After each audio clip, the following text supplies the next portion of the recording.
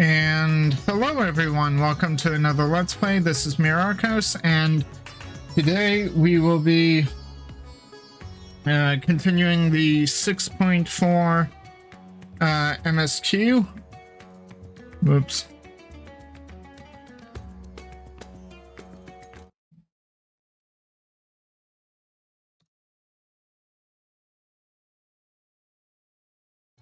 Little typo in the announcement or whatever, but whatever, we will be continuing MSQ for 6.4. If you like what you see at any point, please like, share, and subscribe on YouTube. Give me a follow on Twitch. Hit the notification bells. It's a small thing from you, but it helps out the channels tremendously. Thank you, thank you. And with that, let's get going as we move on, I think, towards, evening. Yeah. Well, time for dinner, I suppose. Currying flavor. Roshan's eyes light up when he sees you.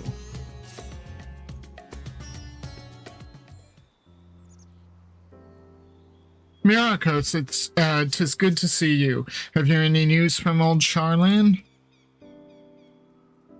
We've yet to hear from Ishtala regarding her search for a means to return to the void. I must confess that her silence has left me feeling restless. The last I saw her, she was in Numenon. Nor am I alone in this. Estinian has such an excess of energy that he has been helping to train our soldiers with nary a grumble. As for Zero...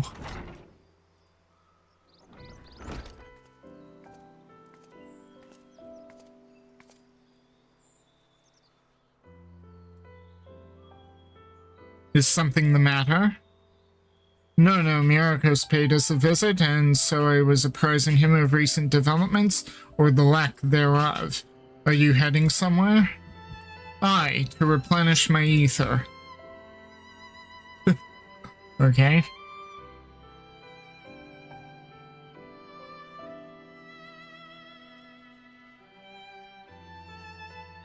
Would you like to come? Oh my, she's inviting us. A rare but most welcome invitation. Timely too, I might add. I myself was thinking of venturing out into the city. It would be my pleasure to join you. Will you accompany? You will accompany us, of course. Sure. Come then, I've an errand to run at the bazaar first.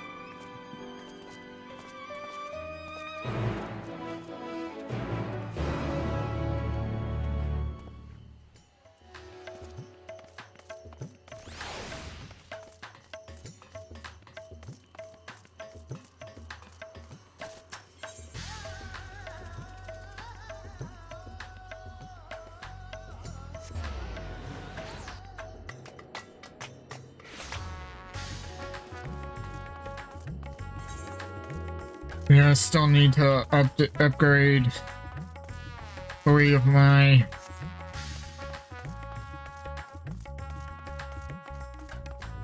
gear pieces.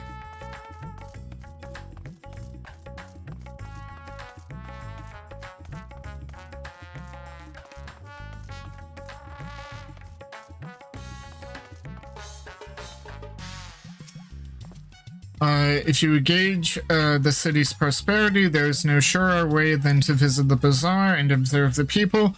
This I learned from Ahiwan and his predecessors. You're with Mistress Zero? How rare to see her with others.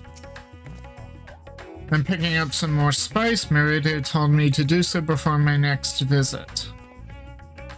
Mr. Zero has quite the tolerance, you see. The sisters know we Hanish are fond of spicy food, but I doubt any of us could keep up with her.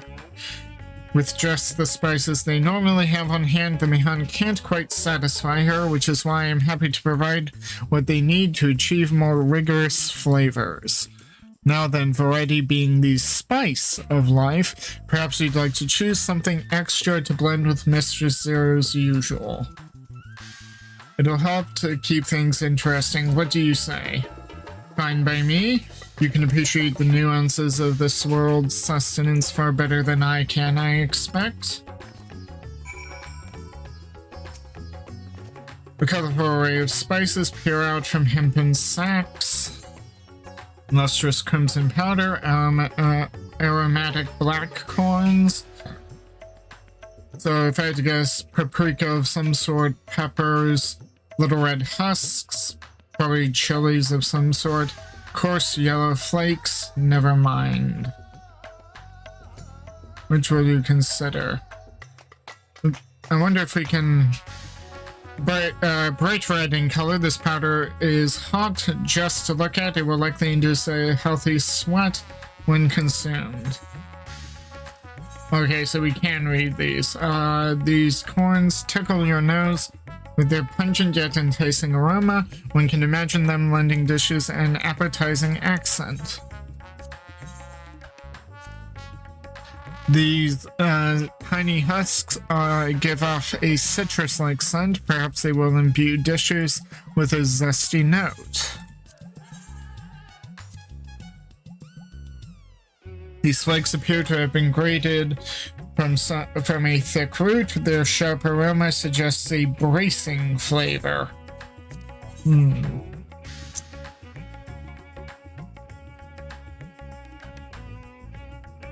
Huh.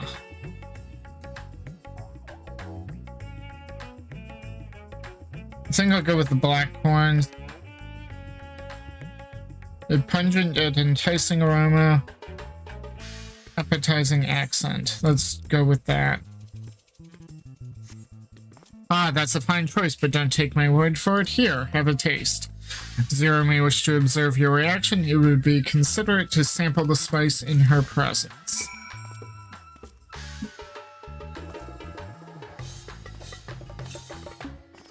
You tentatively place some of the spice on your tongue. An intense aromatic heat fills your nostrils. Ugh. Your reaction speaks volumes. That will suffice then. Always a pleasure, Mr. Zero, and do give Merida my regard.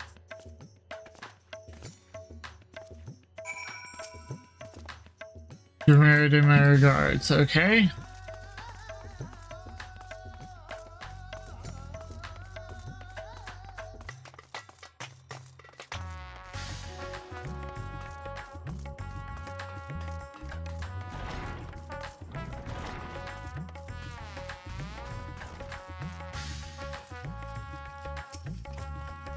I'm pleased to see that Zero has become a regular here, and so much so as to bring her own spice.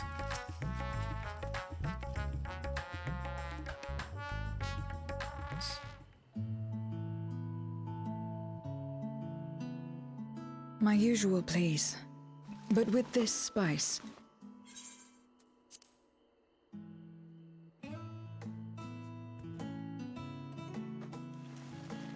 Of course, Zero. It would be my pleasure. Well now, this is enough to make a whole kettle of your special curry.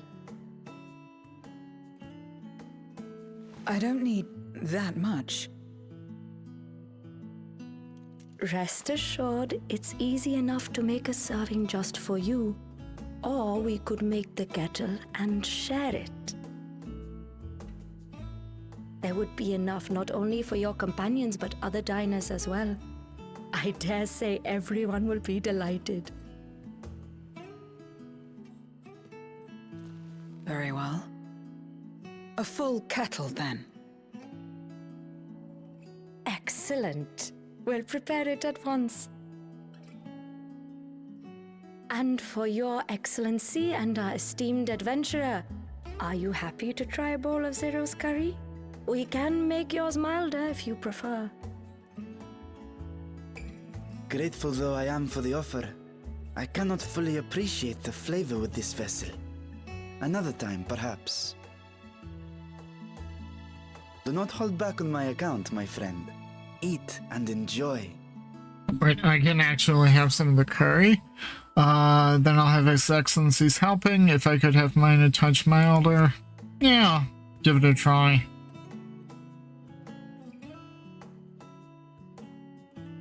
Understood. Please, make yourselves comfortable.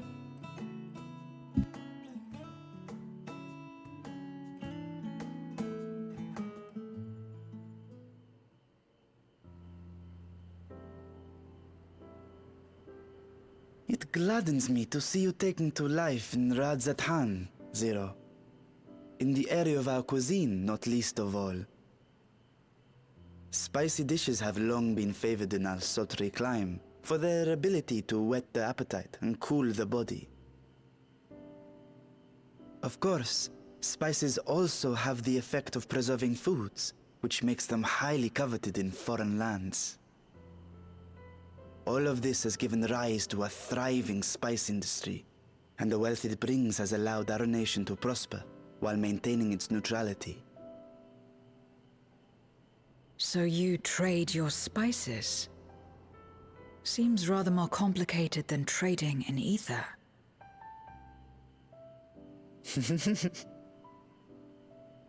In the beginning, this land was no more than refuge for me. But now it is my home, and the people of Radzatan my beloved children. Together, we build this vibrant nation, and naught would please me more than to show it to my sister one day. Vibrant. Rubicante said the same when he described this world. A reminder of all that has been stolen from us. What many who remember doubtless yearn to take back.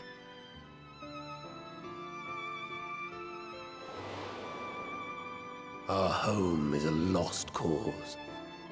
Our only choice to begin anew. In this world, where we may reclaim our mortality.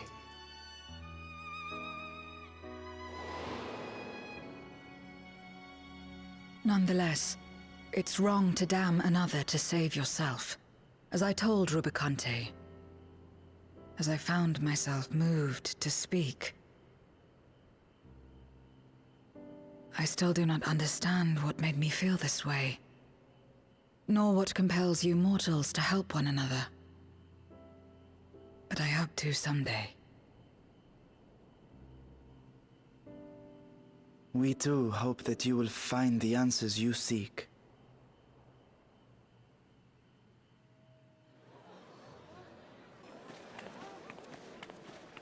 What is going on? What's happening?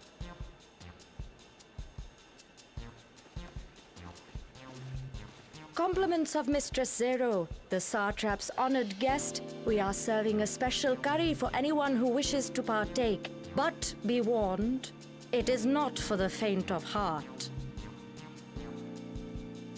Oh, by all means, I'd welcome the challenge.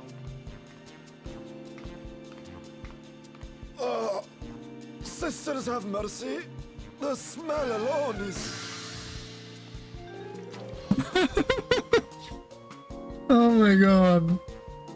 Ah! It burns! It burns!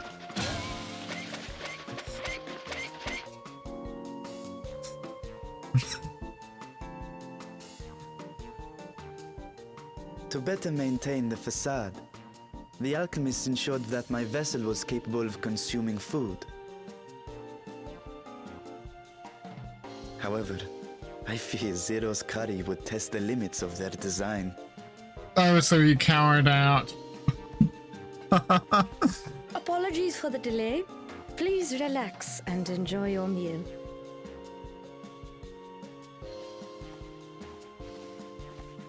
Relax. I don't have time for that. I've been waiting for this. Come. Let's replenish our ether.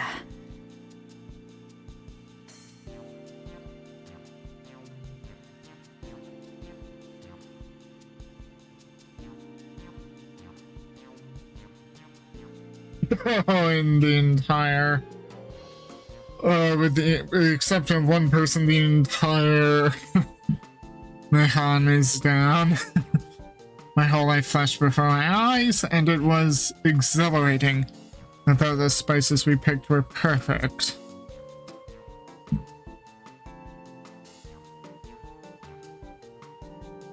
I trust you have eaten your fill. I shall have Merid prepare a meal for us to take to Estinian. I suspect he too is overdue a replenishment. By this hour, he will have retired to his chambers at Magaduta. Come, let us pay him a visit.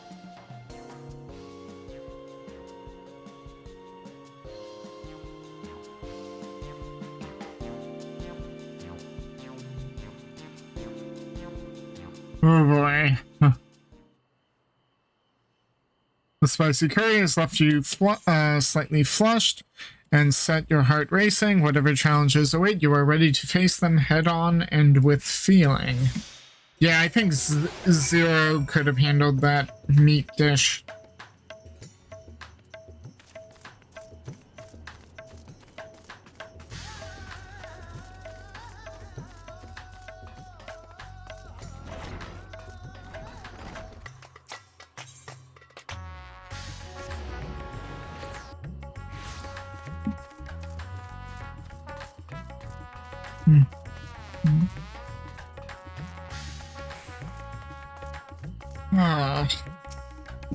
I'm satisfied. I did not expect so many to take up the challenge, but I am glad to see everyone enjoying themselves. Welcome back, Master Estinian. Yes, he has returned to his chambers. I shall be happy to escort you.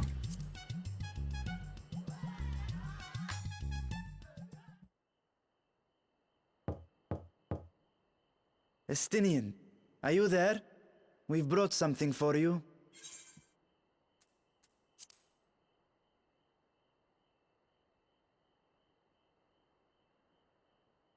I enter. What is he doing in there that makes him grunt?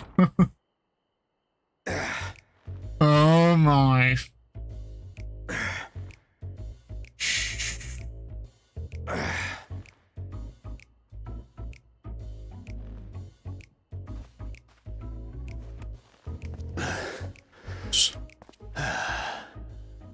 Squid masala from the Mehane. I thought you might enjoy it. Masala, eh? I prefer my squid dried. But I'm sure it won't disappoint. My thanks.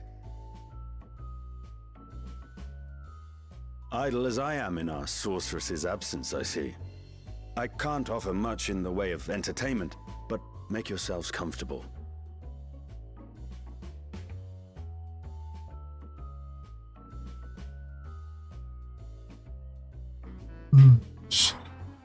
Oh my.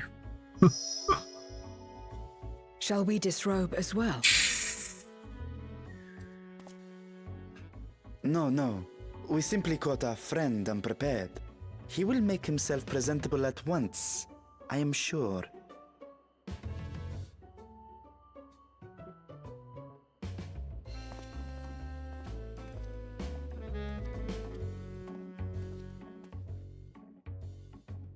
Oh my.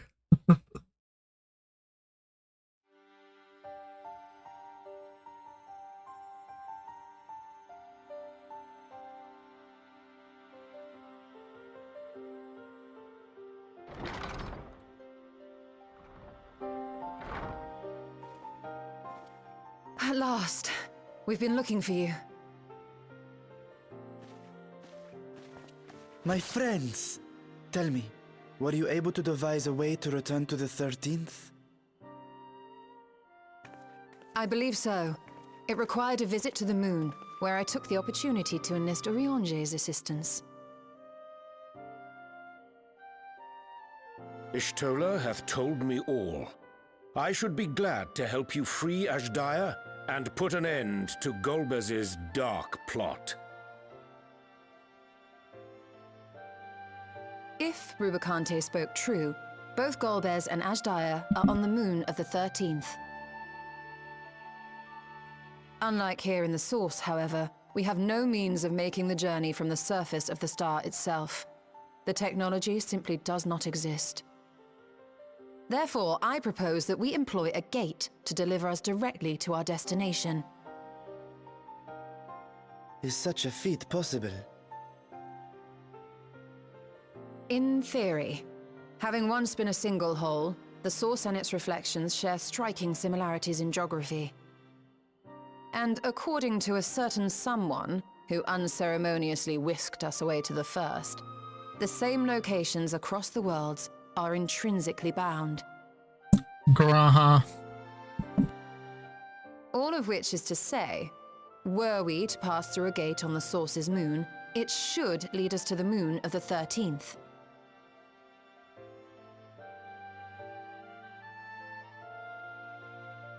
Of course, there is the risk of Voidsent gaining entry to our world. Thus did I decide to seek Urianger's counsel. Both the Watcher and the Loporrits are aware of our proposed endeavor. While they are yet deliberating precautionary measures, they have pledged their full cooperation. You've been busy. I presume you've also found a way to open this gate.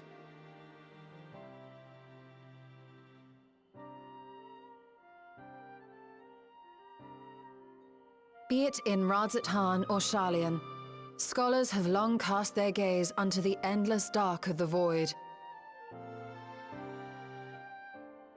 And so, with Harnish insights to augment our knowledge, we have indeed conceived of a promising plan to pierce the veil.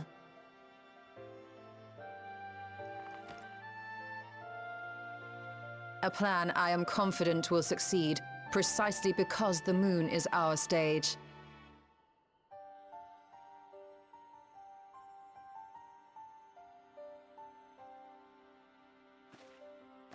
The preparations will be extensive, and we will require vast quantities of ether. After all, our gate must be large enough to accommodate another great worm.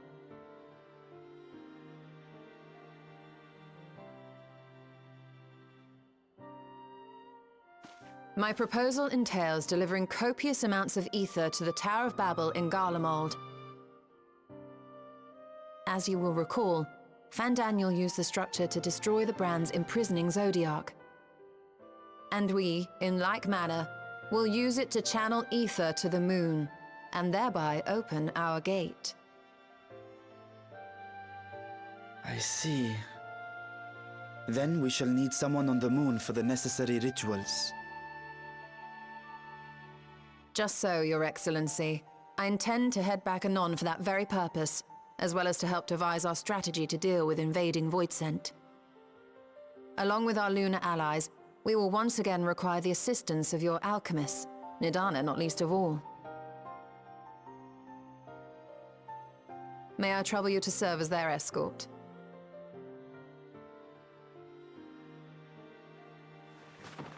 Fine by me. The room was beginning to feel constraining.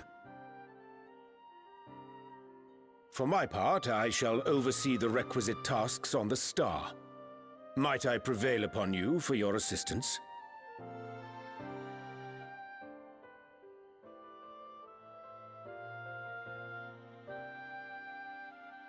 If all are in agreement, then let us set to work. We'll open our gate, and we will stop Golbez.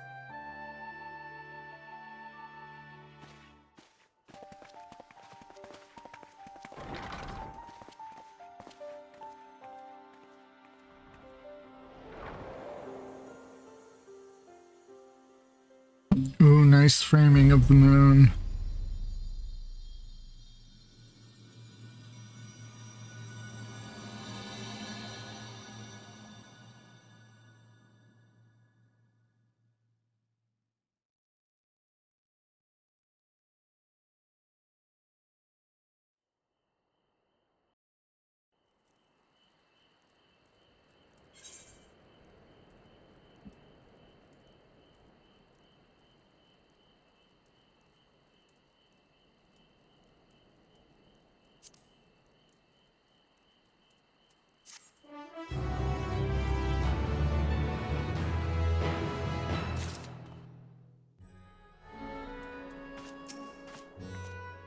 You have no shortage of allies at your disposal. The cannot thank you enough for your constant support. Huh. Strola's not here. Oh well. Going home. Oriandre wishes to depart at once. If one and all are ready, then let us set forth our preparations to complete. If I may, I beg a moment to exchange this vessel for its grown counterpart. It is in the keeping of the alchemists of the High Crucible. Of course, we shall accompany thee thither, and thence begin our journey.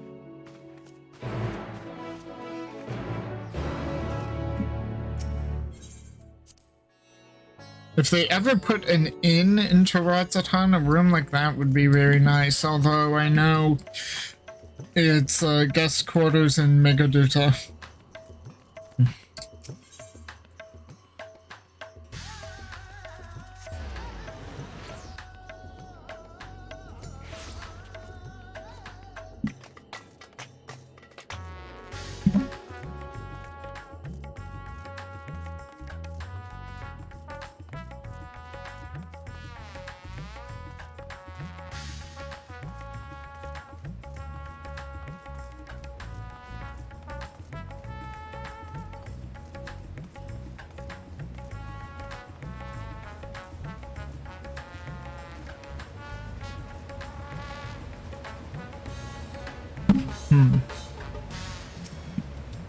Opening a gate is about as difficult as I expected.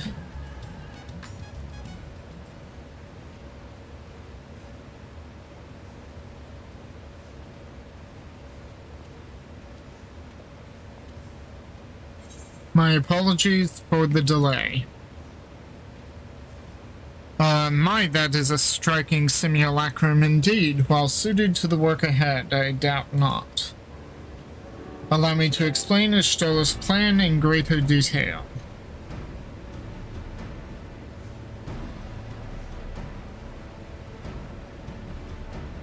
As you may know, we seek to open a void gate in Mare Lamentorum, that we might gain direct passage to the moon of the 13th.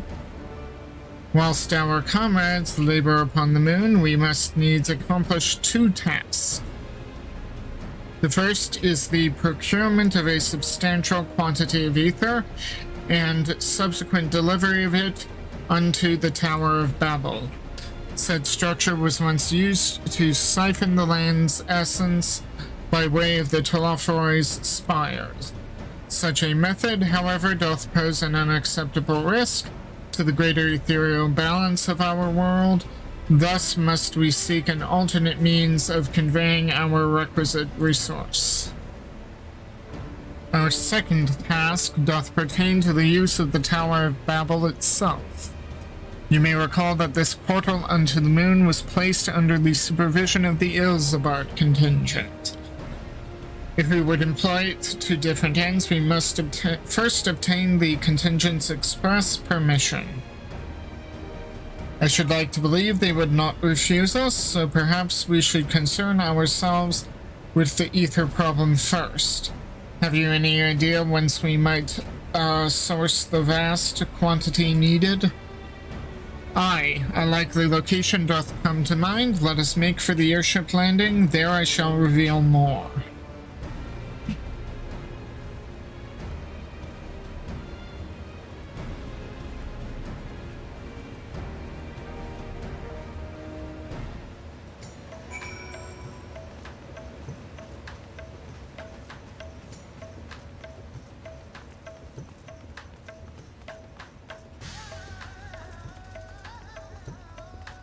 Hopefully we get to catch up with Thancred soon. We haven't seen much of him.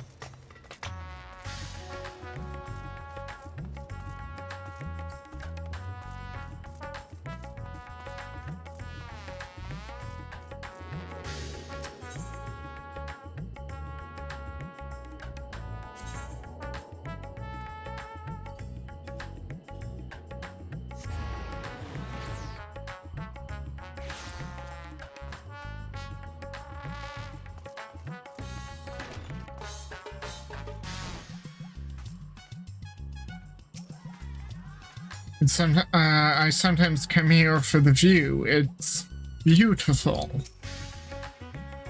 I am most keen to know more of Uriange's potential solution. In the worst case, I was prepared to offer one of my eyes, but it seems it will not come to that. All are present and accounted for?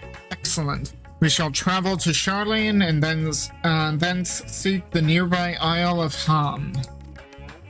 Near unto the surface of this isle do rivers of ether converge. The churning energies... hello, Autumn. The churning energy of this confluence is released by way of geysers. Originally, the Ragnarok was to be powered by ether harvested from the isle. But as well you know, an alternate power source was ultimately found for the vessel. Passage unto Ultima Thule to the very limits of existence was facilitated by not less than the strength of the Mother Crystal herself.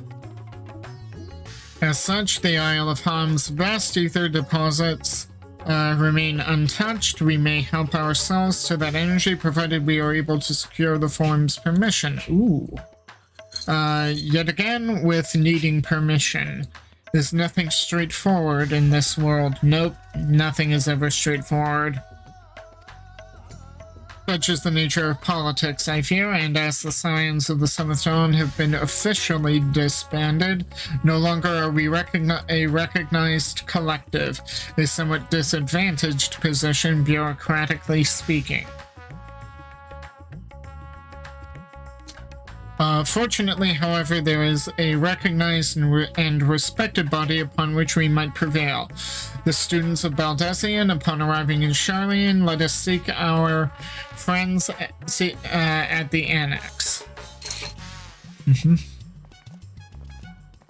Oh, I don't have to either take an airship or teleport. Nice. You know, I kind of wish that door thing, to the fast travel thing, could work both ways, like going from Thavnair to back to Charlene instead of just the experimental teleporter is what I'm talking about. Okay, so 0, an island literally bursting with ether. That's the sort of paradise Voidsent dream of. While Mistress Krile hath burdens enough of her own, we may be confident she will do her utmost to assist us.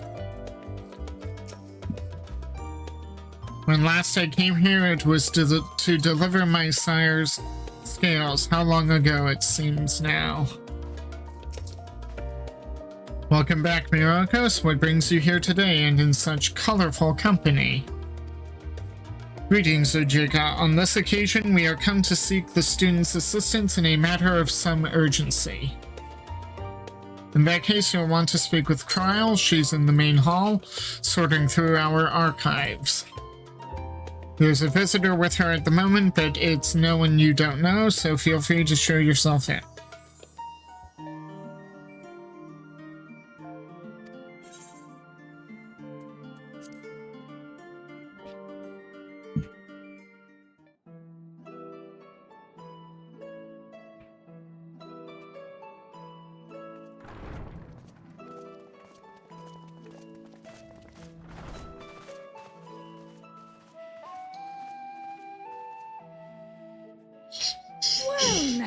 If it isn't two of my dearest friends.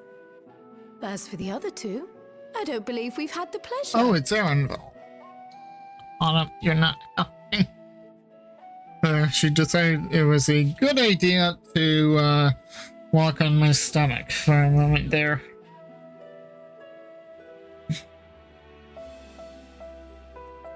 Huh.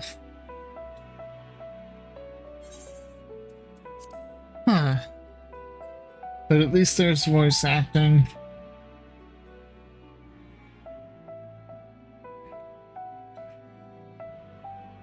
Not in this vessel, perhaps. 'Tis I, Vashan. Though, you are welcome to call me Vritra, if you prefer. Pay me no mind. I merely accompany them. I pray you forgive us our intrusion. If you are occupied, we shall call again anon.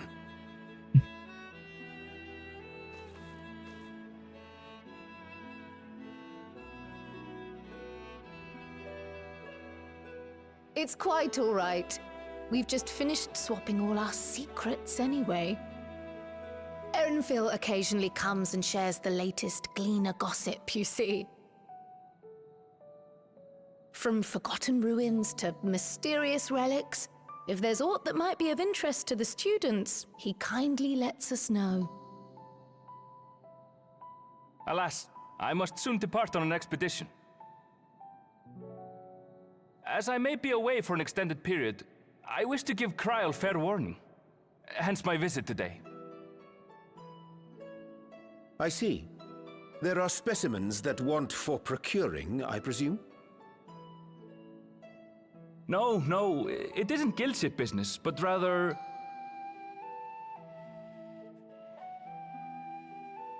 homecoming. Oh, he's going home? But enough about me. You have business too, yes? And I'm in the way. Far from it. As a matter of fact, we should be grateful if you could stay and share your knowledge of the nearby isles with us.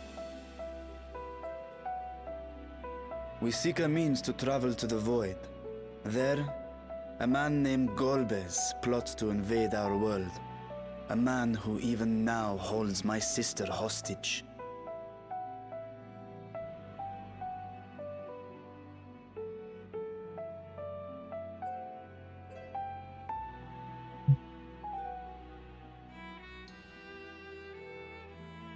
To that end, we require a great quantity of ether, which we understand may be had on the Isle of Ham.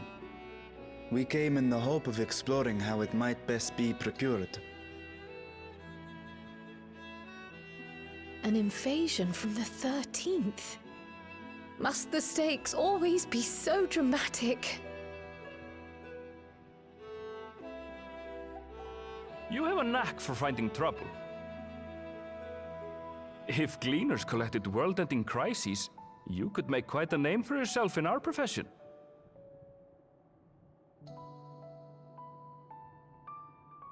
It's true the Isle of Ham is a veritable font of ether, but as it's under the Forum's direct jurisdiction, only a privileged few get to set foot there. I myself haven't.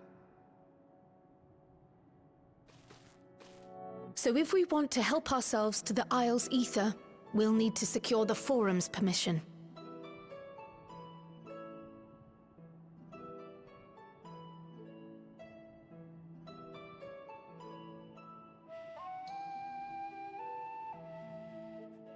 Very well. The students of Baldessian recognize your endeavors as combating a grave threat to the world. As representative, I hereby pledge our full assistance. Now that it's official, you may leave the politics and paperwork to me.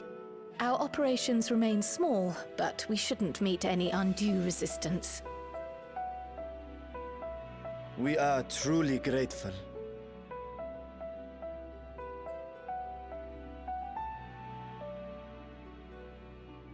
If I may. According to the original plan for the Exodus, ether collected from the Isle of Ham was to power the Ark. Art thou perchance familiar with the logistics of this endeavor?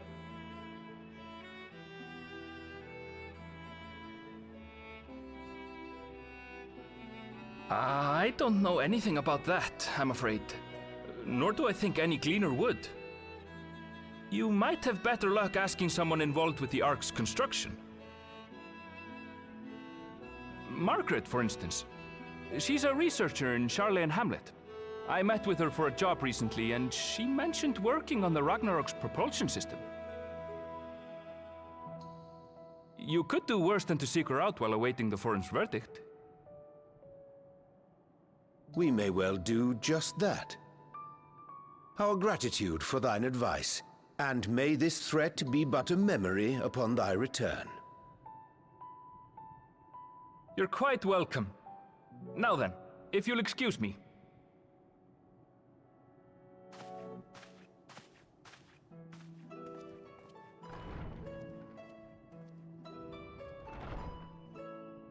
I best start drafting our petition.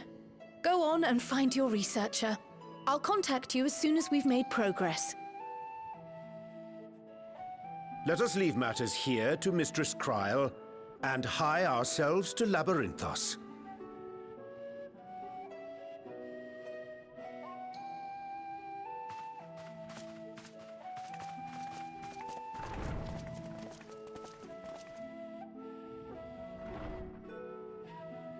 Right then, time to put our best foot forward.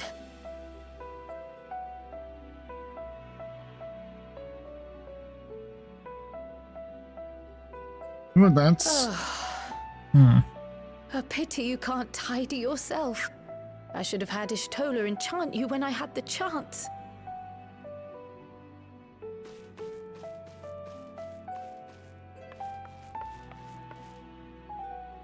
And what have we here?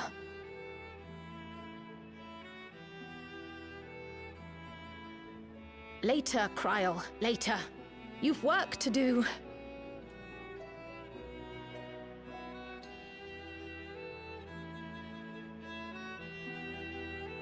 What is that letter?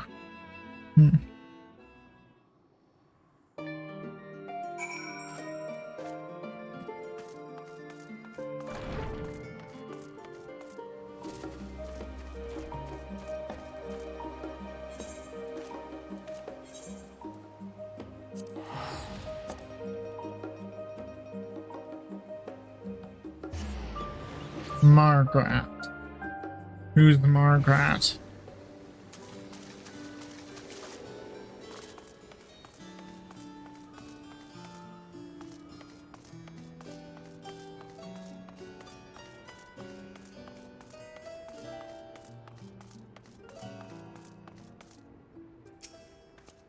The first person Orianche asked about our target immediately told us where to go.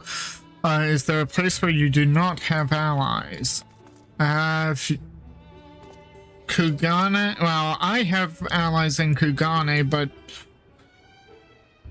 more than most, I would imagine. We've never been to Mericidia.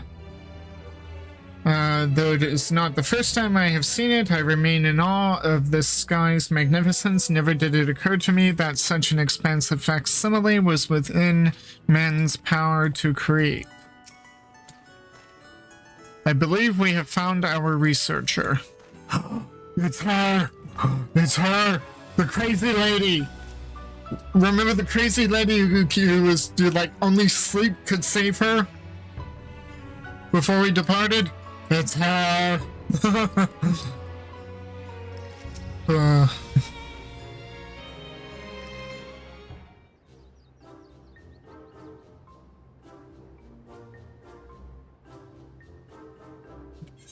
Visitors, how delightful. If you require assistance, then ask away. It so happens you've caught me in post-deadline bliss. Oh, good for her. Forgive us the abruptness of our inquiry, but 'tis our understanding that thou had charge of the Ragnarok's propulsion systems. We should like to know how ether harvested at the Isle of Ham was to be stored and transported to the Ark, if the disclosure of such information is permitted. Oh, it's no bother at all. We built special tanks that can store ether, just like we use casks to store wine. Simple, really. Simple, but quite brilliant in construction.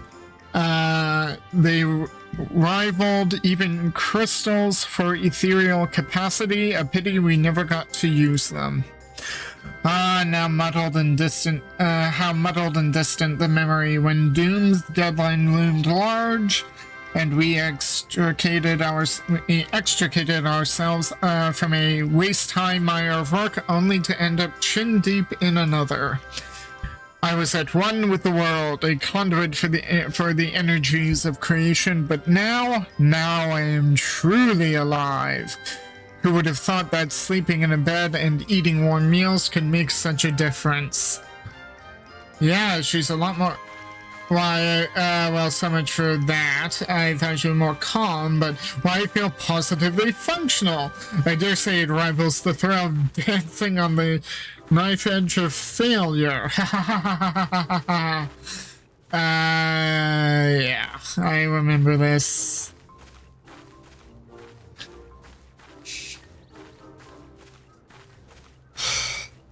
Well, at least you got sleep. We are glad for you, quite. On the subject of the ether tanks, do you know what became of them?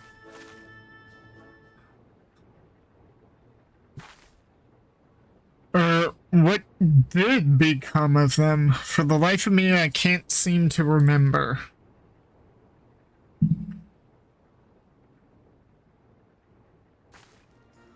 Oh, but I do remember someone who might remember. You should be back by now. Just look for the fellow wearing an outfit that screams, "I've been on vacation and you haven't."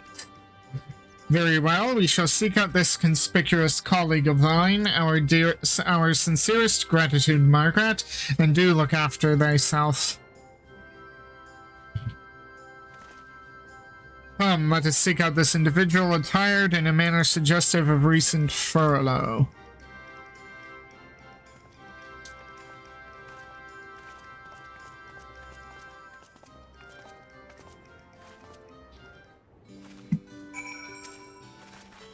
Ah, life outside of work. What a concept. Yeah, okay. She's, just as crazy as I remember, but at least she's gotten some sleep.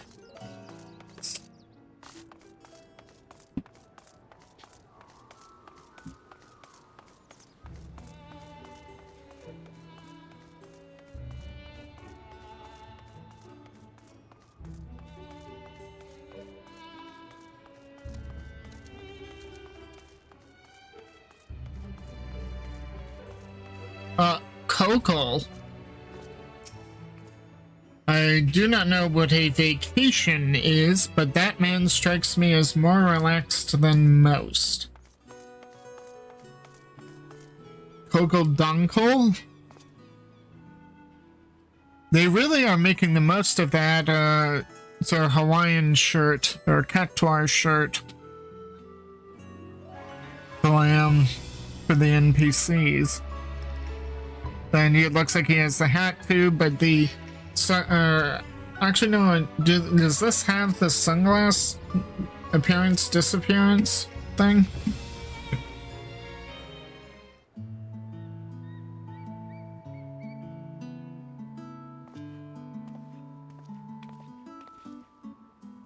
The face that launched our teeny tiny toy boat. How have you been, Myrokos? Able to catch a bit of rest? Yep.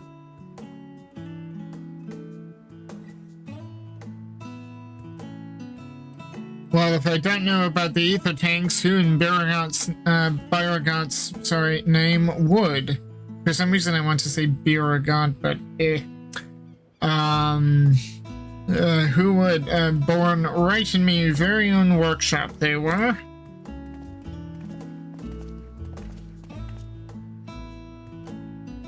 A pleasure as always, Master Coco. I trust thy respite proved rejuvenating. And then some, but I won't bore you with the details, at least not without a drink in me. So, why the interest in our little tanks? Permit me to explain. Yet we need them to transport ether from the Isle of Ham up to the moon. That's the short of it.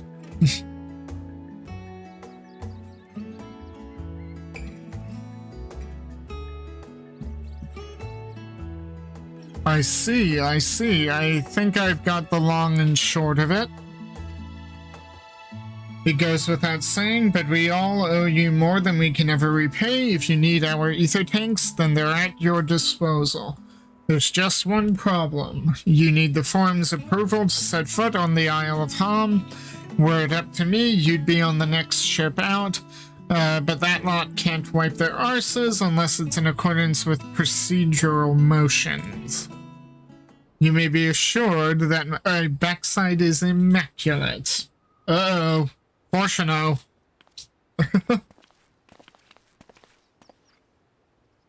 Thyliax thumping thighs, Master Fortuno, and Skolak Monteshane. What a pleasant surprise. Pardon the intrusion. The Forum has deliberated your petition, and we decided to deliver our verdict directly. I would hope that the matter of pandemonium has not been overshadowed by other concerns, but that is a discussion for another time. You have been granted special dispensation to travel to the Isle of Ham for the purposes of etheric extraction on one condition. On account of its rich deposits of ether, the isle is home to throngs of vicious beasts. We ask that you call any such creatures you encounter. Well, that's straightforward. That's all. Given the vast amount of ether we seek, I expected a far higher price. Oh, believe me, we do not underestimate the value of what you desire. Nay, we simply owe the students of Baldesion and their esteemed collaborators a debt of gratitude, and we felt that expediting your request was a suitable way to repay it. A debt of gratitude. We have taken the liberty of arranging your passage to the Isle of Ham. Your vessel awaits in Scholar's Harbor. Then I'd better get those ether tanks loaded onto the airship. We'll be ready to take them where you need, assuming it's safe. I shall head back to the annex, but should you need anything else, don't hesitate to call.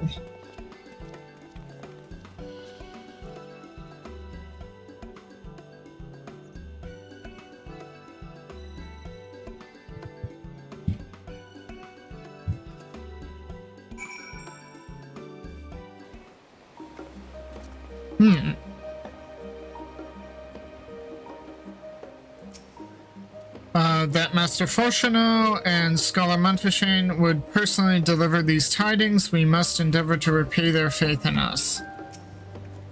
It seems this forum is like Alize. They help others simply because they want to. And that's not always the case. But for the moment, at least. All proceeds apace thus far, and it is thanks to the enduring bonds that you have forged.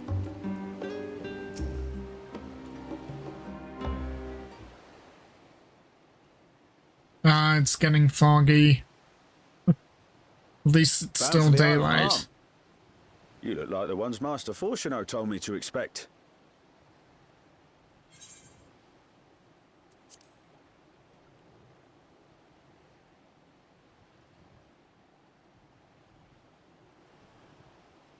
If you're ready to depart, and so am I. Just say the word.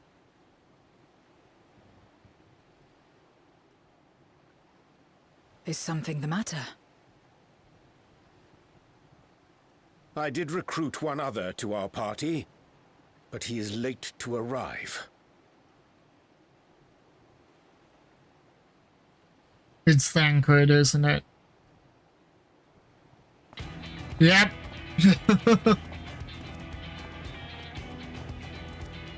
Forgive me my delay. Thancred? 'Tis good to see you.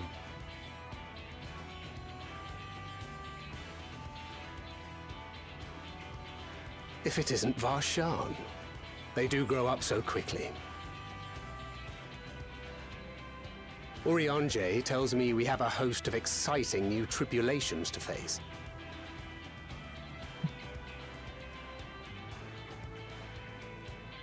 And you must be Zero. I've heard all about your daring do in Garlemald. A pleasure. More hat tipping.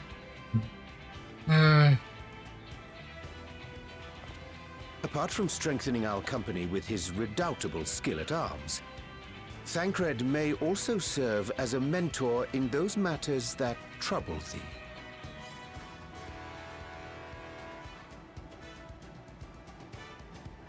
I speak of the intangible forces which bring souls together. Thancred is possessed of experience both unique and insightful that I am sure he would gladly share with thee. Thou needst but ask. Hey there, Colonel, how's it going?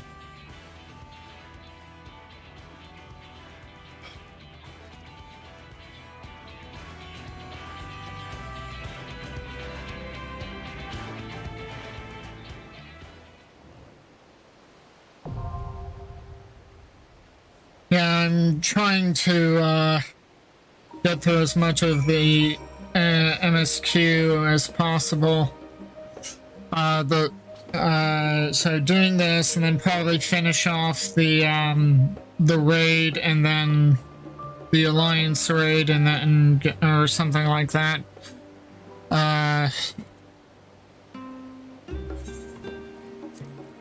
So let's see. Nope. Okay. So I can queue up then.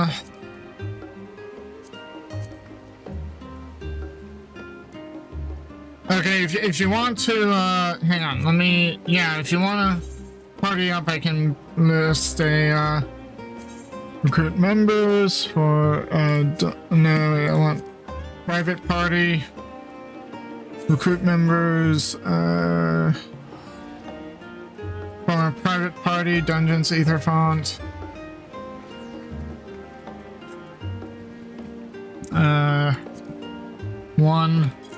Just one, and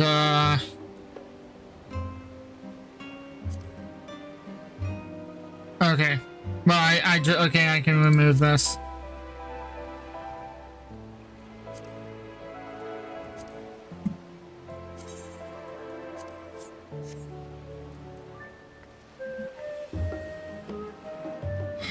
And while I wait for you, I'll do small talk. I didn't get to do all the small talk with the last dungeon because it popped so quickly.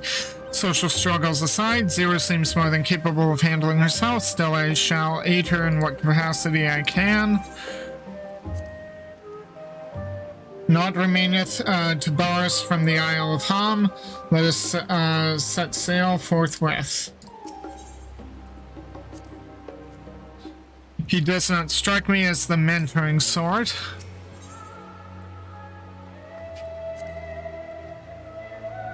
No matter what, we must return to the void. The acquisition of this ether is but the first step. Okay, so that...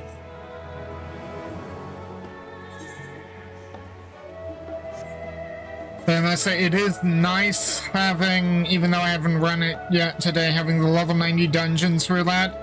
Since I don't have, whatever, expert roulette unlocked,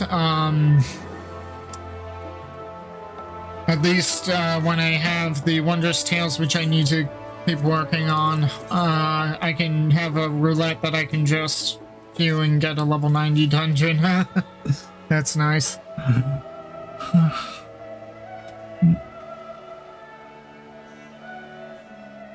Yeah, I'm on the ether font now. Oh, Cherry Captain has the dialogue. So you know the Isles hemmed in by drift ice all year round. I'll bring you as close to the shore as possible, but you'll have to walk the rest of the way. So, let me just go into the world map. Okay, so this big island is Charlene. Which one's Ham? Then...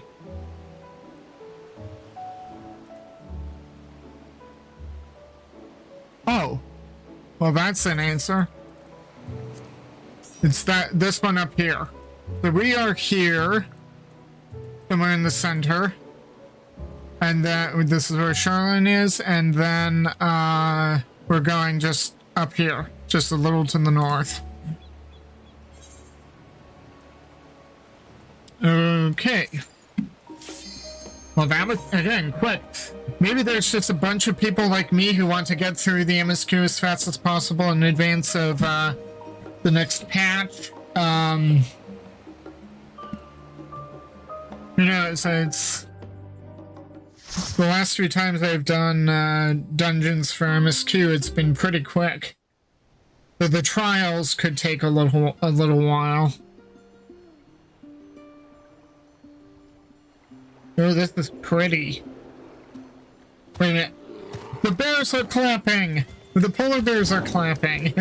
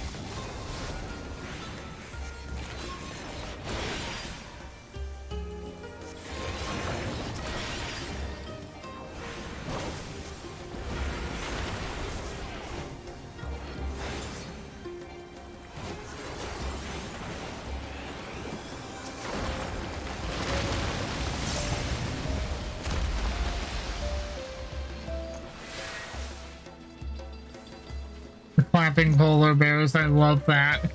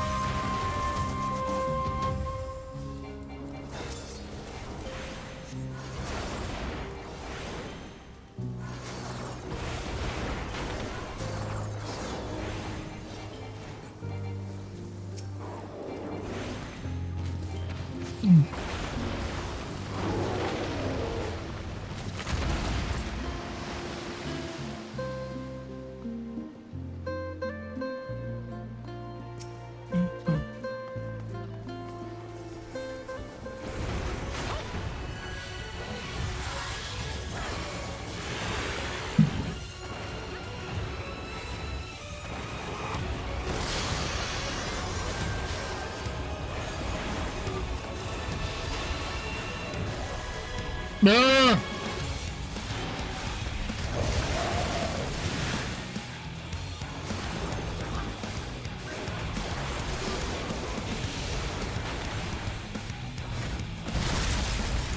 I don't think I'm gonna be able to use my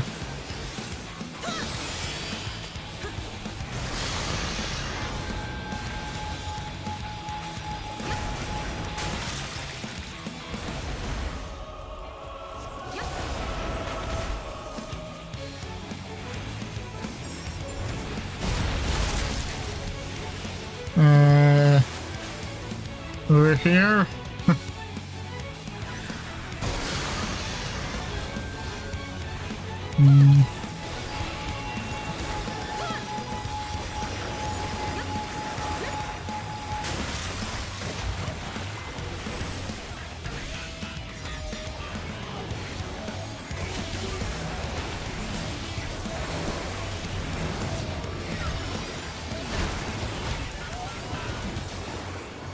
Okay, gets failed.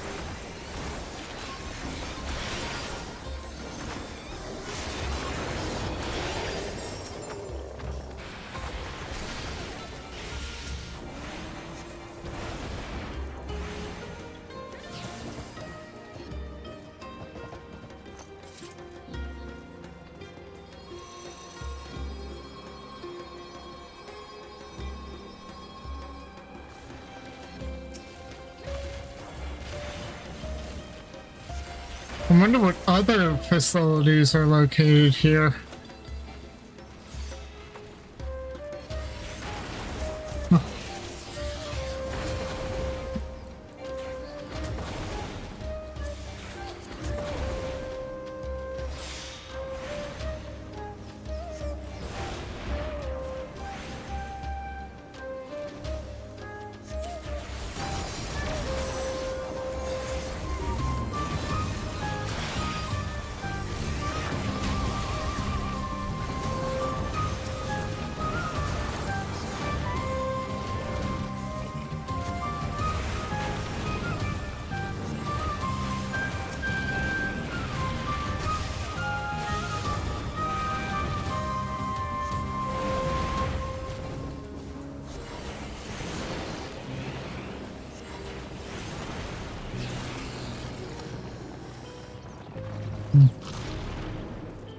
And this place is beautiful.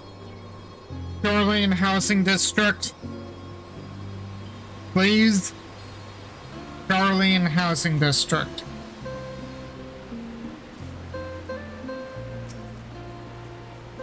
But like in idealized form, perhaps.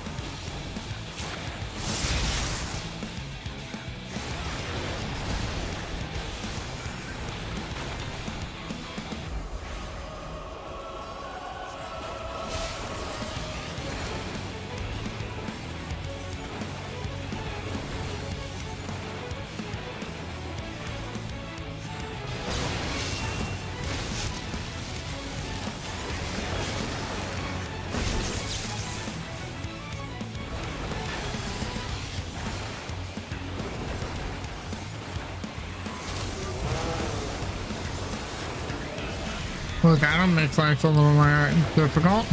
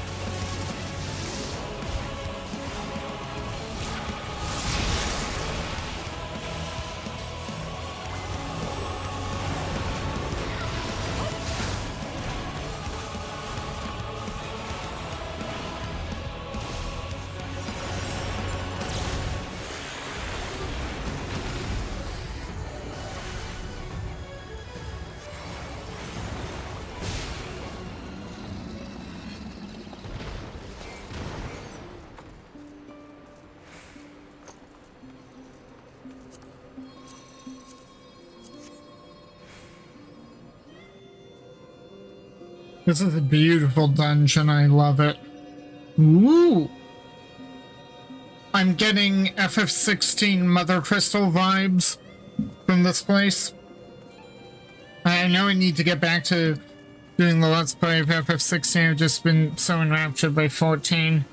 But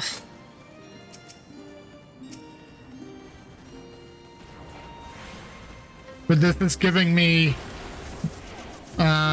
FF16 Mother Crystal vibes.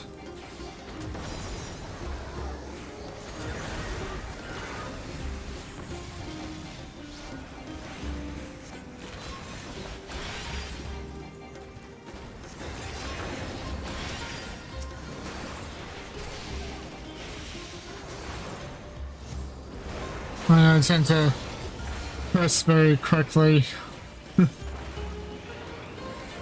But it's only because I'm in a hurry.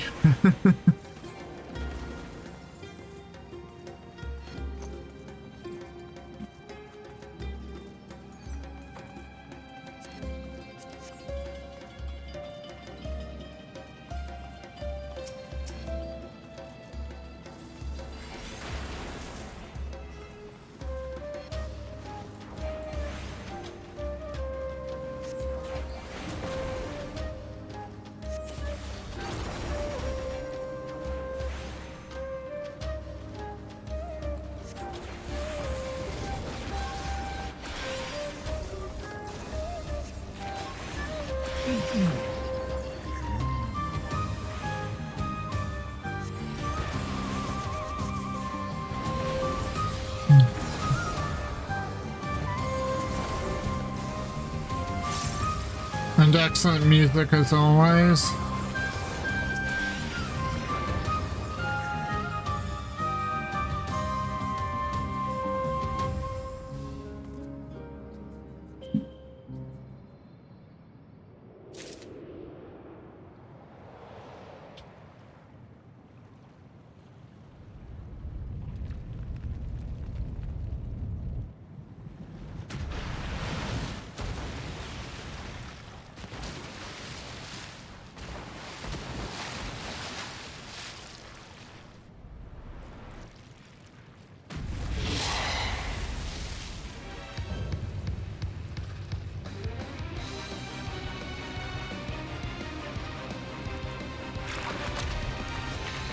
Ooh.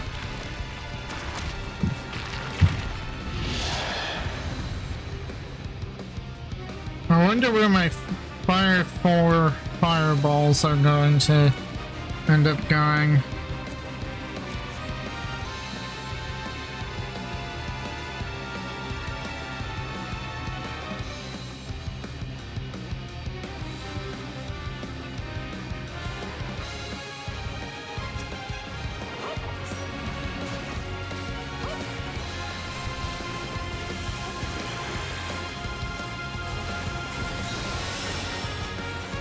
Oh, it's in the mouth, of course it is.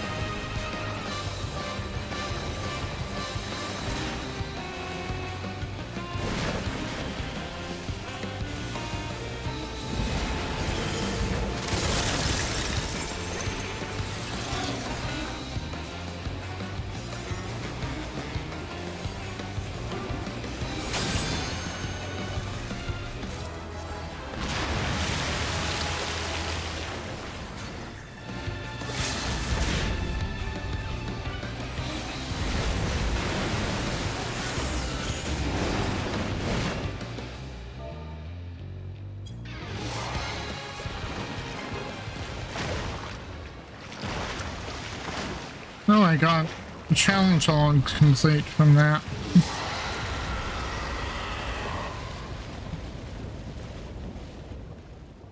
Nice.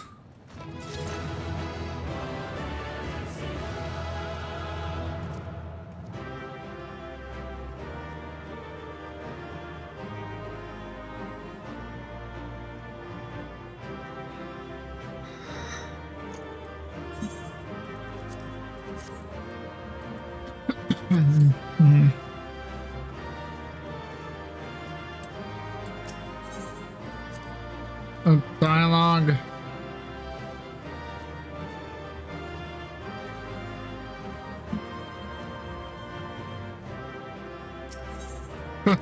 Of course, Roshan is thinking about Woodford Stinian. Nice. Yeah, I'm getting very much FF16 Mother Crystal vibes from this thing. Not a one-for-one, of course, but similar in concept.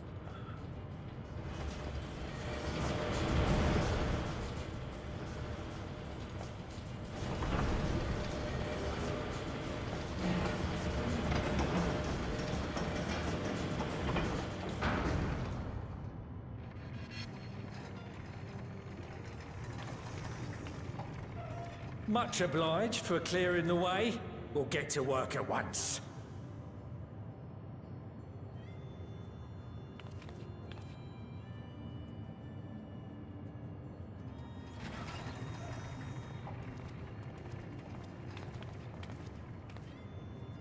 Filling these up will take a good while. I appreciate it if you stood watch till we finished. I ain't getting chewed to chum by some ether-bloated bugger.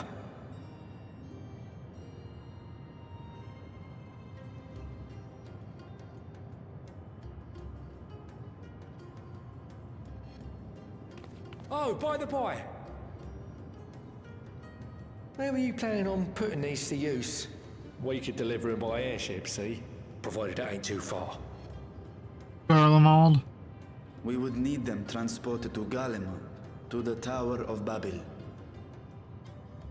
Ah, that's a long old journey.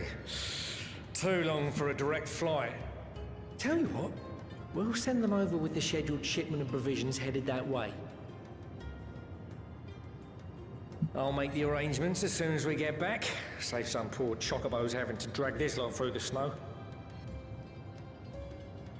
You have our thanks. We shall not forget your generosity.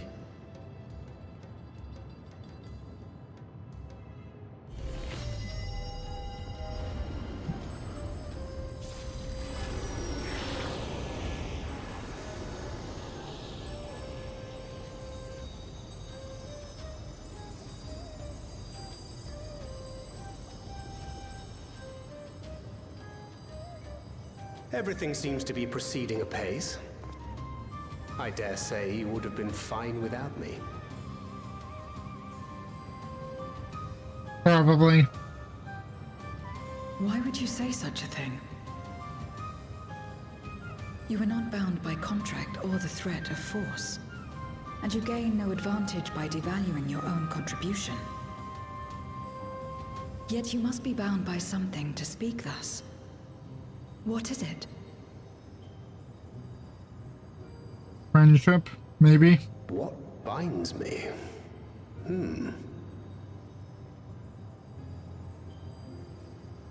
A belief, I suppose. Born of our shared struggles.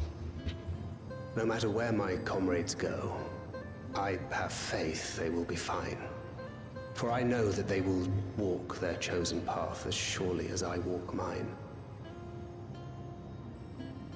I trust them, in short. Trite though it may sound.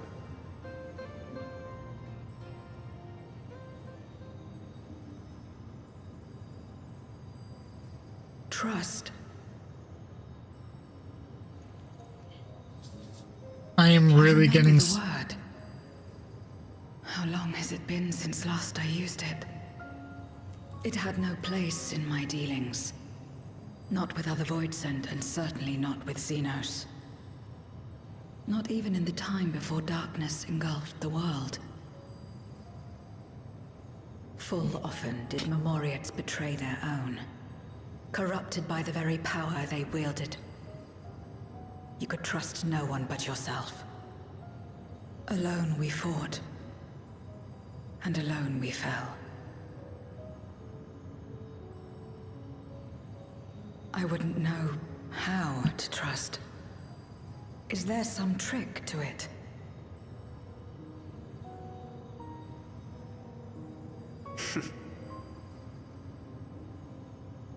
Just stay close to this one. You'll learn in no time.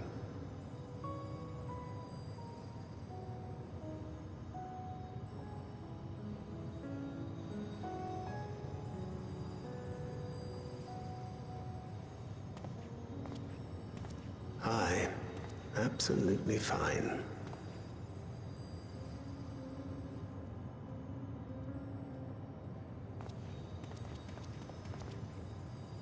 I confess I thought thou mightst have more words of counsel to offer. Oh, she'll soon get the hang of it, even without my help. After our work here is done, I'll see myself back to the shadows. But before that, I take it you've heard as well. Indeed.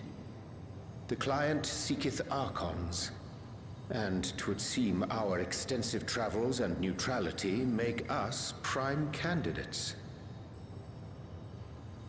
Well, assuming we take on the request, I suspect I'll be stuck with you again.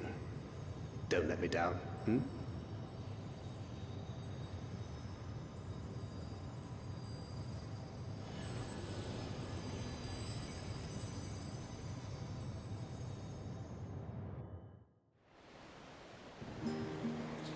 What client was that? That's kind of an ominous thing to put. We are truly indebted to Kokol. I must invite him to Razatan as a guest of honor. By simply stating close to you, will I learn about trust? Zero straight as an arrow, isn't she? A refreshing contrast to our more circuitous company. To not only allow use of the tanks, but to arrange their transportation to Garlemald besides. Blessed are we to count Kokol among our allies. Unto thee we must also give thanks, Thancred, for coming to our aid on such short notice. Please, you know I'm always happy to help. Don't hesitate to call on me again. Never, as a black mage, I can never have enough spell speed. Till next time. You may now enter the Ether font with the party of NPC avatars, blah blah blah.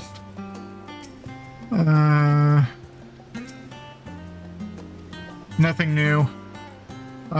Like fear to flame, it is time to proceed to the next stage of your plan.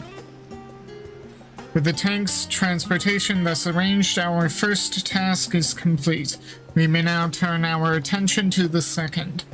To wit, obtaining the blessing of the Ilseberg contingent,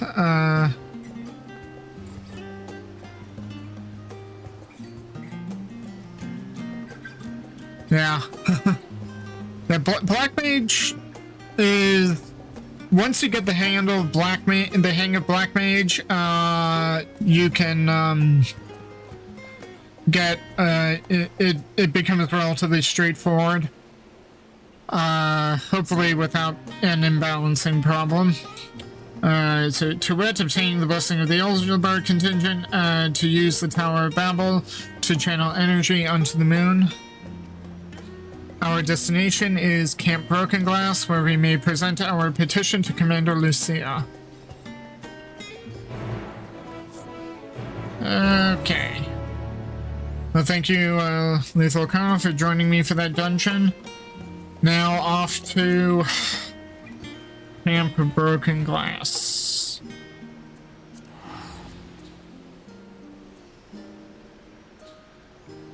Probably would be cheaper if were I in an FC, but I've just been so enthralled by the story that I just haven't really been looking into that stuff.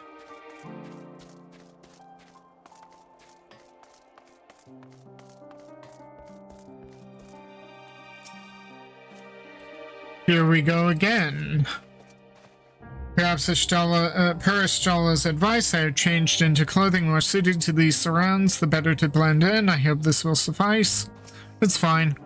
Glad am I to hear that Garlemald's restoration proceedeth apace, and the people no longer want for warmth. But be that as it may, there is no substitute for appropriate garments in such frigid climes.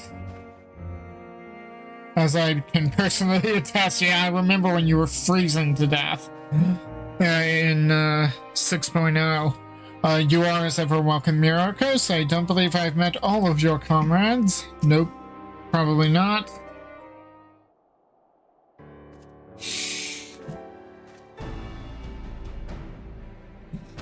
Myrokos, allow me to personally thank you for your assistance during the recent Voidsent incursion. Your actions saved many. You're welcome. What brings you here today?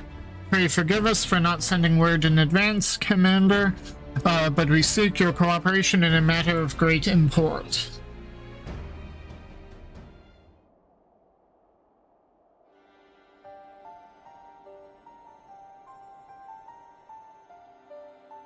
Indeed. We appreciate you consulting with us instead of taking unilateral action.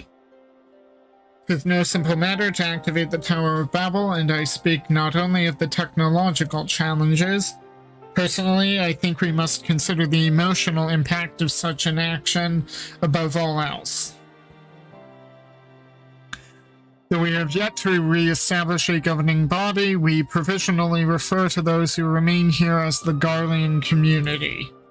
As you would expect, they are predominantly native Garleans, most of whom are uncomfortable with ethereal manipulation, aka magic. To compound matters, the trauma inflicted by anima is still fresh. If the tower were to suddenly light up again, it is like to cause distress and reopen old wounds. Better that than facing a massive invasion of by Golbez and his Voidsent hordes, surely. Hello, Autumn. Yeah, she decided to jump up on the desk again. So desperate for attention. Of course, we acknowledge the gravity of the situation as well as the promised bloodshed should we fail to act. Yeah, that's the cord for my headset. Autumn. It's not a toy. Sorry, my cat is thinking the cord connecting my headset to my laptop is, a toy right now. Yet even were we to convey your warning to the public, many simply do not understand the workings of magic or the rift. They will struggle to comprehend why they must be forced to relive personal horrors for the sake of something they cannot imagine.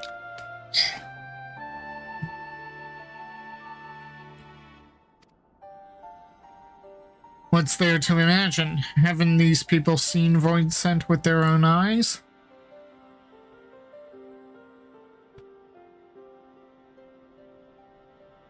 Let us suppose you encounter someone who is freezing in this cold. A natural thing to do might be to make them a fire, yes? But what if that person's sole experience with fire was being badly burned by it, and they harbored an acute fear? Despite the benefits, nay, the necessity of the warmth you offer, they may flee on instinct, or worse, misinterpret your actions for aggression and lash out.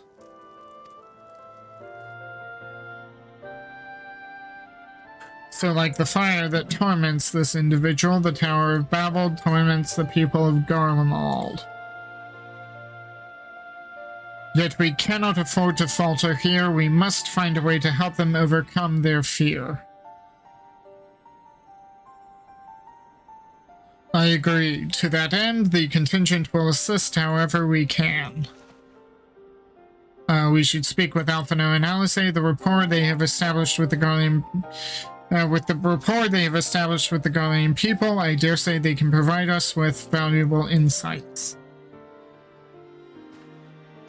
In the meantime, Ariange, might I ask that you remain here to oversee the technical aspects of the tower's activation? It's been a while, actually, since we saw Ariange wear that.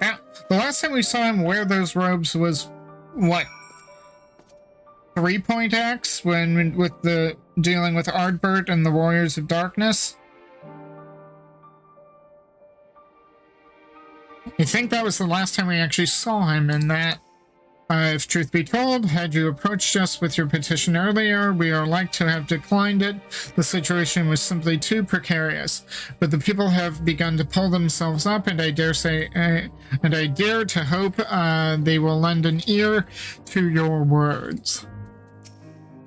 I will relay the particulars of your endeavor to members of the contingent. Rest assured, we will do our best to assist you. Full faith have I that you will win over the Garlean populace. In the meantime, I shall see to it that all is in readiness with the tower. Okay, now we gotta go to Tertian. Yes, I know, Autumn, you're so enraptured by what's on the desk, but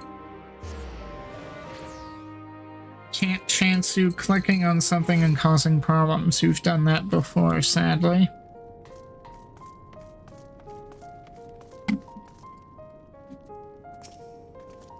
To dread fire when one is freezing, to become a prisoner of one's fear, 'tis a fate which Voidsent too can succumb. I've taken the liberty of explaining our objective. I knew you wouldn't be able to stay away. Of all the things.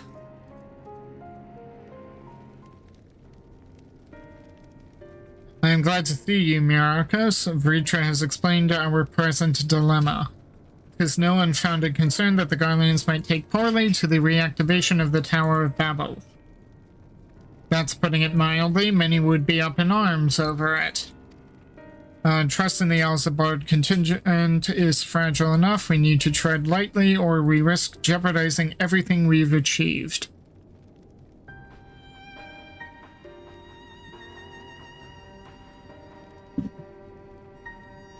Trust again. Is anyone else getting sick of Zero's hat tipping? It's like so much hat tipping. Okay, she needs a prop to manipulate, but that's really getting old. Well, it seems to me there's not for it but to speak with the people. Rather than harping on about the necessity of the plan, we need to lend an ear to their concerns. Then perhaps we can begin working towards a compromise.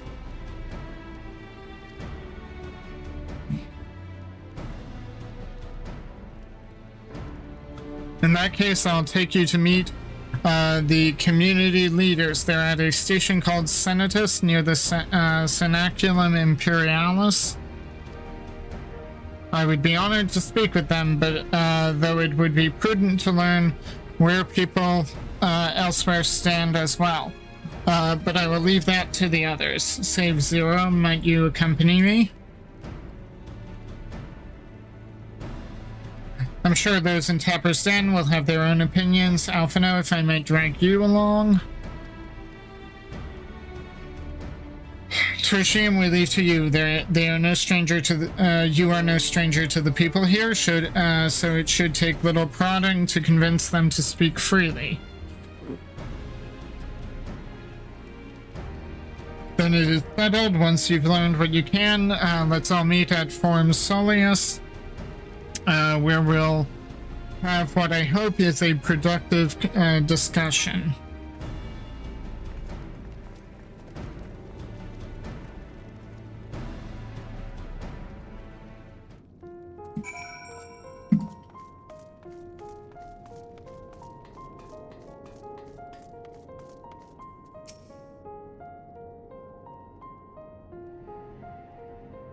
Fine, that tower isn't right, I tell you. All those magics. Years ago, when I lived in the provinces, the locals razed our village to the ground with the stuff, made things appear and disappear and fly and burn. Can still see it when I close my eyes. You've done us a good turn, dear, but let's not talk about that tower any longer. It's unnatural.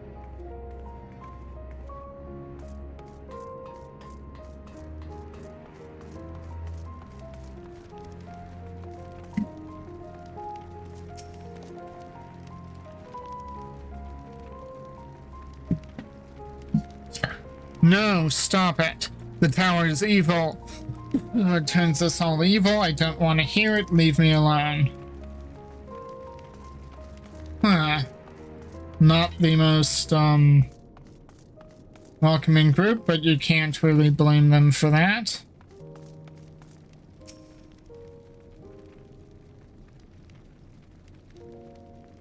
Activate the Tower of Babel. Are you out of your mind?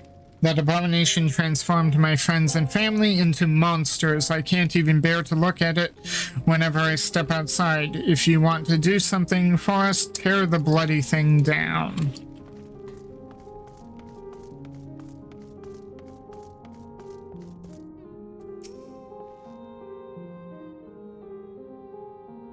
The Tower of Babel. But what's it got to do with Void Scent? I can't say I understand. Still, your people have done much more for us Garleans. If you say it's necessary, then that's good enough for me. Well, one person seems to be on board.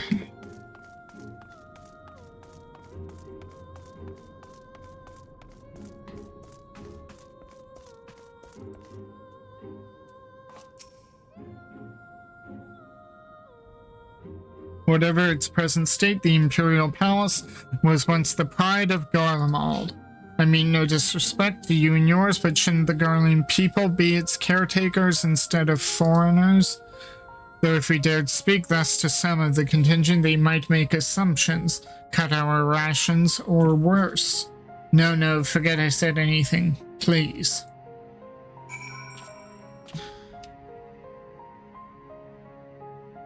Your feedback, Papaya, is probably somewhat the most meaningful right there. That really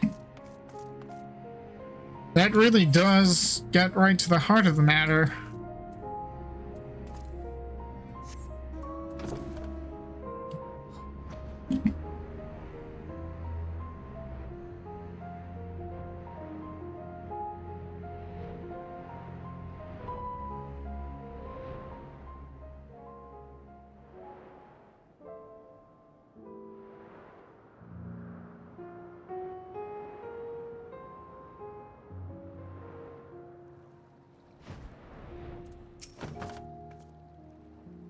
Euless is on his way with the others.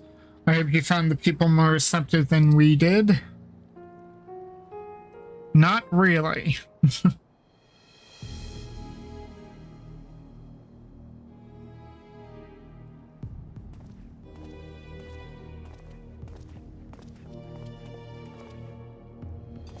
Myrokos, may I present to you Lords Neas and Metius, magistrates of our political council. They have been spearheading the efforts to establish a new system of government here. When we raised the subject of the Tower of Babel, they insisted that we speak no further until joined by representatives of the Ilzabard contingent. I see Alphino and Alize have yet to arrive, though, so perhaps we should wait. It does not matter. It doesn't matter if only some of you are present. We simply wish to make one thing perfectly clear. The tower is the manifestation of Garlean ingenuity and authority.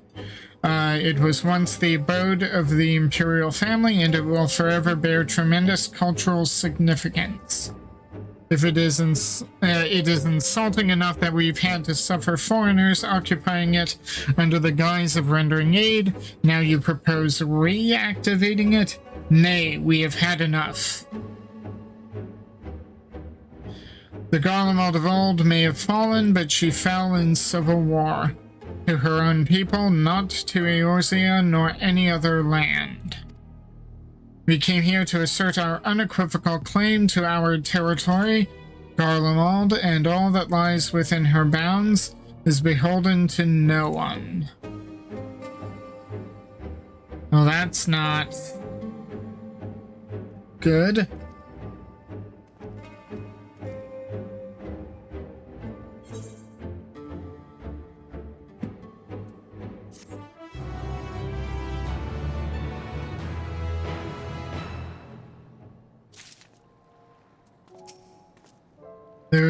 no common ground to be found with these men. In spite of this, you would still engage them. We will treat with the Elzebard contingent if only to assert our rights. If your intentions are as benevolent as you claim, then you will agree to our demands. Our sovereignty is of paramount importance. On this point, there can be no concessions. I do not begrudge their hostility. They merely seek to protect their homeland. That said, we must strive to reach an understanding with one another. All true. Sadly, all points here are valid. The fallen empire, Euless is eager to get out of the cold. Since their excellencies are resolved to negotiate with the contingent, I will escort them to Tertium. I'll also instruct Alphino and Alize to meet us there. Lord Metius, Lord Neus, by your leave, my comrades and I would speak with the residents of Senatus. Though the Elzebard contingent holds the Tower of Babel, it is I who wishes for it to be reactivated, and thus I think it meet that I be present for this discussion. Yet my understanding of your people's hardships and of their hopes and desires, of their dreams for the future, is sorely lacking. In my ignorance, I would struggle to contribute. Lest you worry, I will not plead our case to the community in your absence. I wish only to identify common ground, upon which we might build a relationship that sees us overcome our differences. Very well, but know that the guards will not hesitate to escort you from the premises should they judge your actions to be inappropriate. If it's settled then, you should all head to Senatus. I'll join you there after I see their excellencies safely to Tertium.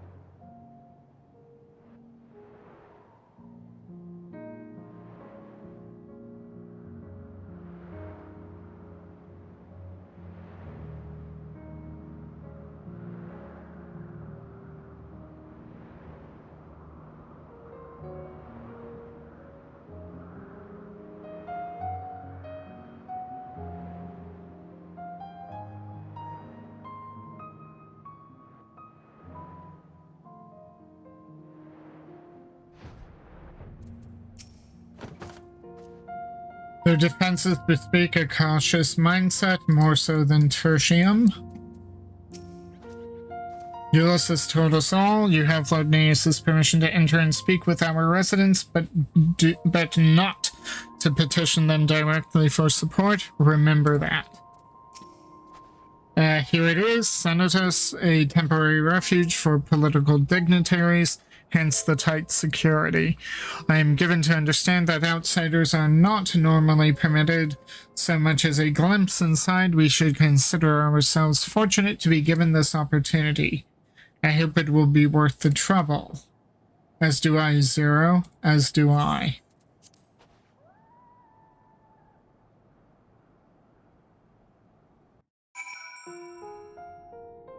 Huh. So fairly similar to Tertium, but far better maintained. Huh. The basic design is reminiscent of Tertium, though somewhat embellished. To begin, I propose we split up and ask the residents for their views on the Elzebard contingent and the current state of affairs. We would also do well to learn more about this enclave itself. Should you observe anything of note, pray keep it in mind. It is through open hearts and open minds that I believe we may convince their leaders to work with us for the greater good.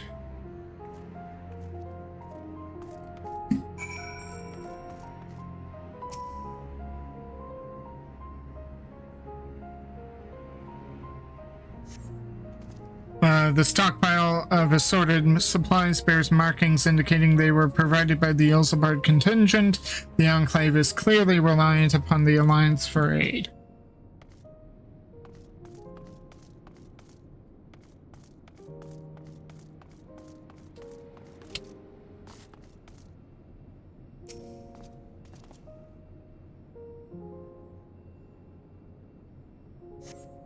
You recognize the large casks as the very same you and your comrades used to transport ceruleum from Lapis Manalis. Why they are in Senatus is unclear.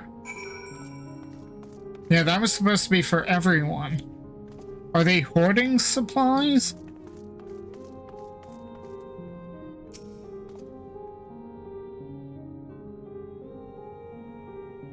You want to know what I think? I am a soldier. I try not to think about politics at all.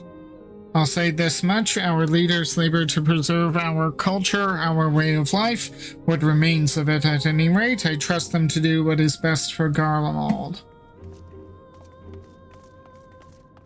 Probably best not to speak with the NPCs more than I need to.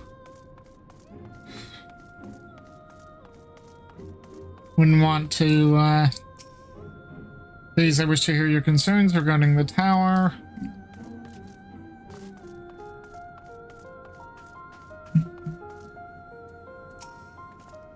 The furnishings here are quite lavish. I am reminded of Troya. Yeah, they seem to have some pretty good resources.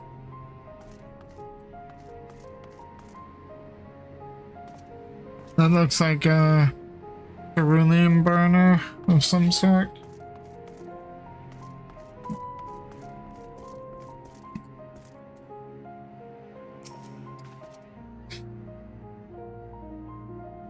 How do I feel about the contingent? Conflicted, to say the least. I've been tasked with the distribution of supplies, and I know as well as any that we couldn't survive without outside aid. Be that as it may, even though the Empire has collapsed, we may have our pride. People don't want to be beholden to others forever, and there's no denying that it chafes to see our benefactors occupying the Imperial palaces. Huh. So they're not content with the Ilsabard contingent, but they know they can't survive without us.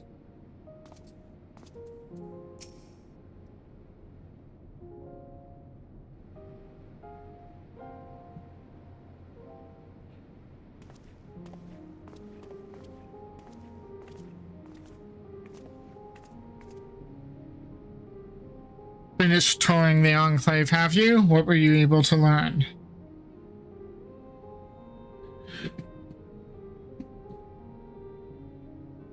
Much the same as me, then. They accept the contingent's help out of necessity and harbor a measure of resentment.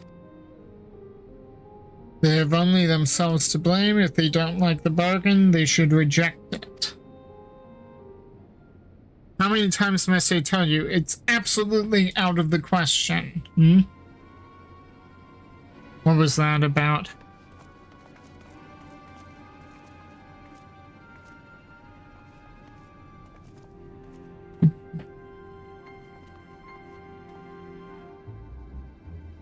What's going on?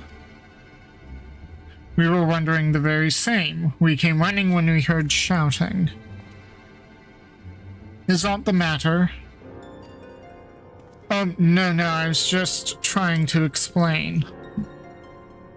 Mayhap you can clear this up. The contingent has made a reasonable request, but this man insists that it is impossible.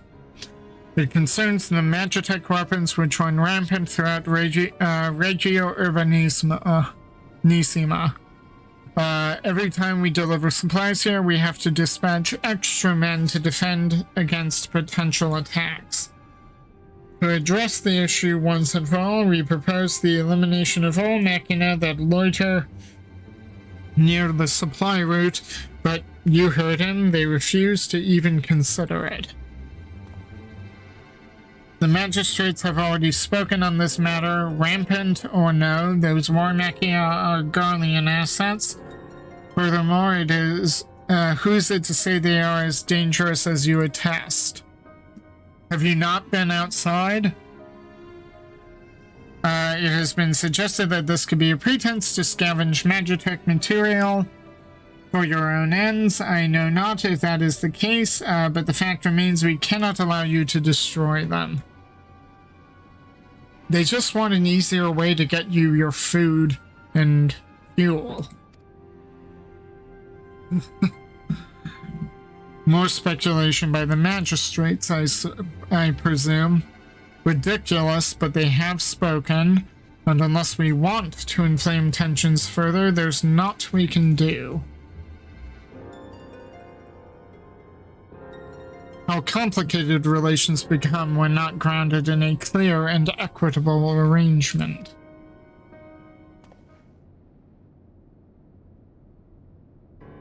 An equitable arrangement, of course. Well do I understand the difficulty of your position. As a soldier, you must do your duty and obey your superiors.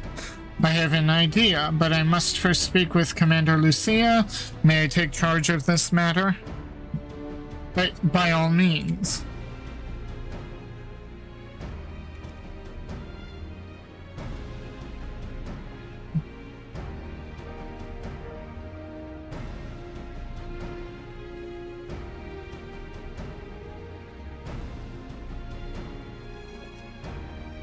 Let us return to Camp Broken Glass, where we might discuss a solution I believe will satisfy all parties.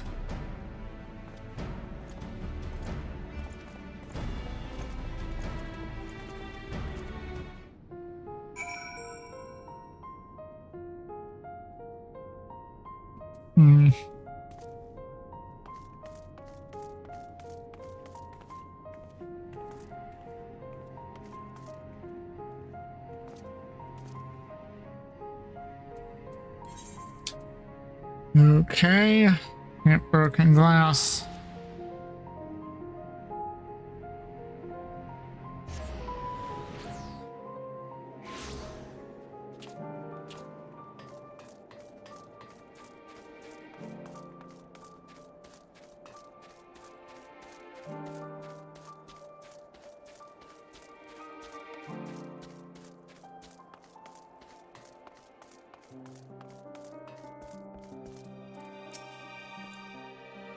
Who is this person again?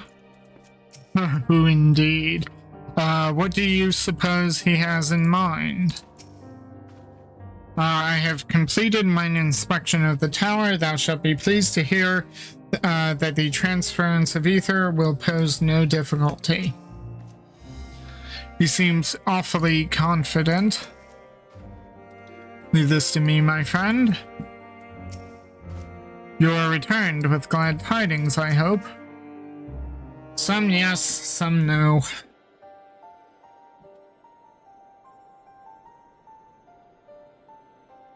Welcome back, all of you. I pray there have been positive developments in your efforts to appeal to the Garlean community. Mayhap not yet, but there is a method by which I believe all stand to gain. As satrap, I intend to propose a trade agreement between Radzatan and the people of Garlemald.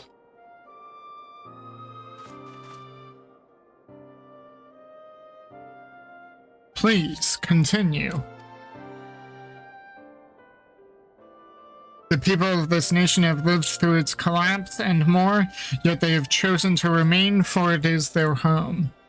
That they have been able to survive thus far is thanks to the Ilzabard contingent, or rather in less flattering terms, they are entirely at your mercy. Despite your noble intentions, this one-sided relationship has fueled feelings of frustration and resentment. It is no surprise that some Garleans are loath to engage with foreigners for fear of indebting themselves further or surrendering more of their already limited autonomy. That is why I wish to present them with an equitable arrangement. One which would restore them any sense of agency after having been forced to rely upon charity.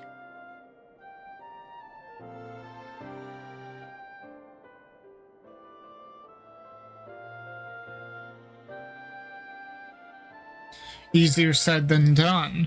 What exactly did you have in mind?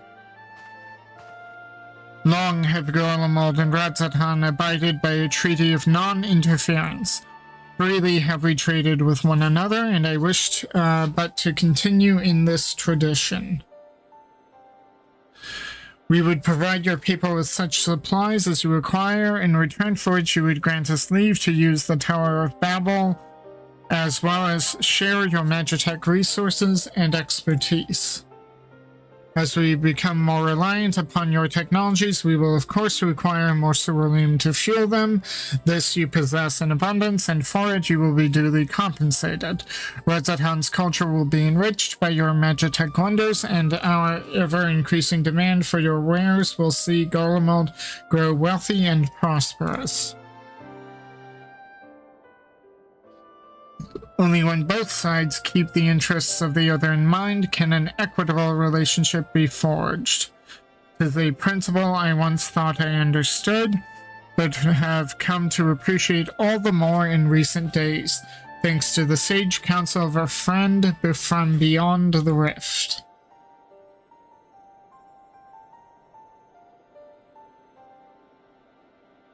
Yeah, that was your idea, Zero. Your Excellency, thank you for your careful consideration of Garlemald's future. Though I cannot speak for every Garlean, I myself see no reason to object to your proposal. Indeed, if Radzatan were to take the initiative, other nations may follow suit and seek to normalize trade relations with us. If you see the sense in my proposal, then I ask you to join me in the negotiations at Tertium. Your support may be instrumental in winning over Lords Neas and Metius. By all means, go with them. I have matters here well in hand. I have learned all that I may regarding the tower's operations, so I too shall hie me to Tertium.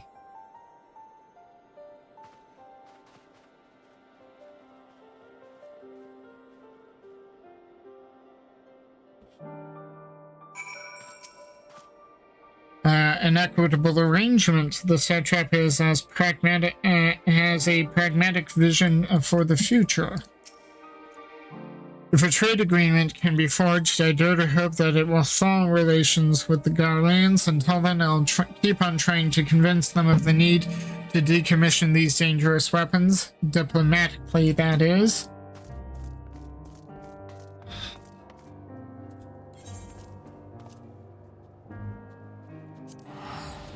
Wait. Tertium.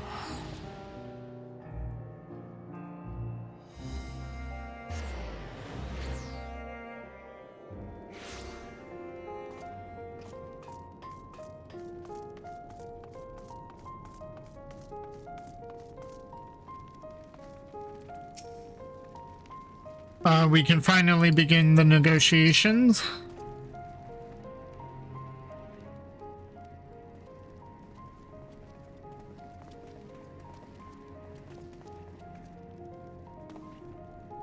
The crowd you may have brought, but numbers will not intimidate us.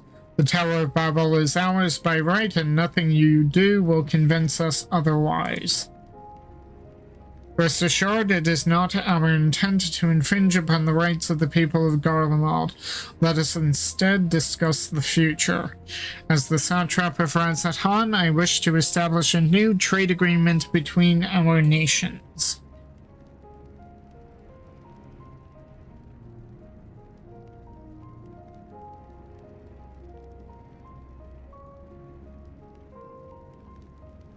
The aid we presently receive will not last forever, my lords.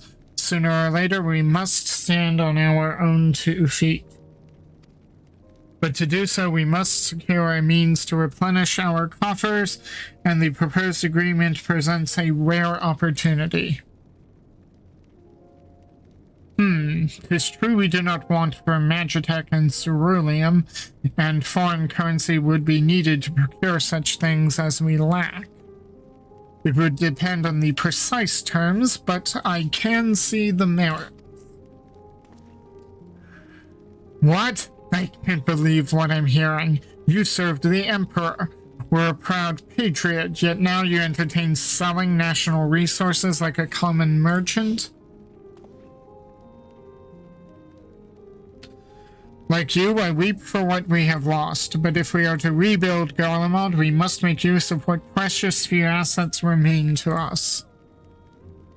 Nonsense. Utter nonsense. You are a traitor, Neas, and there will be a reckoning. Oh yes, when the people of Senatus learn of this, they will cry out for your blood. Oh dear.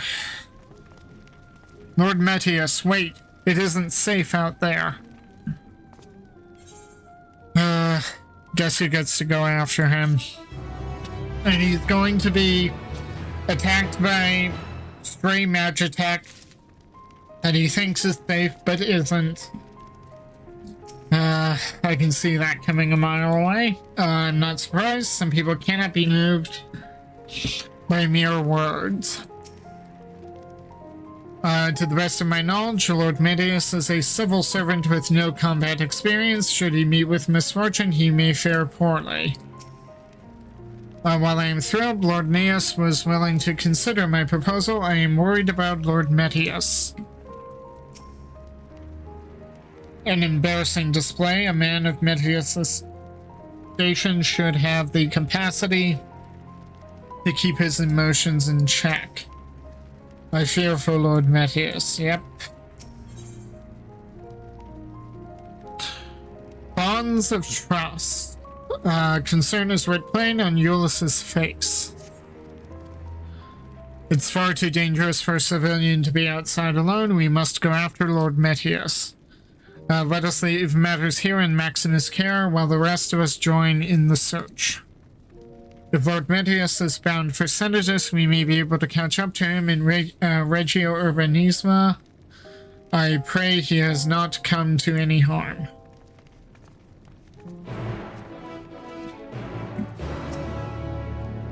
Do not worry about us, just see that Lord Metius does not come to harm, please.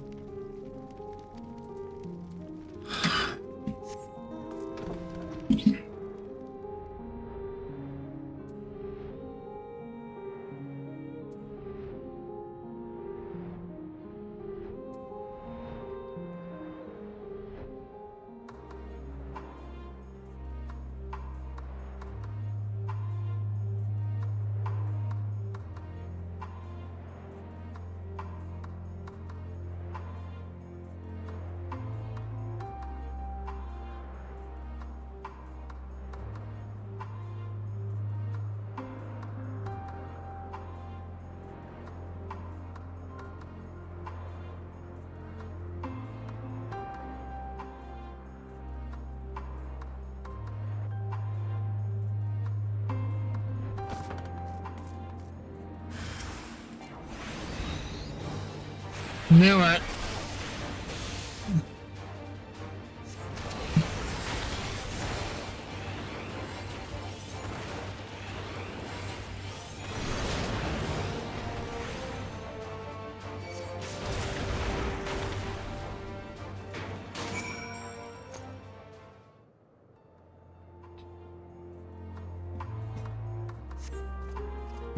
I'm alive. Yes, you are.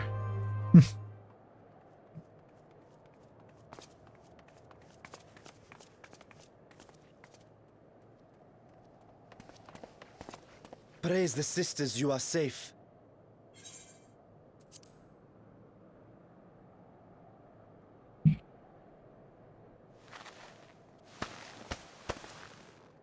Don't think I'm indebted to you. I never asked for your help.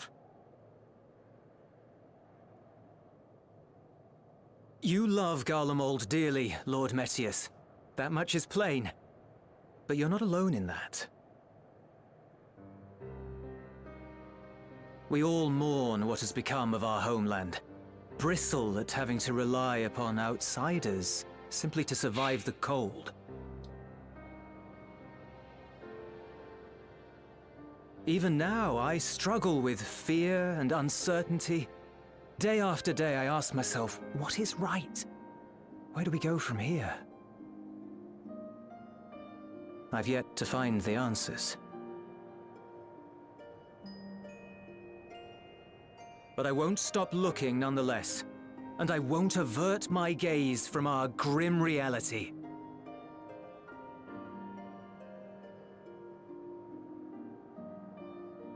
Is there hope for us?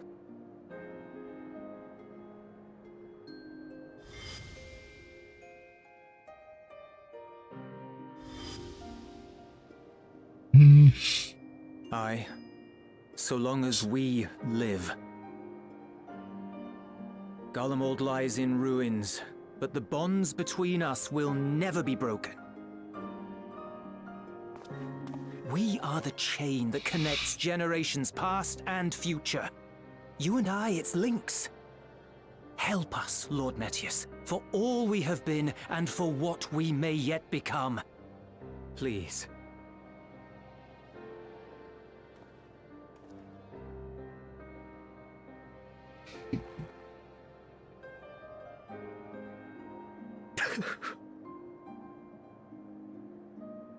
To be lectured by the younger, it ill becomes a man of my station. I will rejoin the talks at Tertium. Might I trouble you to escort me?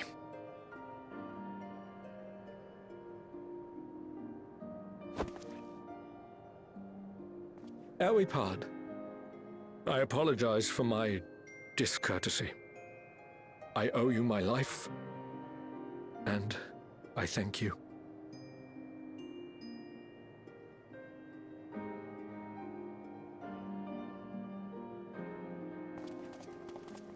Eulis, wait.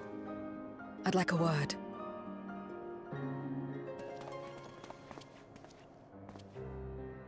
With you as well.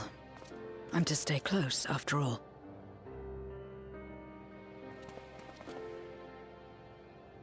Worry not, we shall see the magistrates safely back to Tertium.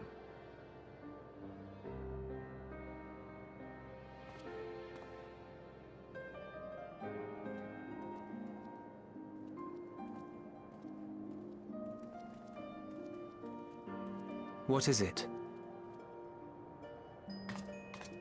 You bound that man with trust, didn't you?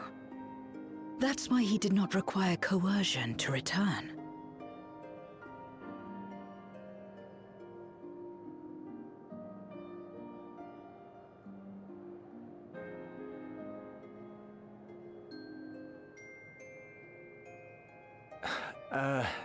Shall we walk, perhaps?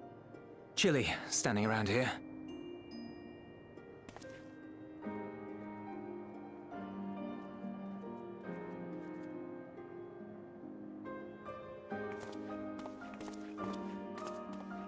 So that's how Zero came to join you.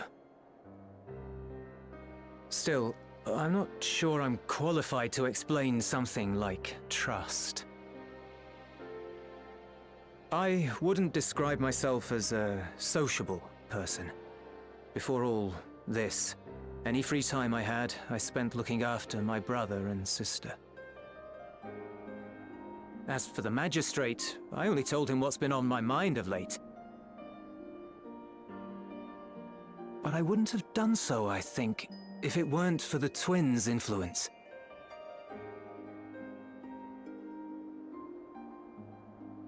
Trust is infectious, in a manner of speaking. When someone believes in you, it makes you want to believe in them, in others, in yourself. Perhaps it's because the magistrate felt that earnestness that he gave us a chance. As I did, after I was caught trying to steal provisions from the enemy. Trust comes easy in such company.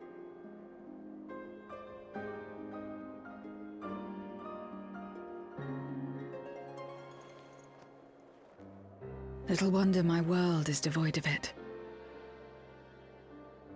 No one trusts in you, and so you trust in no one. And round the wheel turns.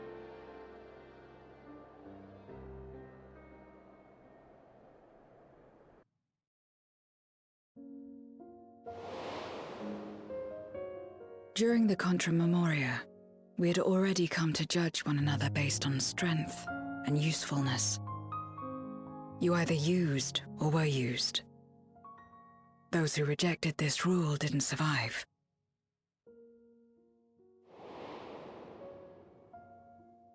My mother wanted to save the world, to fulfill the hopes of Marmoria's good and true. After she died, I carried on her mission alone. Alone? Didn't you have anyone to help you? Almost. 2 men tried just the once.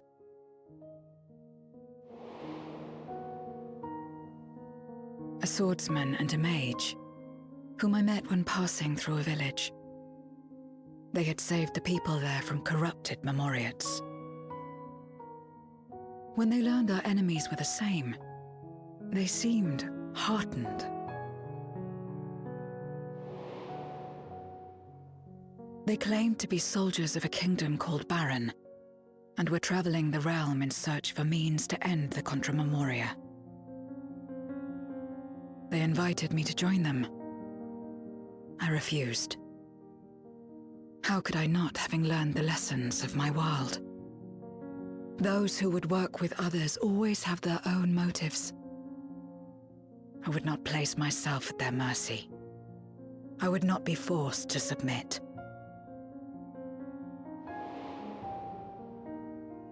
I expected some manner of outburst, some show of frustration at having failed to deceive me. But they simply watched me walk away. I didn't know what to make of it then, but now, perhaps they shared a bond of trust. Perhaps they were the last ones left who dared. Perhaps they hoped I was like them too. Perhaps it was just an offer, and nothing more.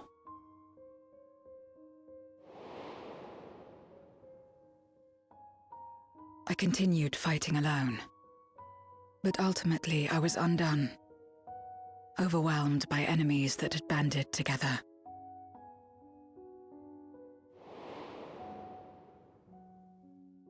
I was cold, in pain, wishing desperately that someone would save me. And as I lay there in solitude, I felt it happen. The breaking of our world. Darkness washed over me, and I was swept into the rift. When I finally managed to return, it was to a world forever transformed. My home, now filled with abominations.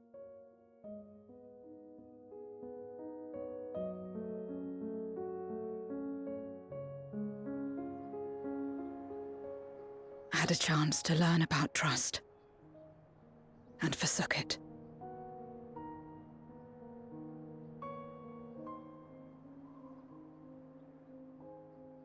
I never had the power to save my home single-handed.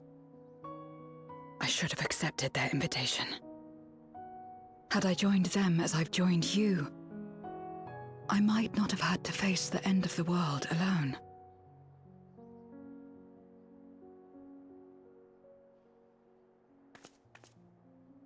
But it's all history now. No amount of reflection or regret will change our present reality.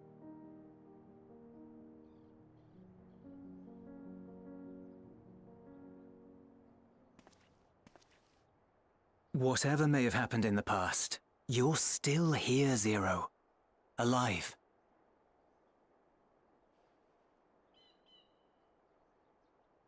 So long as you're alive, there will always be hope, no matter how bad things get. What you couldn't do yesterday, you might still do today.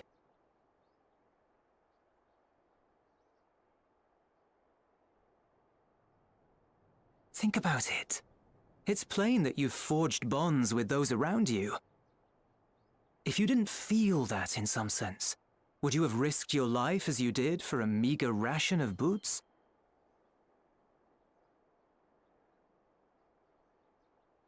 I trust you too, for what it's worth.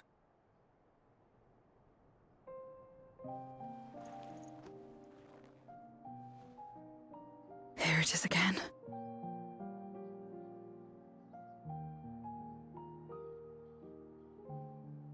The fire that burned in my breast when you came to my rescue. The urge to weep, though there is no sorrow. If this is trust, then what must I do?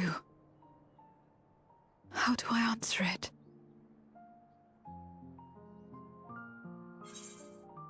However you like, with a handshake, perhaps.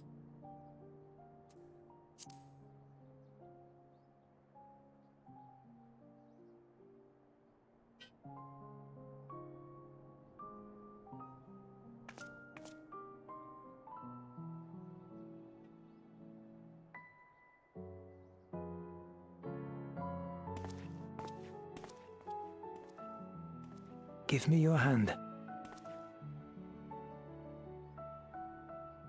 It's not something you do constantly, mind. A friend is a friend regardless. A friend.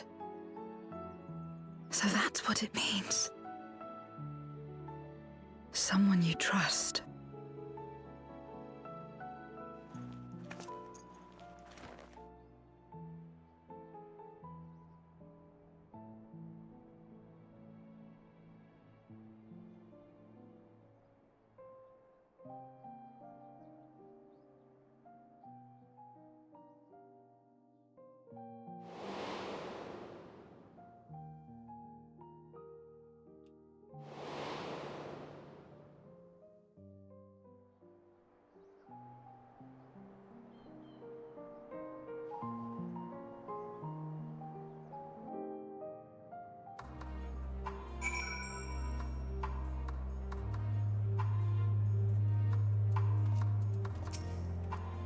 When I first met Zero, I wasn't sure to make her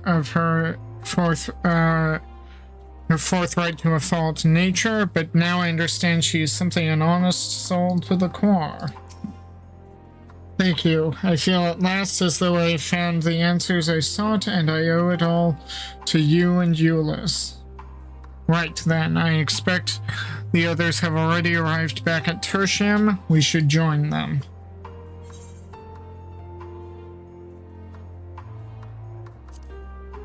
Got more Guardian pizza. I never have enough food with spelled speed. That as a black mage.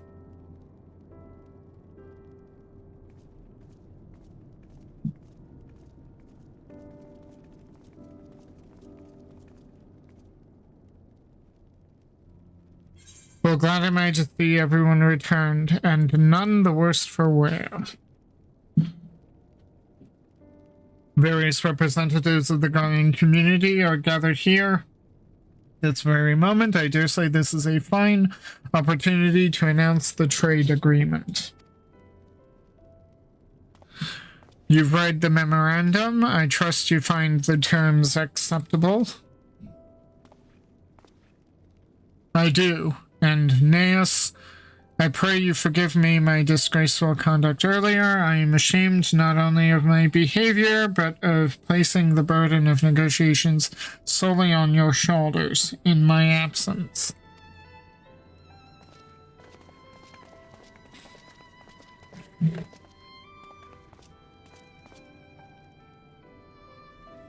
You should know that when we brought up the subject of the tower's reactivation to the people at Tapper's Den, some reacted quite strongly.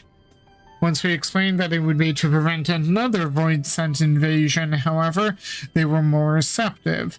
It's fair to say the recent episode is still fresh in their minds. I tagged along to deliver a supply of ceruleum. Have to say, I didn't expect to see a large crowd. Even the stuffy Imperials who normally keep to themselves in Senatus are here.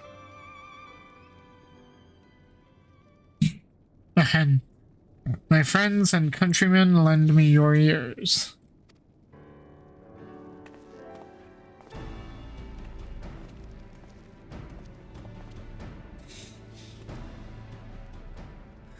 I am pleased to inform you all on this joyous occasion that we, the people of Garlemald, have entered into a trade agreement with Radzatan.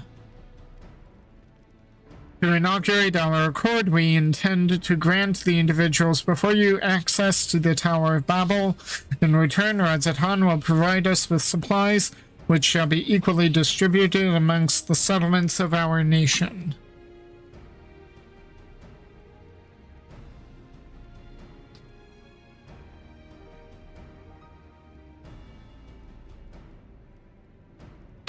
Let me be clear on one point. This is not an act of charity, but trade.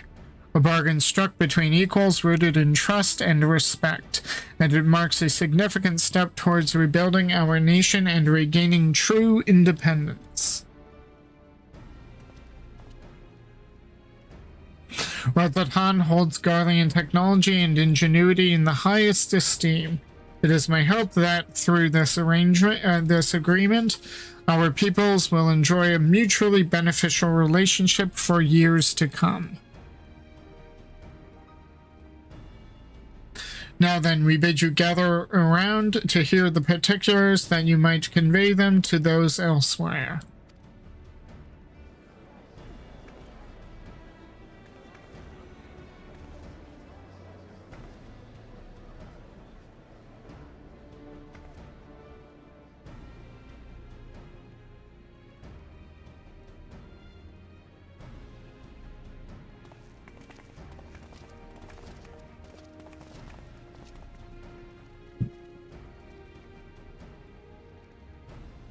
So burdened by hardship and trauma were the people of Garlemald that they were unable to imagine a brighter future. To be recognized as equals, as a nation with something of value to offer others, that validation alone is enough to rekindle their hope. It is by virtue of this partnership that we may access the Tower of Babel, a rather timely development, given the ether tank's impending arrival. Once the tower's stores have been replenished, we need but await Ishtala's signal to channel the energy to the moon. Yes? Then you can leave that and anything else on this end to me and Alphino. No need to worry. Devote all your energies to the mission in the void. As ever, I am in your debt.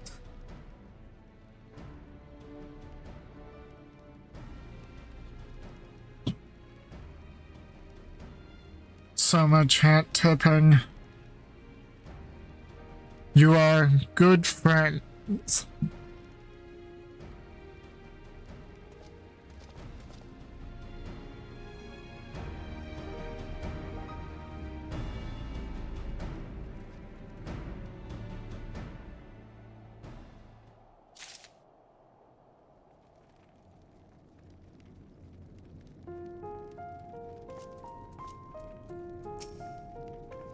Good friends, eh? And coming from her, you know she's not just saying it to be nice.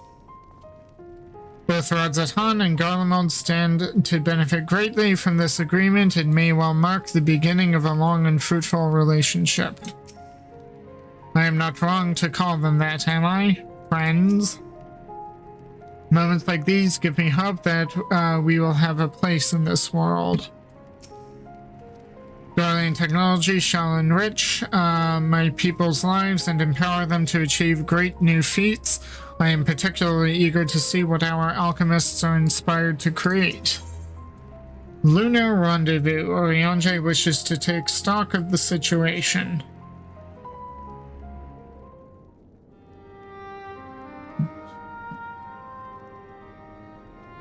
Let us take a moment to review matters as they stand.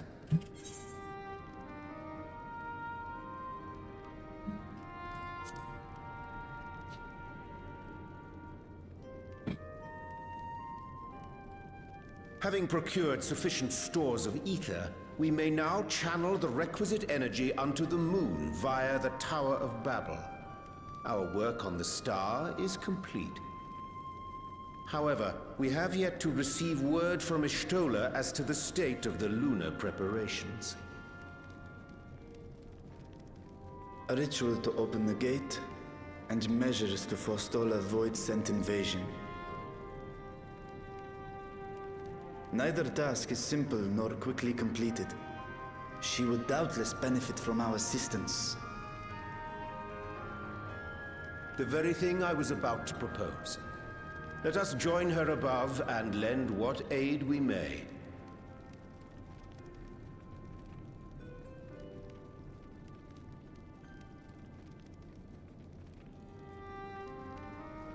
Ere we set forth, however, Ishtola did bid me relay a message to thee.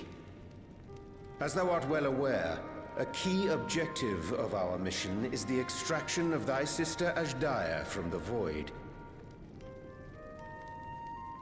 Held captive for millennia and divested of an eye, she is like to be severely weakened. To make good her escape, she shall require aid. Aid that is best provided by a fellow Great Worm.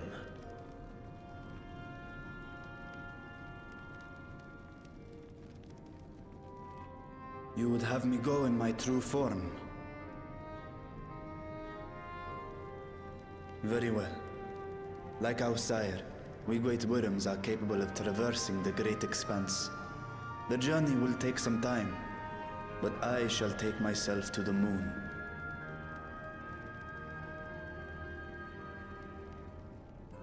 To begin with, I shall return this vessel to Radzadhan, that I may have both my eyes. And until such time as we find Ashdaya, I would entrust her eye to your keeping.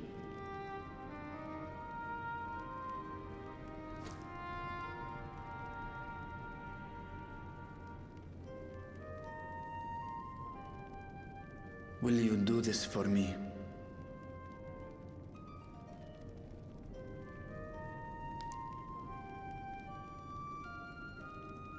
Seems to have healed a bit since I last saw it.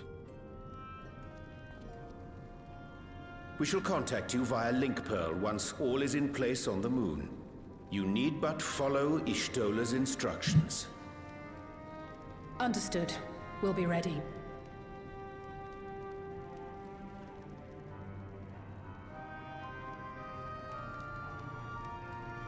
Take care, Zero.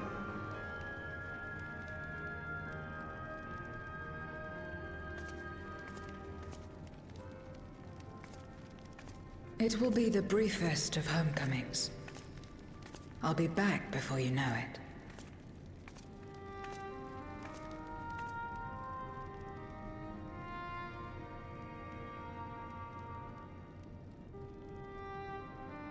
In Mare Elementorum, then. Go well.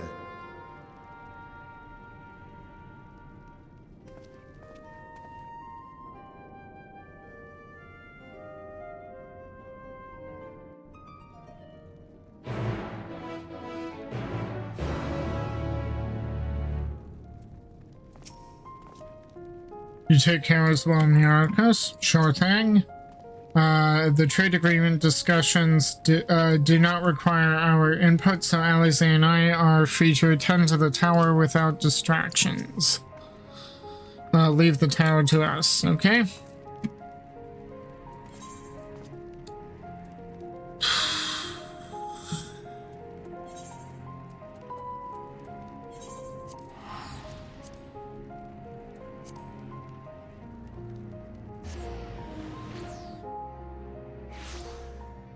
I'm surprised we didn't actually have to use the portal itself.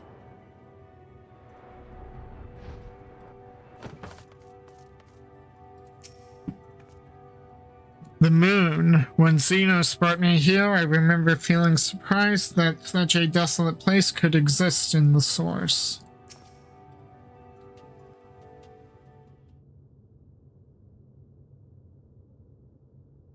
I took the liberty of informing Ishtola of our arrival. She and her entourage should be here momentarily.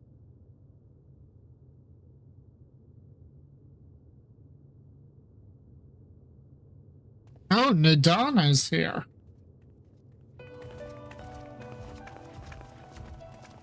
Forgive me. I'd hoped to have everything in order sooner. My thanks for the extra hands.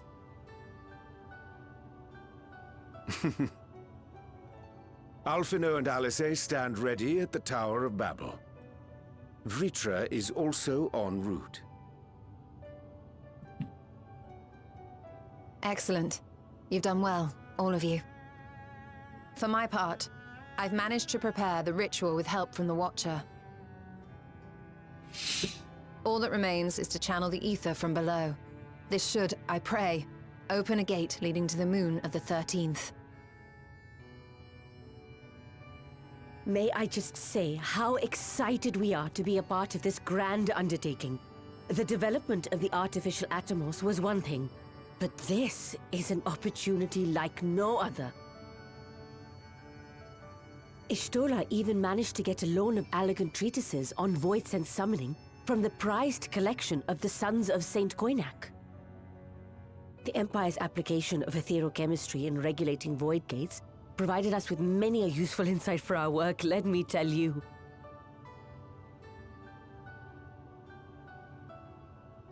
I asked a favor of Grahatir when we were comparing notes on cross-rift travel. Given his credentials, I was confident he wouldn't be denied.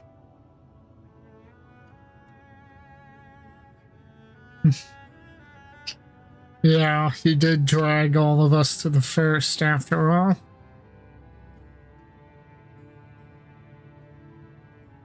The knowledge of our forebears has brought us far, as has our own. And with our knowledge and resources, we shall construct a void-sent containment seal on a heretofore unseen scale.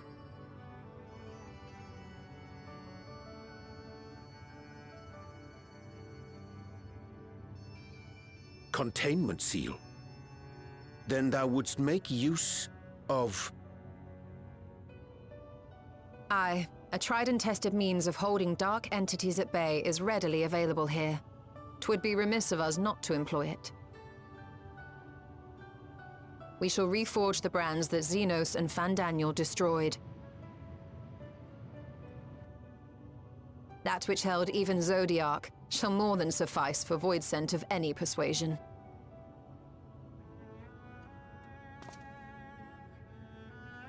The Watcher is already hard at work, tending to the most critical parts of the brand's restoration. There are, however, a number of concerning factors that remain. With your help, I'm sure we can resolve them. Time is of the essence, so I suggest we continue this discussion as we make our way to the brands.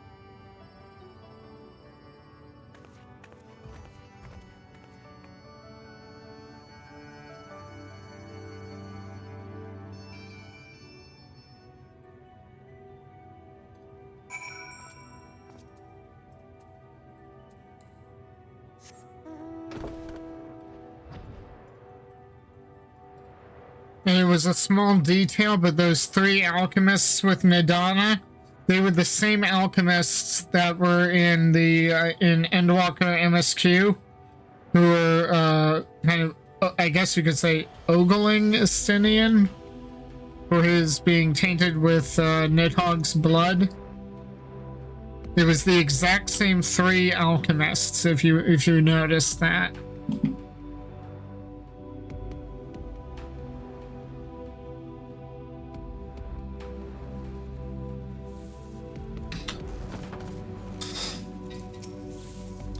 Ishtola hath done well indeed to devise a seal in so short a time. 'Tis a testament to her ingenuity in times of need. The seal we mean to erect, I assume it won't hinder a half void scent like me from going in the other direction? Good question. How did you fare with preparations below? So this is one of the brands that once imprisoned Zodiac. Were I to describe it to my comrades back home, I doubt my words could do it justice.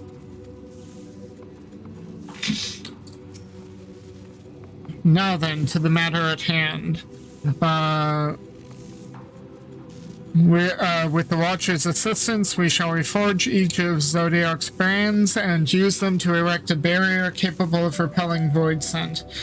Yet, though we expect it to be effective against larger beings on account of its original purpose, there is a chance it will allow lesser void scent to slip through.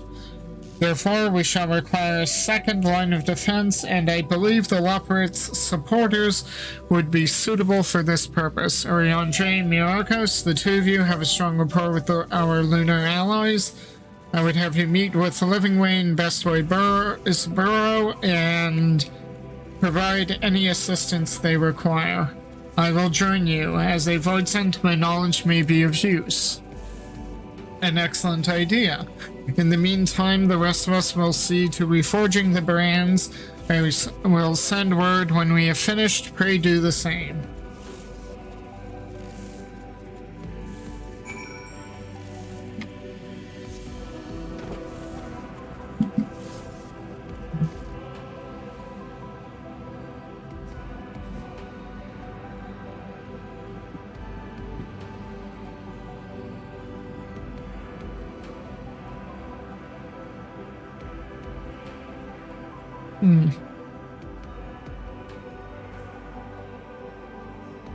Must be in a lunar eclipse nearly, because Etheirys is almost completely dark in the sky.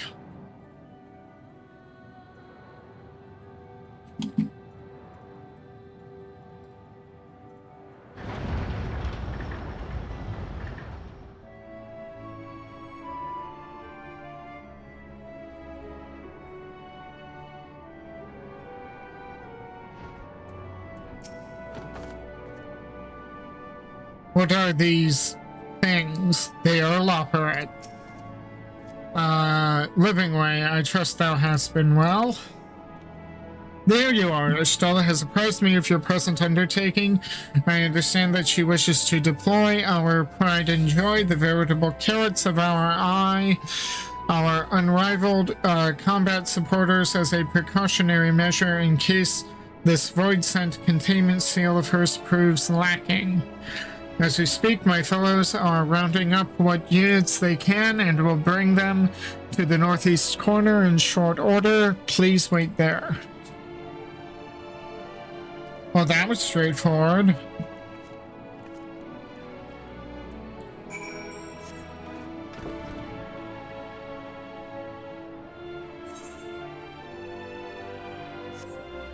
This way.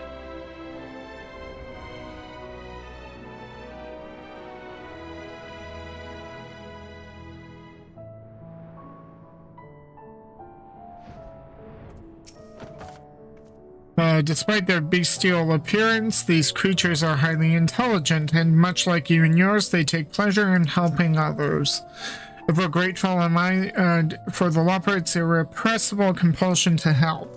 Well, they were kind of made for that.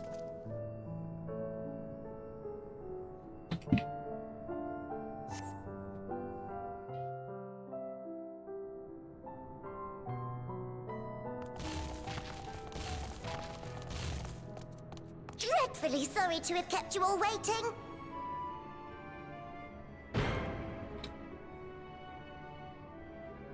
Hello there, friends. A new person. Heard there was a bit of a rush, so we gathered what combat-ready supporters we had available.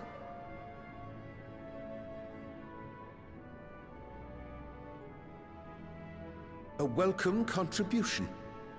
Thine initiative never ceaseth to amaze.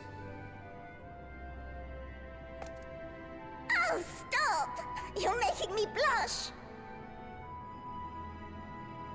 Even now, as we pursue new dreams, aiding the people of Etheirys remains our greatest joy.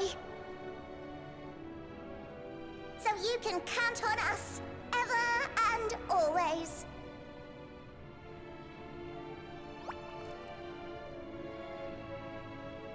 Right, so, we originally deployed these supporters to patrol the moon and keep it safe. They've never tussled with Void Scent before, but with sufficient data, they ought to hold their own against the ghastly fiends. tactical data acquired in the moment. And who better to give the supporters an educational thrashing than the champion of Aetherius? Okay, but I believe I would make a better instructor. That is true. Not only have I fought Voidsent, I am one.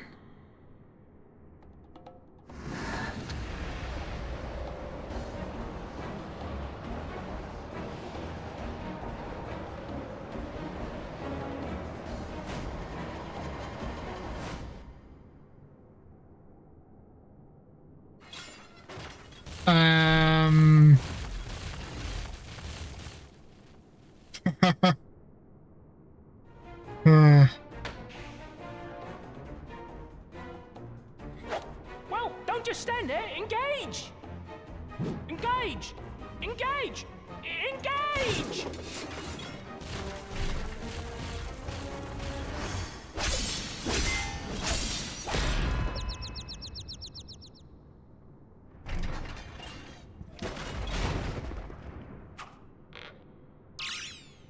That'll do, that'll do!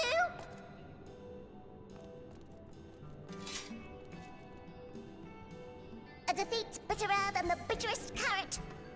Using this experience, we must enhance the supporters and turn them into Voidsent slaughterbots!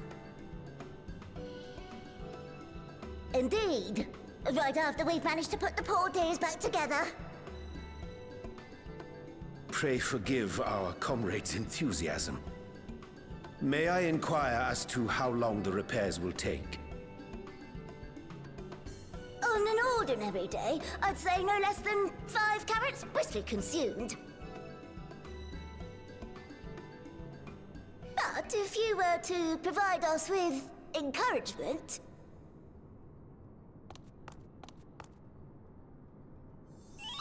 we just might be able to do it in 2. Okay.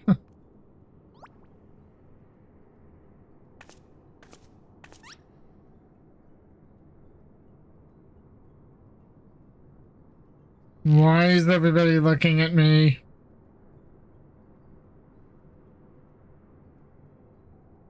This I leave to you.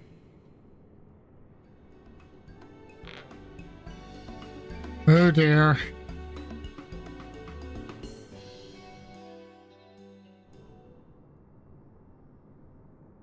The leopard's eyes twinkle with anticipation as they await your buoyant exhalation.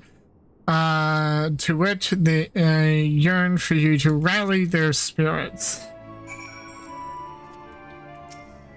I wonder if these creatures also once existed on the Void's moon, but even if they did, they must all be Voidsent by now. Though I fear my laudations will leave them wanting, I shall do mine utmost to rally the Loporrits. To be clear, we always do everything within our power to aid the people of Aetherius, as I'm sure you'll agree, though it doesn't hurt to have a little encouragement. Okay.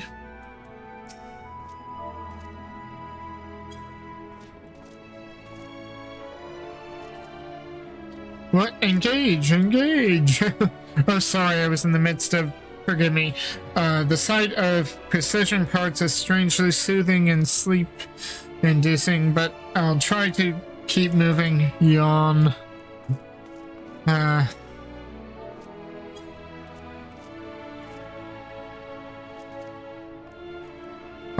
What a marvelous feeling.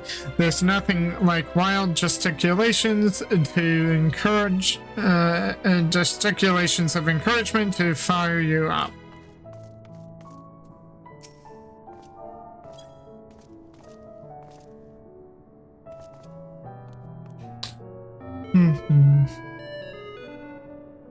With you cheering me on, I can do not less than my very best. Okay.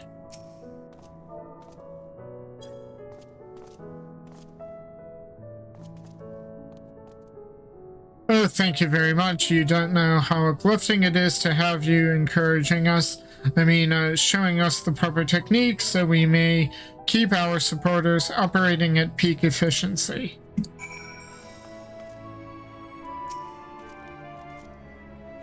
My everyone is in high spirits indeed. Thanks to your encouragement, we'll have the supporters up and running again in no time at all.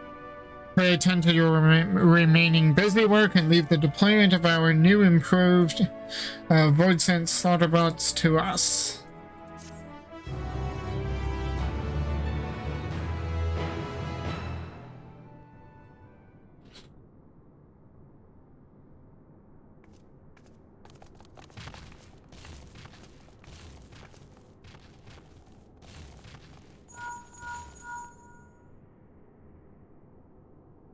Can you hear me? We've just finished restoring the brands.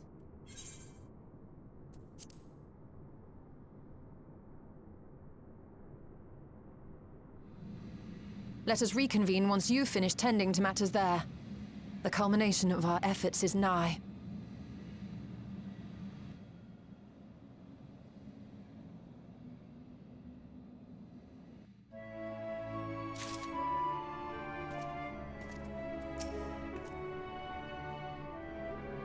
Stola, was it? Yep. The red side of the moon. Oriange is eager to rejoin Ishtola. The brands are ready, I presume? Excellent. With the Loperids having deployed their supporters, we are ready to proceed. Let us rejoin Ishtola post-haste and prise open our gate unto the void.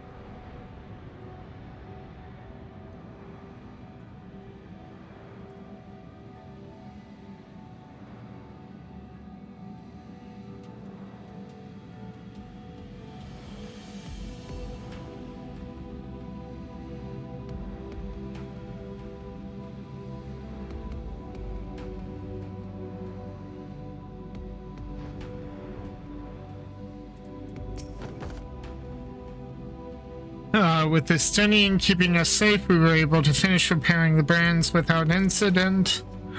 Some manner of Kakdwar attempted to make mischief, but no one came to harm. How did you fare? This is it. I have duly informed Ishtola of our task's completion. While you all tend to matters on the 13th, I shall remain here and ensure the integrity of the gate and seal both. My thanks for seeing to the supporters. With this, all is in readiness for the ritual. First, I shall give the order to Alphino and Alice in the Tower of Babel to channel ether to the moon. Once we have amassed a sufficient amount of energy, Oriange and I shall begin our incantations to open a void gate. If all goes well, a tear will form in the fabric of reality, at which point you must activate the brands and put in place the containment seal. That is all. If there are no questions, then let us begin.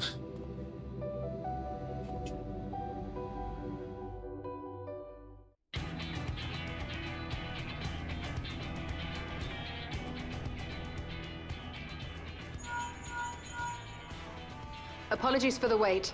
The preparations here are finally complete. Excellent. The Tower 2 is activated. But give the word and we will begin channeling the ether.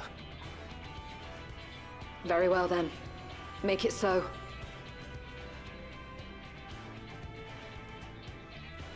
The moment of truth.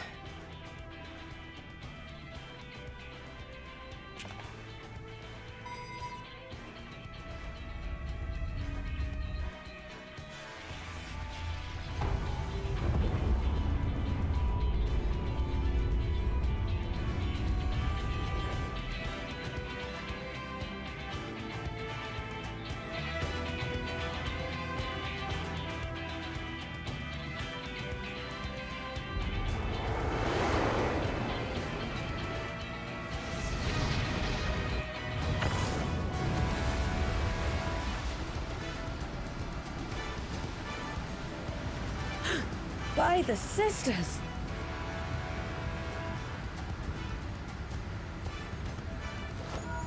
Oriange, commence your invocations. 'Tis time to open our gate.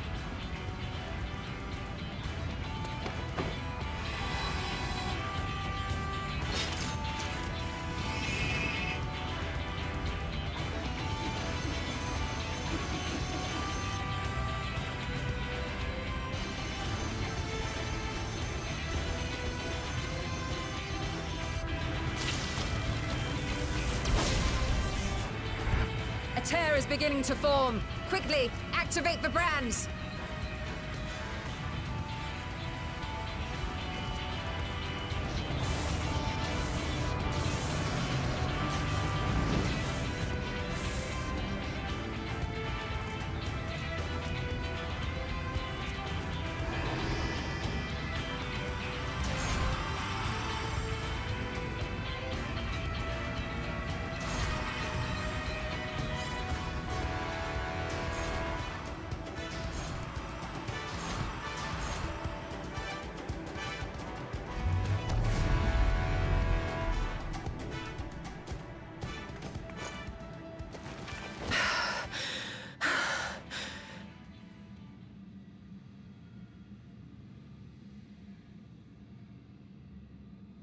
Success. The gate is open, and the seal appears to be in place. Let's see how well it holds.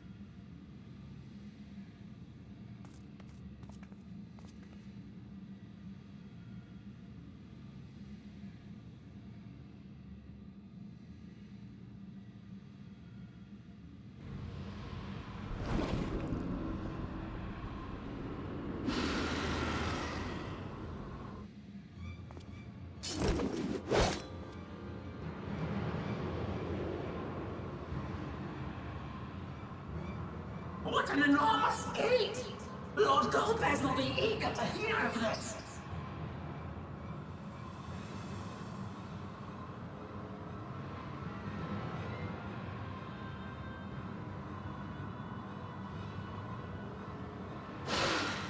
So this is the Promised Land! The land of boundless ether!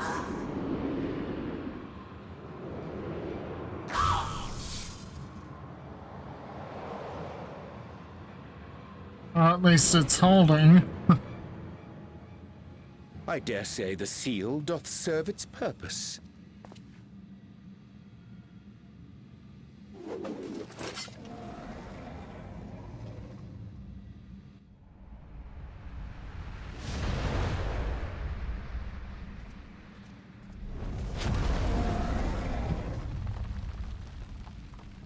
I see all proceedeth apace. Remarkable. Indeed. Just this moment, a void scent emerged from the gate, by which we may safely assume it leads to the 13th. It's incredible, Ishtola. Truly incredible. Oh, what an honor it is to have been part of this historic achievement. A part is an understatement. None of this would have been possible without you and yours. Our success has also served to solidify our understanding of cross-rift travel. The Ascians rejoined reflections to the source by instigating elemental imbalances. These imbalances weakened the barrier between realities, causing the ether of a reflection to flood the source. But why is it that reflections are predisposed to rejoin the source? Why have they never merged with one another? Thou art suggesting there is a unique property inherent to the source, one responsible for such an outcome. I am. 'Tis my conclusion that, as the point of origin for the reflections, the source has an innate pull over them. Hydaelyn, I believe, sought to suppress that pull, which is why she was created with the power of light, of stasis.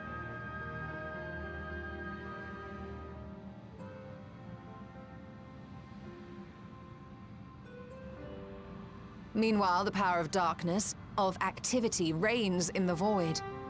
Hydaelyn's influence would naturally be weaker, and this manifested in the form of planar fissures. Working with this hypothesis, I set my sights upon where the pull was assessed to be strongest, and through our combined efforts, we succeeded in opening a gate to the void. Now, I must stress, it was because we sought the void that we succeeded. Pleased though I am to have my theory proven, the secrets of travel to other reflections still elude us. Even so, in the reality that lies beyond the 8th umbral calamity, there are those who found a way to reach the first. I will not rest until I do the same. One step closer to fulfilling your dream, eh? Just a step. Many more remain to be taken. Which further motivates me to forestall a void-sent invasion. So come, let us set forth, to find Ashdaya and put an end to Golbez's plot.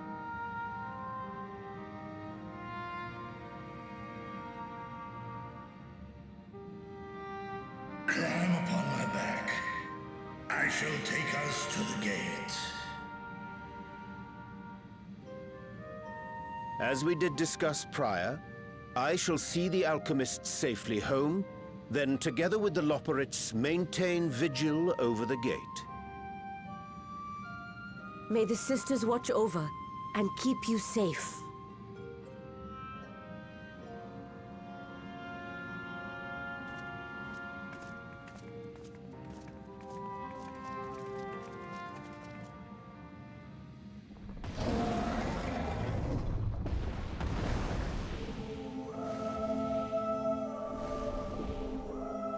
Haven't heard that music in a while.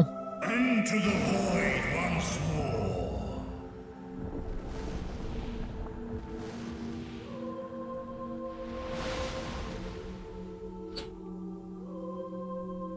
The Keeper of the Lake music. Specifically the Midgard-Zora theme.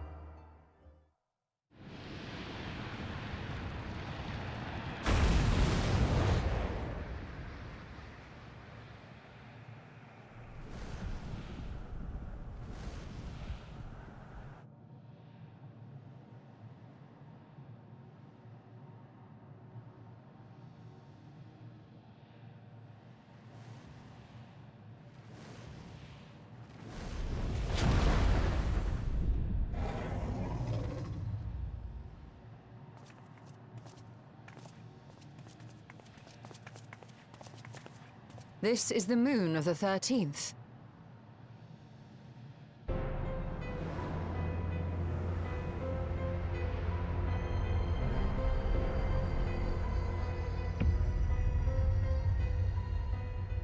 It is. Ever since the flood, it has been a sanguinary orb in the sky.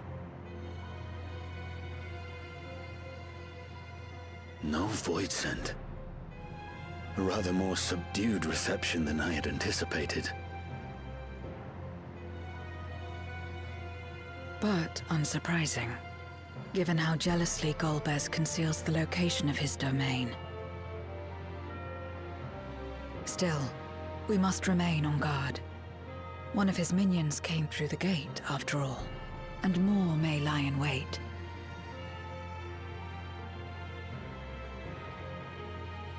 I do not sense my sister. Where could she be? Where? Steady, Vritra. We've barely arrived. Let us explore our surrounds before drawing conclusions.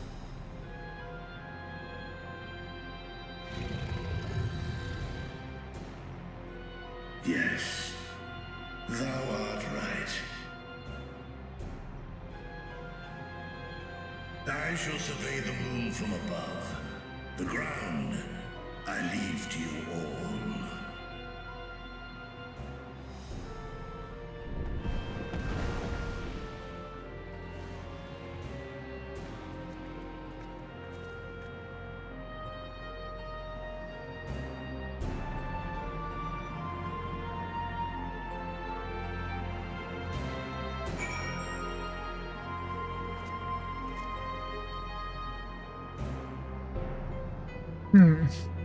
Okay.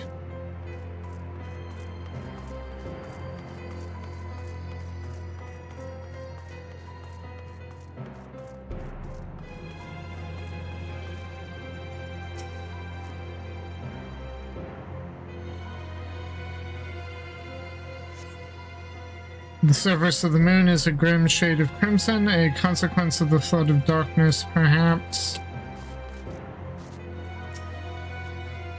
My lance will be ready should any more of Golbez's pawns appear.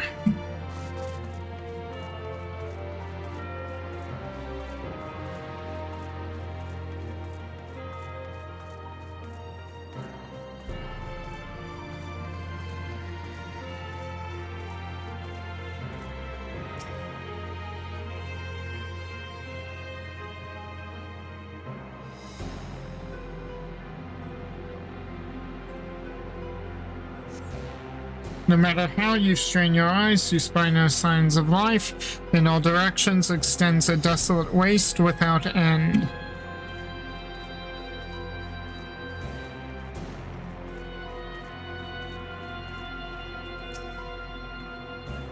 No sign of a watcher or any leopards. Perhaps they were swallowed up in the flood of darkness, or perhaps they never existed here. That's a good question. Oh, I wish I could mount up. Would be quicker. But we know the Watcher existed. So presumably that stuff was destroyed? We know the Watcher existed because there was that flashback scene of Golbez destroying or slaying the Watcher.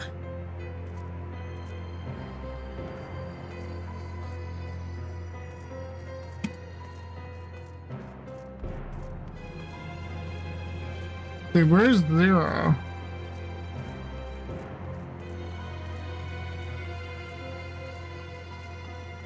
Ah, there she is.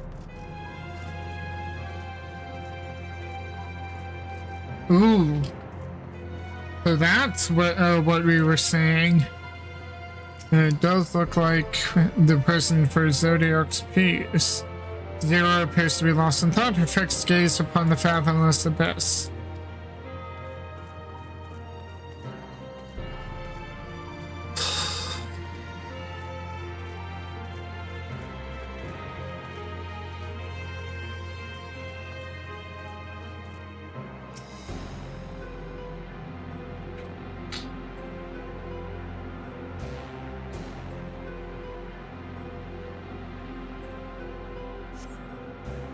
You hold your breath in an attempt to catch the faintest noise.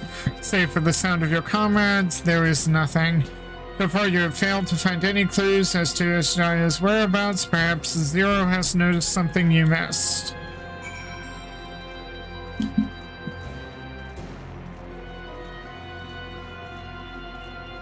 You know, like Golbez's domain down there.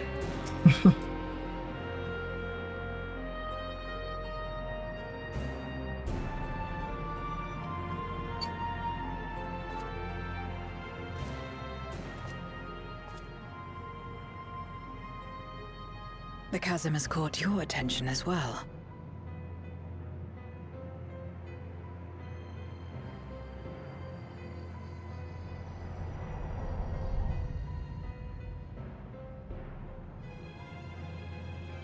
There's some manner of structure below. Worth a look, wouldn't you say?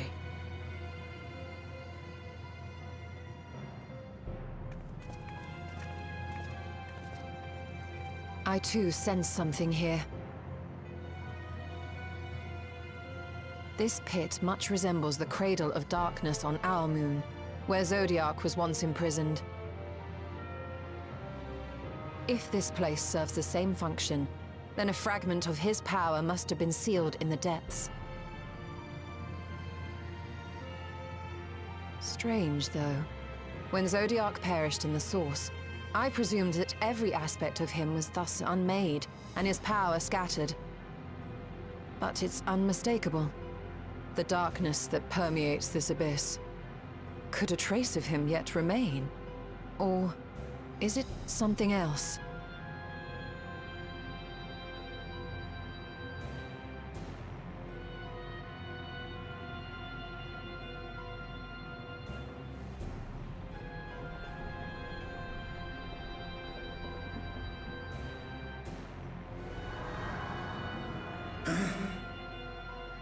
I hear thee, sister. I hear thee.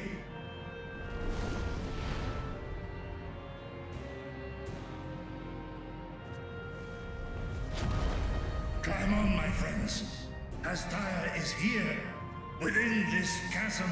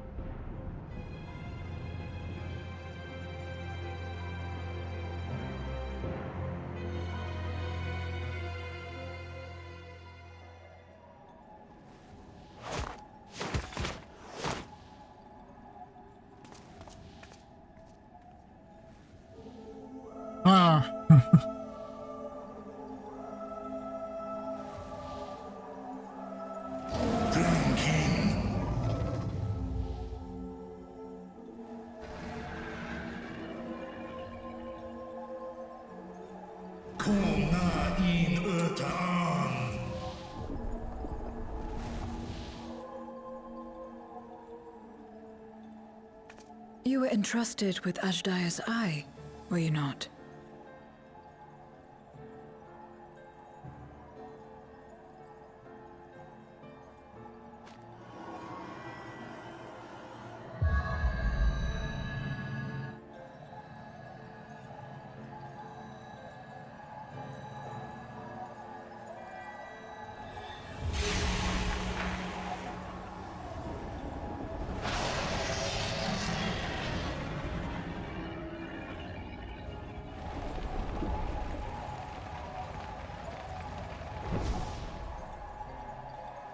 Cool on.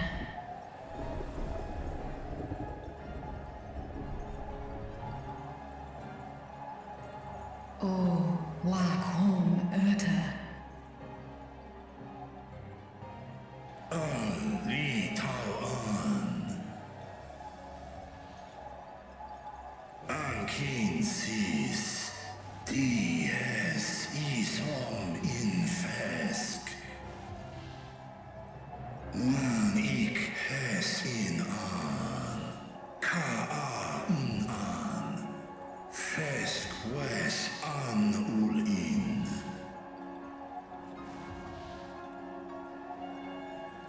Seth es lis. Na fesk on. Ner no vel ak stra idran. Esk es I nesh I gol ak.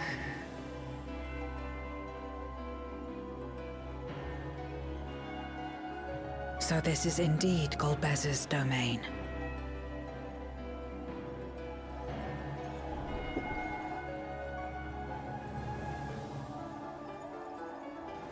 Kis arn in.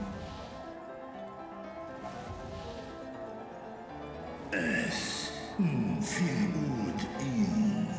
Ein an in.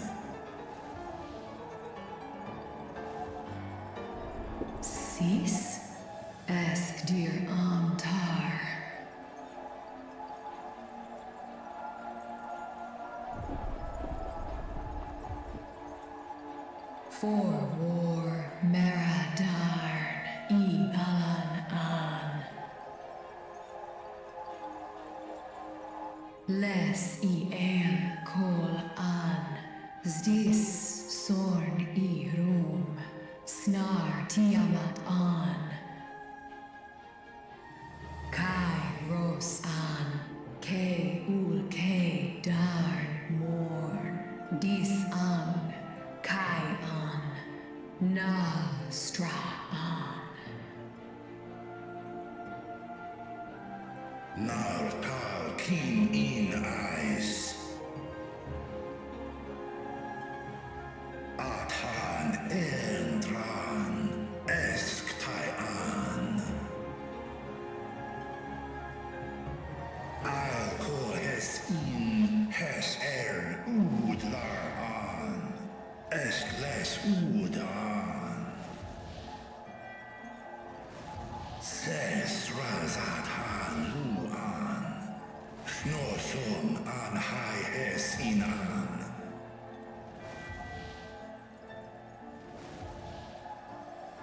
Ta hes an elgon osk in. Ses kidir in an, kasta an. Sta in es katao, tai an, es an stra in sorn.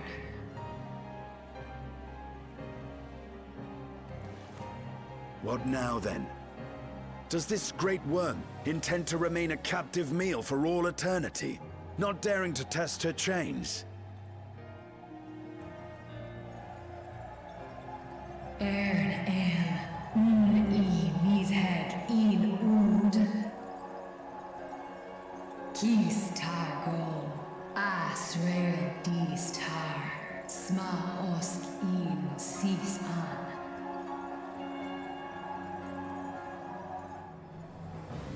Now there's a start.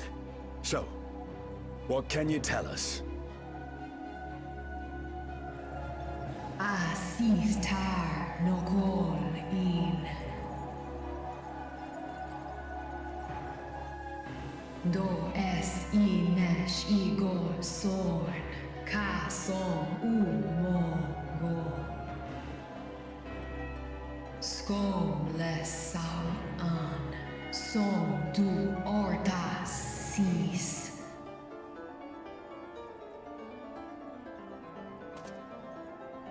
Well, you heard her. Shall we look into this spot near and dear to our enemy's heart?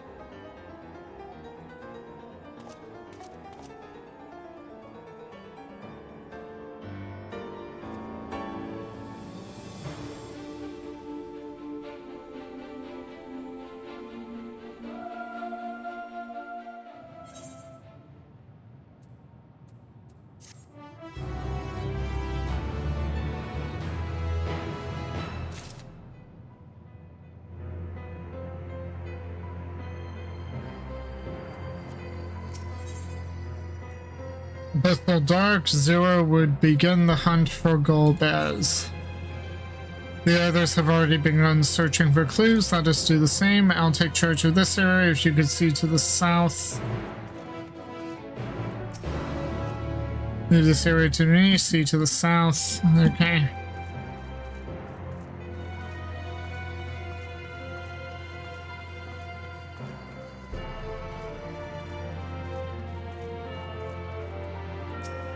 Nothing here. May have further south then.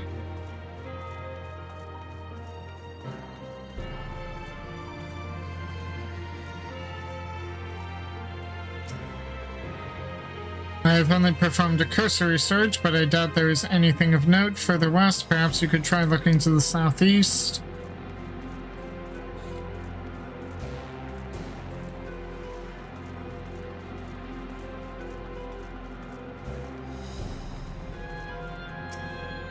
I could not discern a structure of any kind from above. Whatever this place or object might be, Golbez hath hidden it well.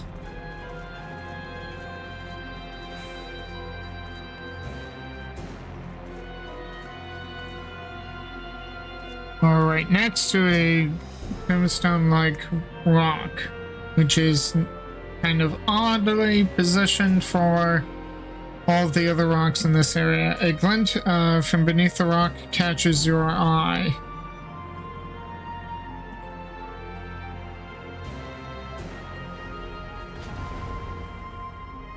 Did you find something?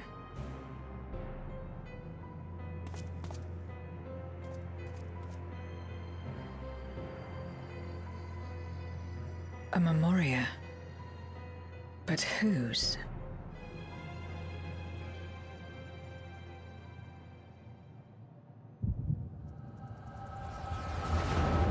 Uh-oh. Echo vision.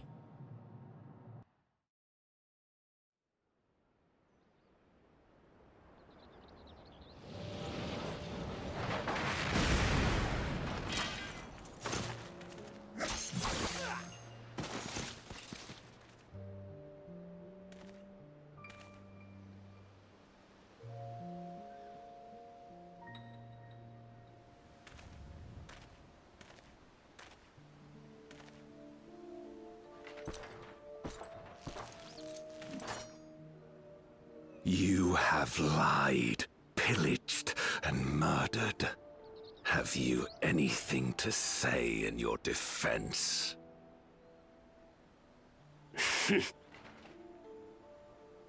No. Every one of them got what they deserved. Trusting fools.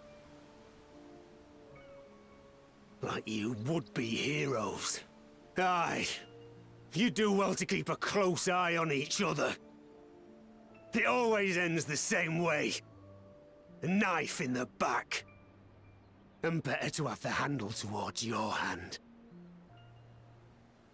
You'll see! Oh, yes. You will.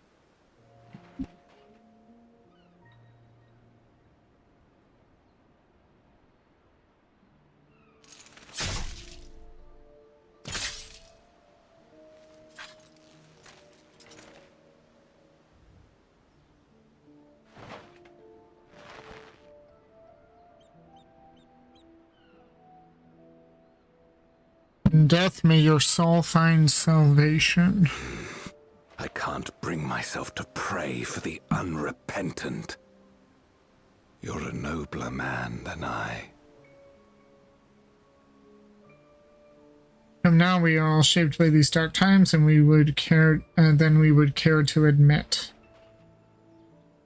I choose to believe that, had these men known peace and plenty, they would not have been consumed by mistrust and avarice. Victims of the Contra Memoria, then. Like so many others. But we will end it.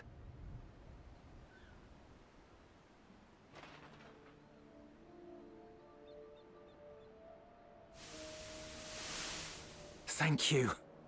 I shudder to imagine what might have happened if you hadn't dealt with the Dark Ones.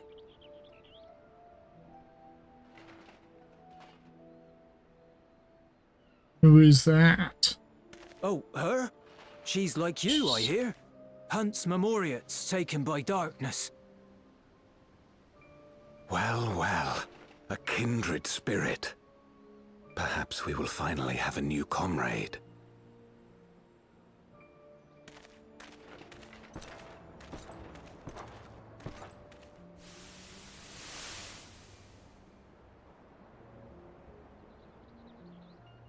No. I've no interest in working with others. Much less someone who looks as suspicious as you. Is that so? If there's nothing else, I'll be on my way.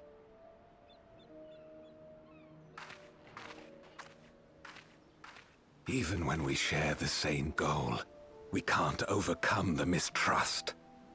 Such is the way of things, the wisdom of our era. Only a precious few Memoriates remain who cling to the light. Would that we could have won her over. We'll make do, old friend. We have accomplished much already. and another person may well have been more of a hindrance than help. Now then, our work here is finished. His Majesty has summoned us, so let us not delay. To Baron!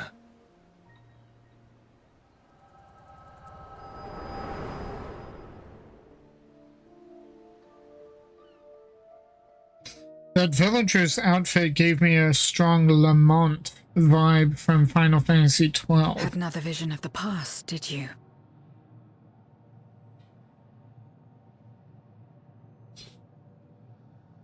What? I was in it.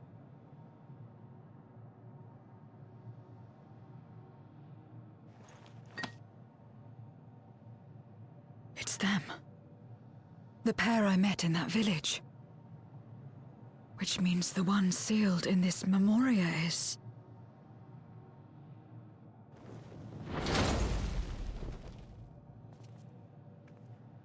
So, you have come. You, who would oppose our crusade.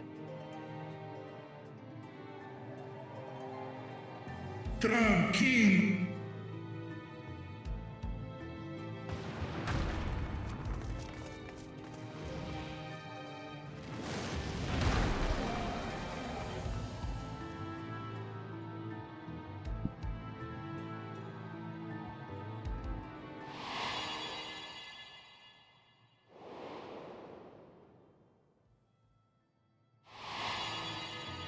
You. I know you. Is that so? From the world before, I dare say. 'Tis impressive enough that you have managed to retain your mortal form, but to remember your past besides.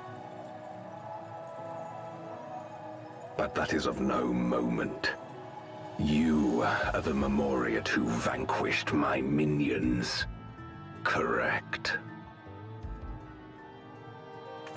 And what if I am? Then, I would bid you join me.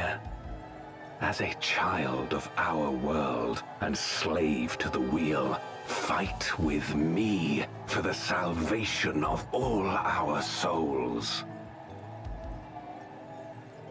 Fight with you? More like fight as your pawn.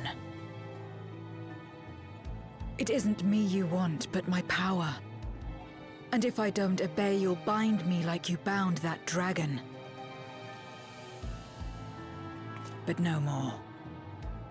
I refuse to be bound ever again. I fight only for myself, and for those in whom I trust. My friends. I see. A pity. It is for the dragon that you have come, yes? When first you appeared, I thought simply to remove a threat to our plan. Never did I imagine that you would reach this place and gift me a golden opportunity. Task in.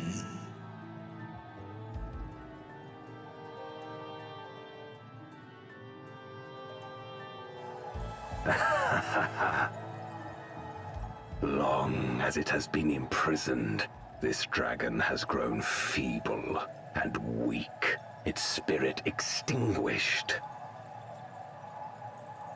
Your coming has served to rekindle her forgotten hope. Her yearning to be free, to return home. That is the key to our deliverance.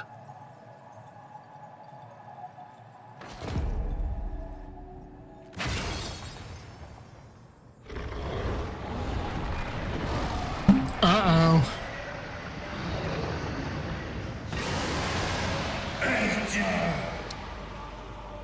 The darkness is ravaging her. She's becoming a void scent. Archer! Smash!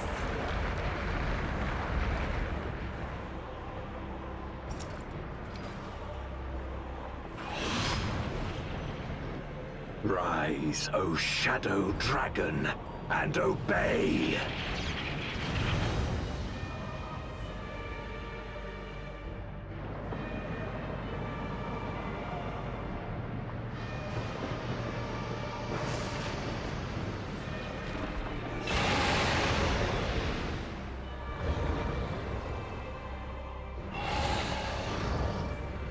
Surprise, surprise. That's how Golbez gets his dragon. Kill him.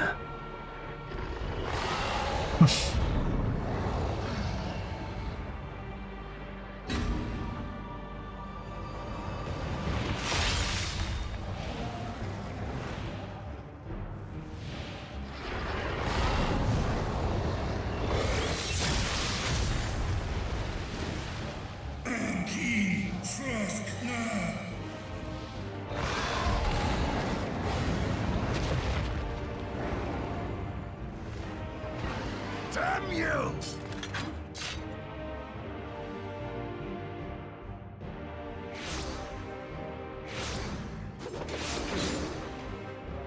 Keep our guests occupied.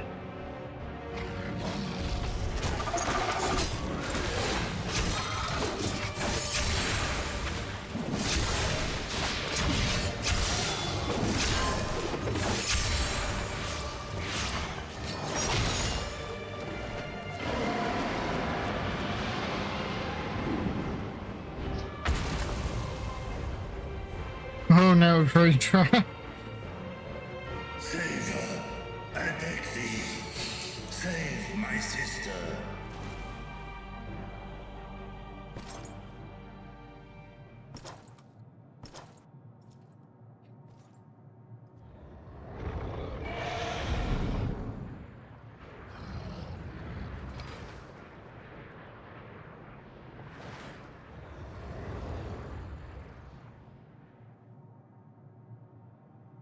Before darkness swallowed the world, I fought tirelessly in a war without end.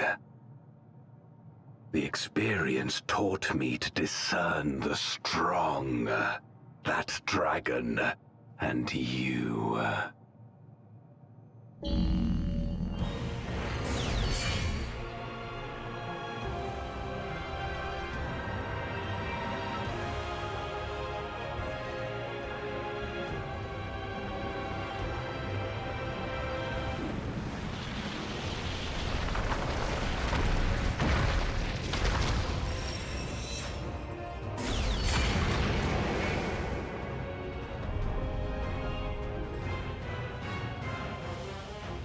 Come, face me.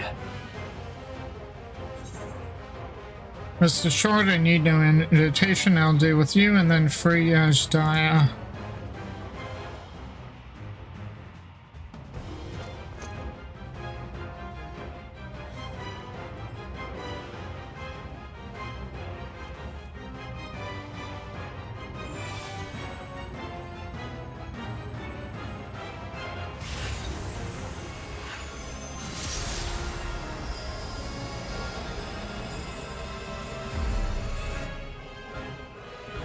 Accursed light. You, who have ever basked in its warmth, could never understand our envy, our agony. You will not deny us our release.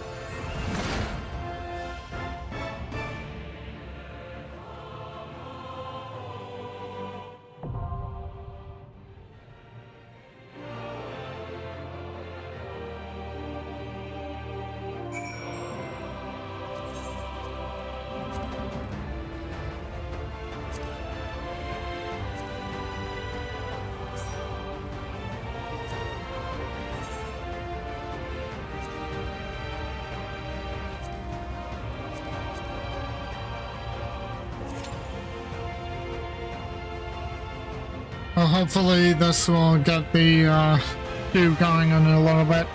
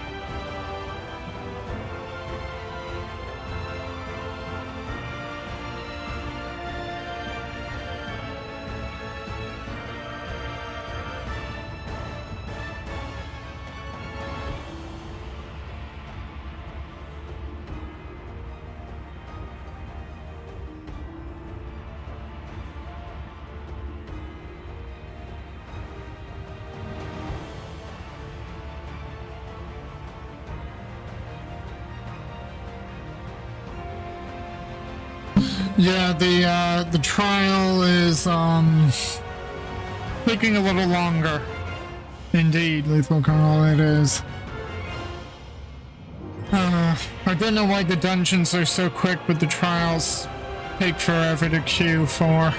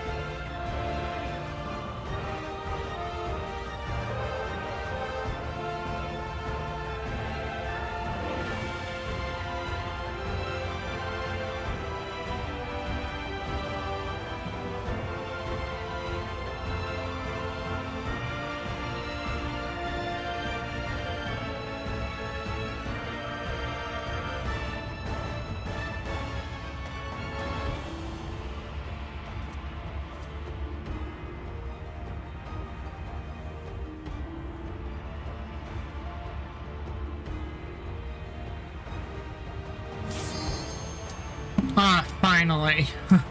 Let's get this over with.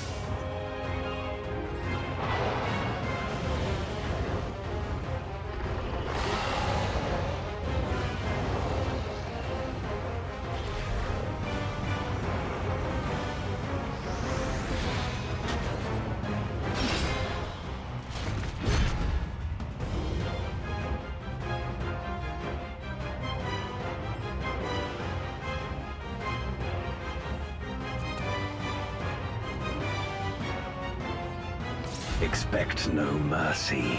To destroy you, I shall bring my all to bear. Come, warriors from beyond the rift.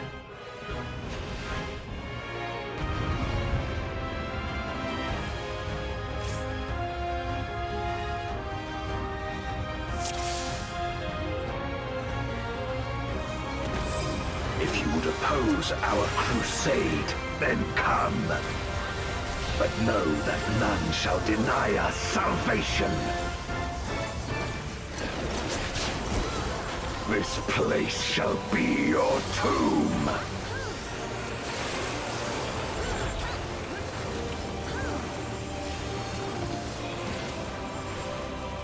I will free us from the wheel.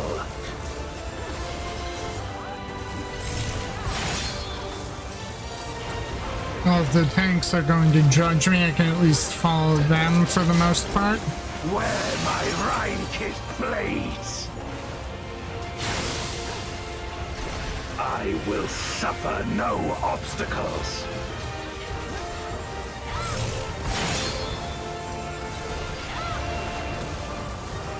No matter the foe, I will stay the course.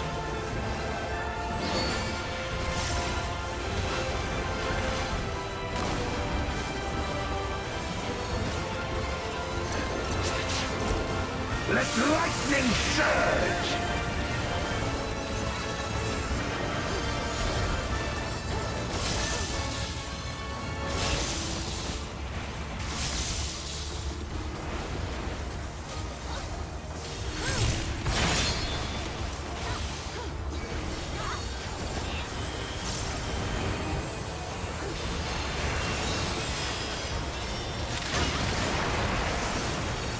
Such is your power.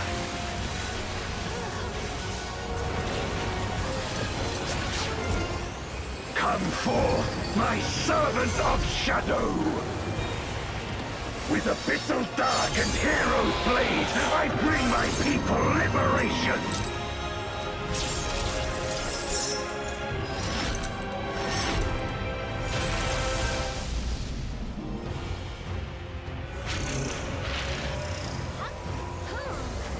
You shall know true terror!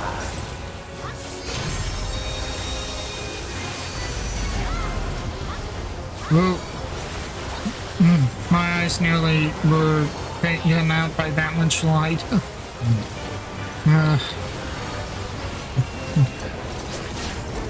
Dragon, hear me and obey.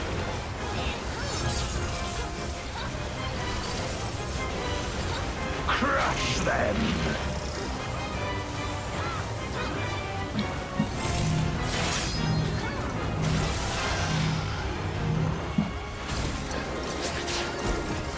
Bathe them in black flame!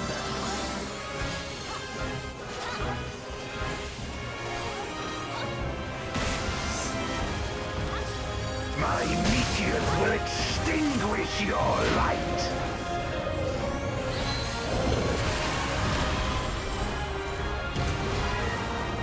Well, that's awkward. A raging gale to rend you asunder.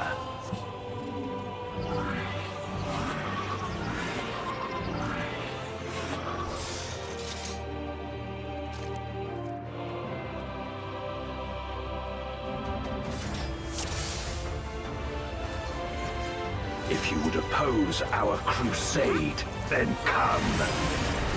But know that none shall deny us salvation. This place shall be your tomb.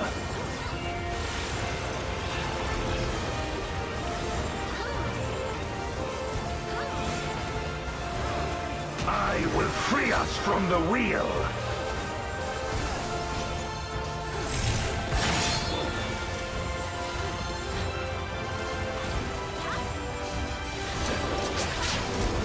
Where my Rhine-kissed blades, I will suffer no obstacles.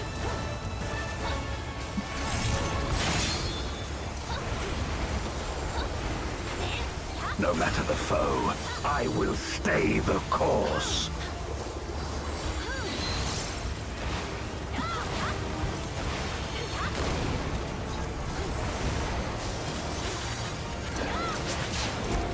Let lightning surge!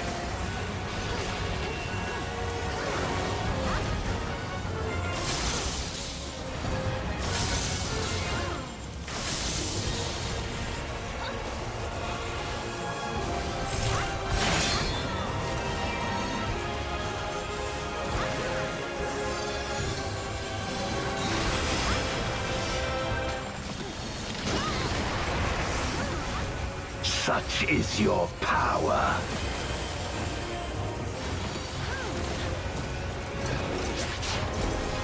Come forth, my servant of shadow! With abyssal dark and hero's blade, I bring my people liberation!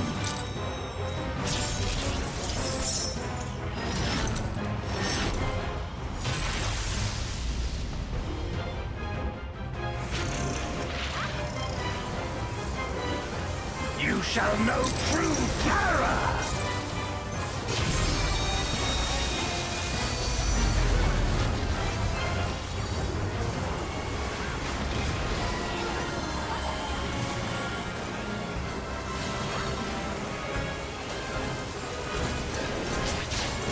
Dragon, hear me and obey.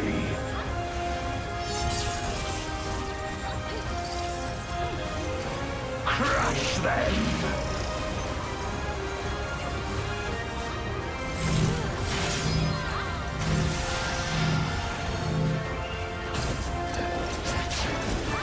Bathe them in black flame!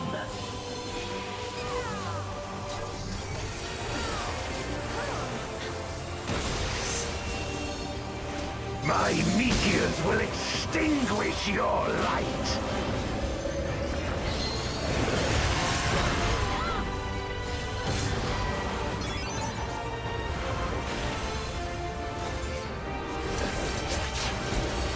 A raging gale to rend you asunder!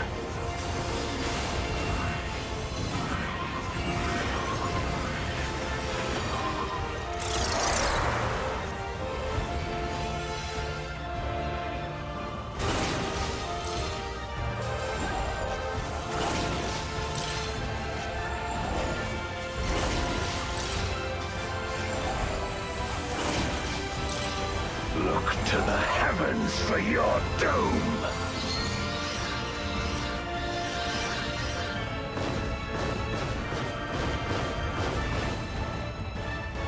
You wretch!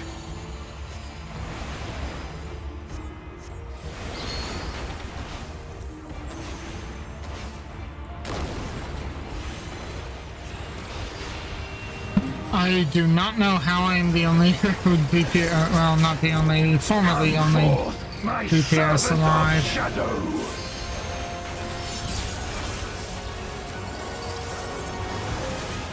Let lightning surge!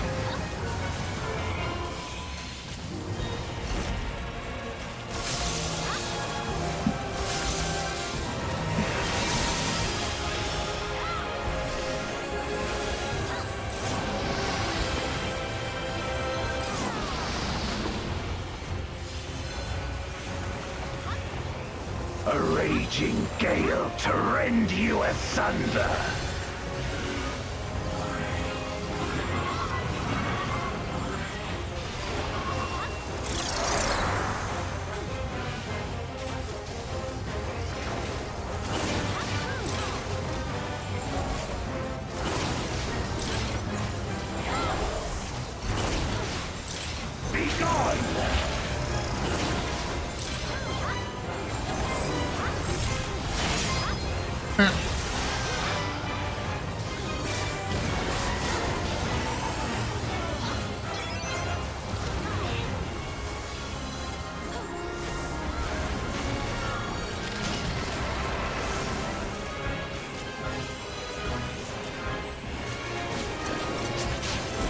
Dragon, hear me and obey.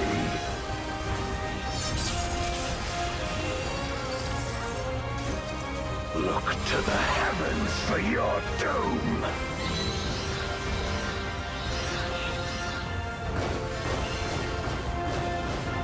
Wear my rime-kissed blades. This place shall be your tomb.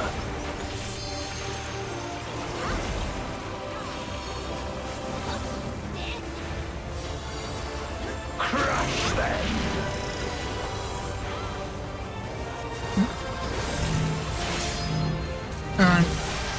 Yeah. Oh, not again. Rend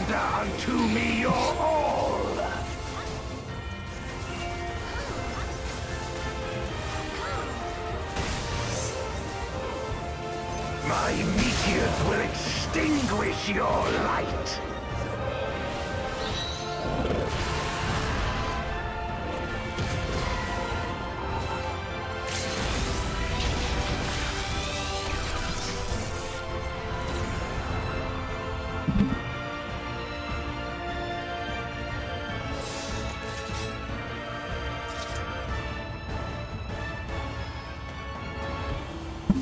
That got a little closer. If you would oppose our crusade, then come. But know that none shall deny us salvation. This place shall be your tomb.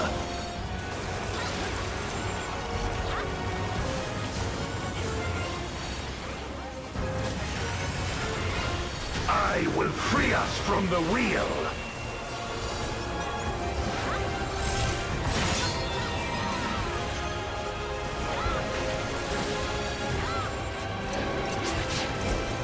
Where my rime-kissed blades. I will suffer no obstacles.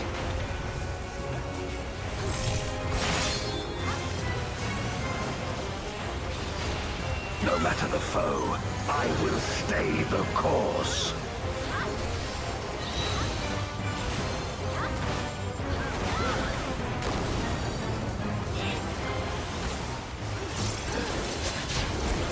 Let lightning surge!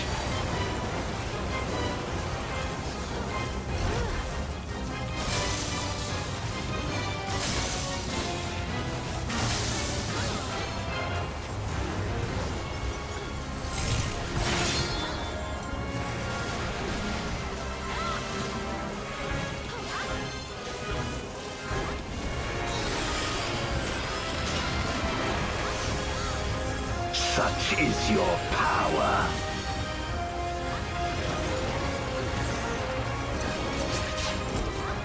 Come forth, my servant of shadow. With abyssal dark and hero's blade, I bring my people liberation.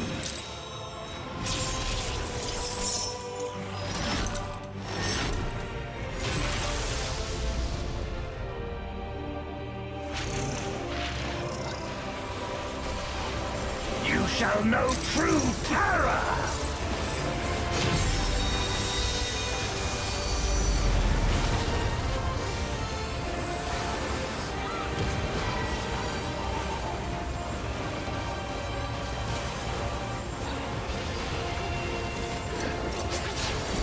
Dragon, hear me and obey!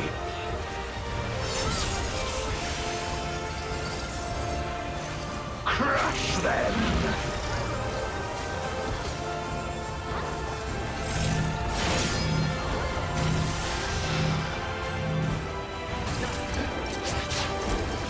Bathe them in black flame!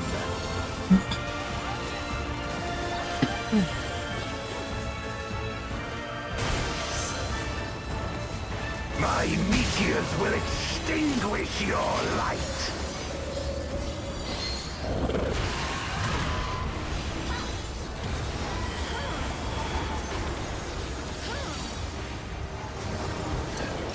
Well, we made it for that. A raging gale to rend you asunder.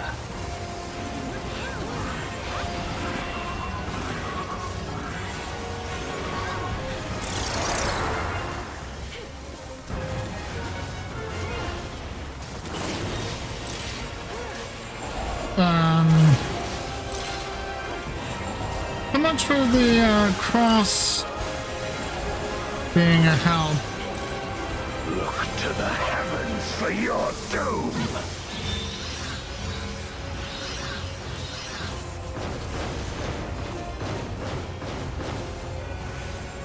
You wretch!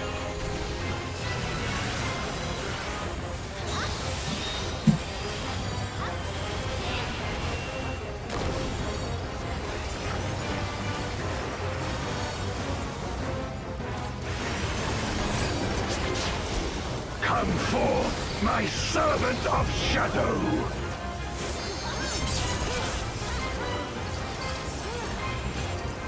Let lightning surge!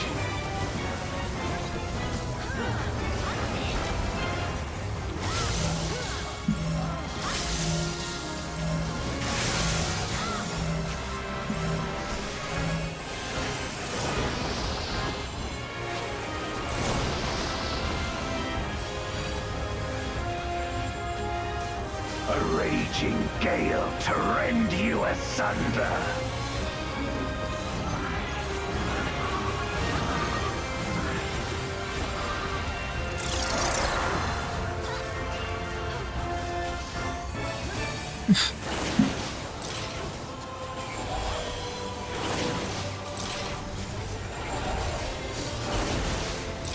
Be gone!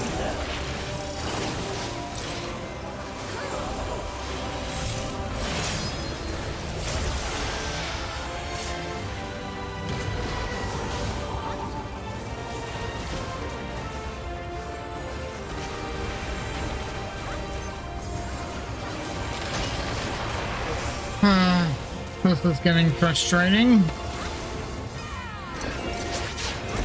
Dragon, hear me and obey.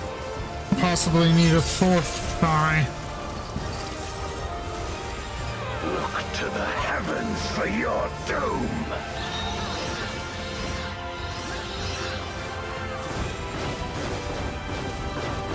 Where my Rhine-kissed blades. This place shall be your tomb.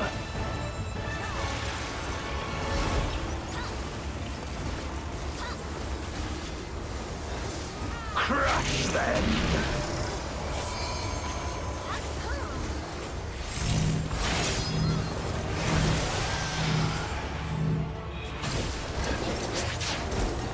Render unto me your all!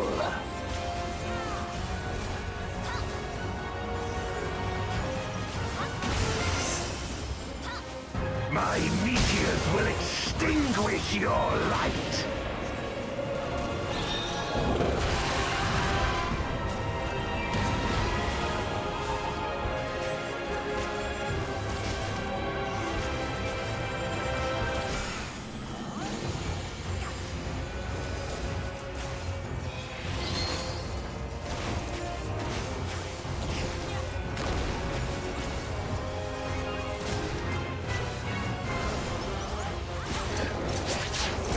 Come forth, my servant of shadow!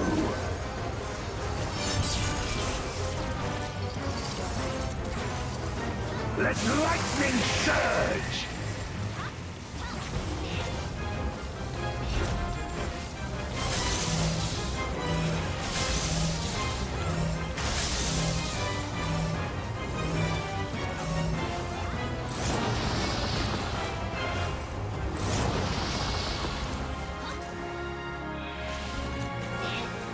A raging gale to rend you asunder!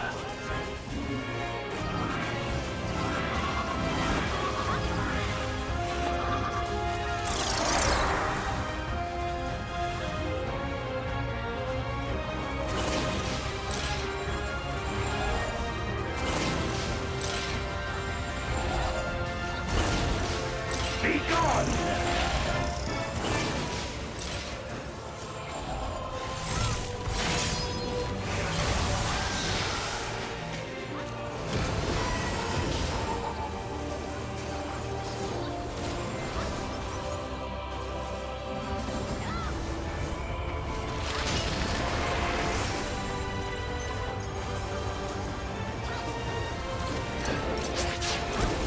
Dragon, hear me and obey.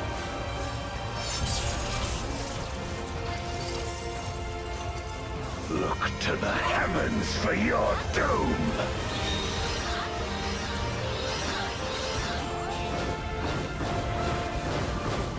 Where my Rhine-kissed blades.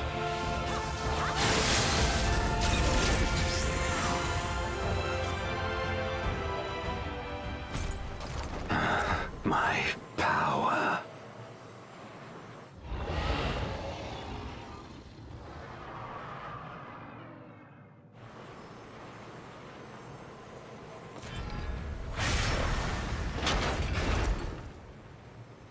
even my blade. So, this is the limit of my defiance.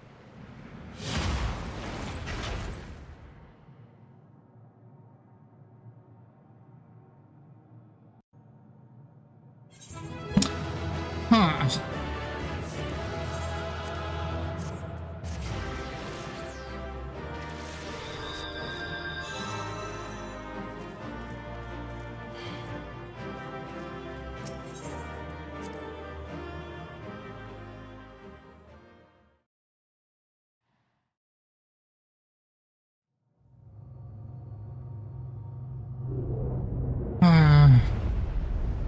That was an interesting fight.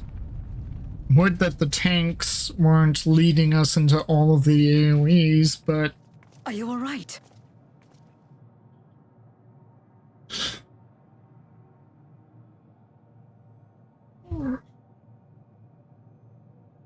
Not ready for that.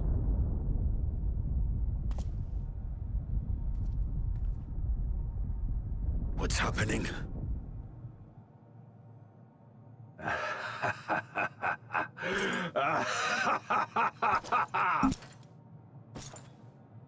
At last, the moment is at hand. You may have bested me, but not quickly enough.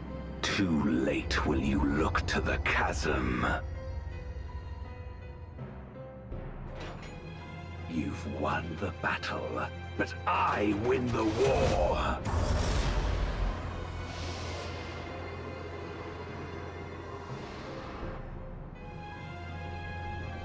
Stop this. I beg of thee, let her go. Darkness made manifest once abided in the depths of this abyss, until one day it dispersed in a haze of ether. In the absence of the great flow, that ether has nowhere to return. And so it has coalesced, giving rise to a mighty voidsent. Now feast. Feast upon this dragon and its ardent longing for home with it.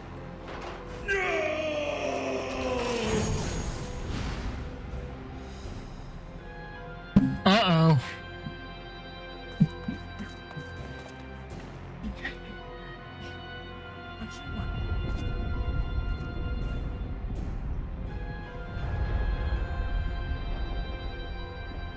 From the convergence of ancient and newborn, an entity without equal shall emerge, one who shall tear down the barrier between worlds. Upon you, who shall deliver us from eternal damnation, I bestow the name of a hero of Eld.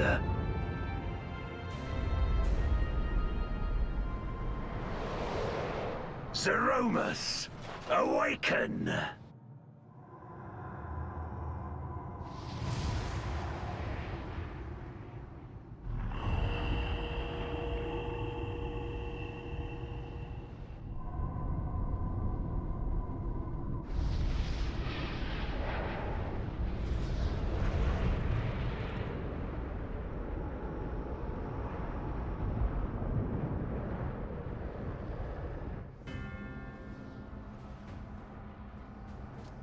No matter how powerful, a voidsent can be sealed in Memoria.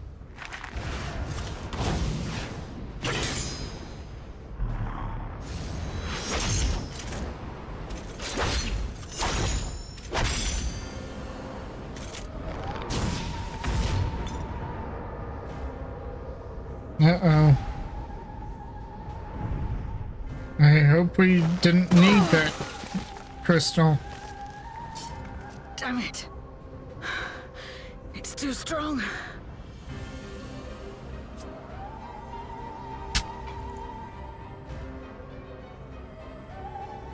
Our warding scales may not hold. Not against a voidsent born of Zodiark's ether.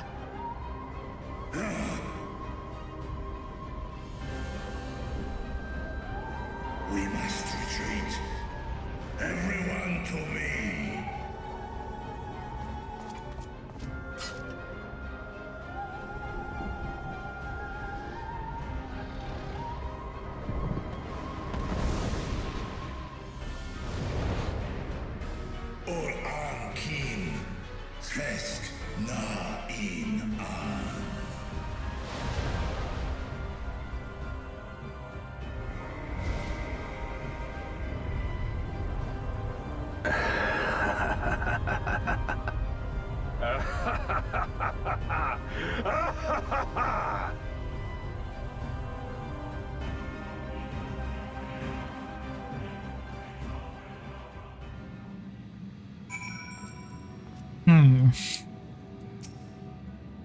Curse you, Golbez.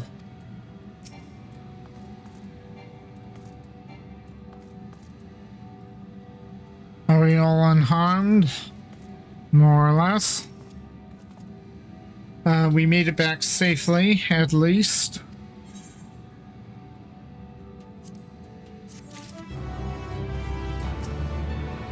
Zeromus. The Dark Throne. Ishtola is relieved to be back in the source.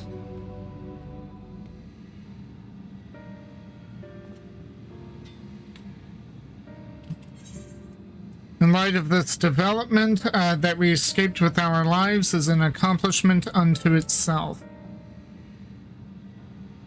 Would that we could have anticipated Ishtaya's yearning to return home could be manipulated in this fashion. Alas, we must now contend with a newborn void-sent hellsbent on breaching the rift. And one with such prodigious strength. Zeromus is unlike anything I have ever seen. So named for an ancient hero, as Golbez said. Though none can say if there is even a sliver of truth to the legends. Perhaps Golbez chose it in the hopes that this champion will do that which no one could in the Contra Memoria, save the world. But a true hero would not damn another world to save his own. And we're not about to let that happen, but regardless, we need to regroup. Aye, loath though I am to admit it, we are in no state to face a void scent of Zeromus's might. Vritra, not least of all, in body and mind both. For now, let us return to Razathan and take stock of the situation. Very well. Myrokos, might I trouble you to hit the Best Ways Burrow and apprise Urianche of the situation. The rest of us shall tend Vritra's wounds before returning to Razathan. Pray join us there anon.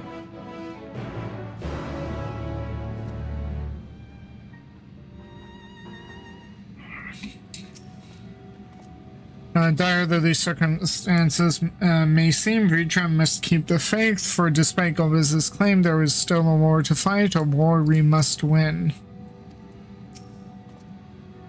Ishtola expended a great deal of ether to open the Void Gate, and Zero took a vicious blow from Zeromus. But worry not, I'm well enough to keep everyone safe, and when we've finished here, be sure to get some rest, you've earned it.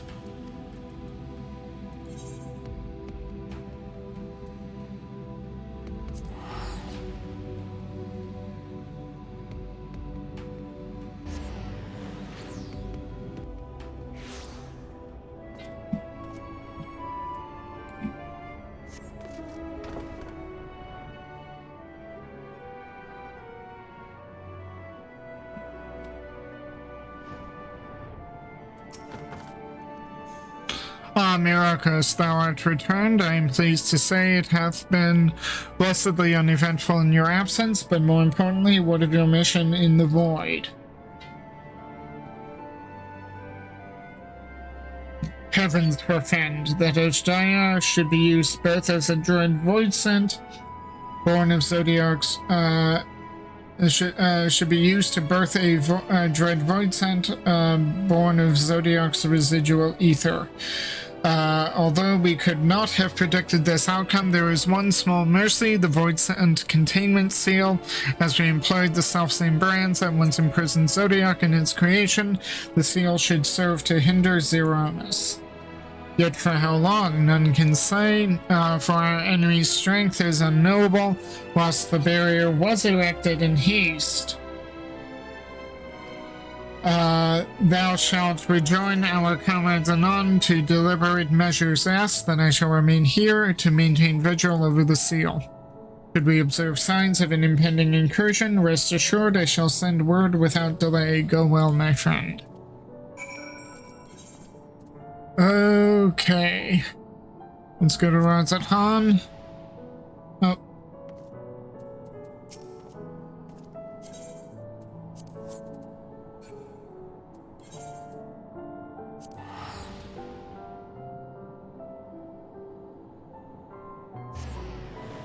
need to dissolve the party to be able to teleport.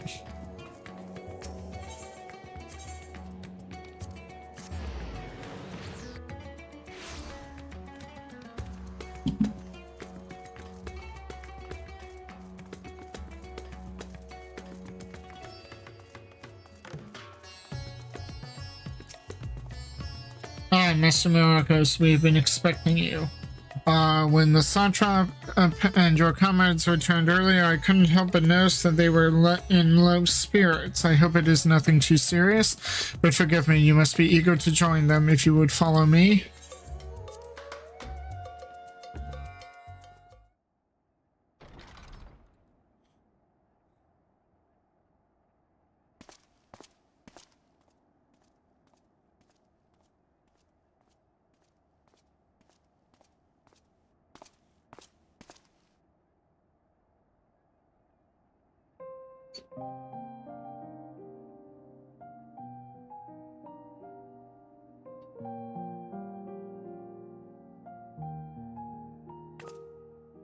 Do you remember Ciriato and Farfarello? The cowardly pair of voidsent that dwelled in my domain? Yeah.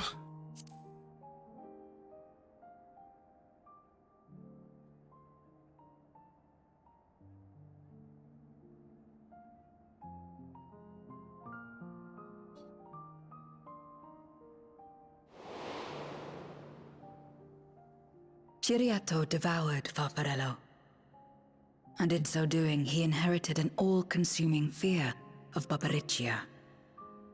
For as you know, when a voidsent is devoured, it doesn't simply cease to be.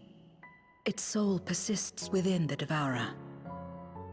And when a voidsent dies, all the souls that harbored may break free to become individual entities once more.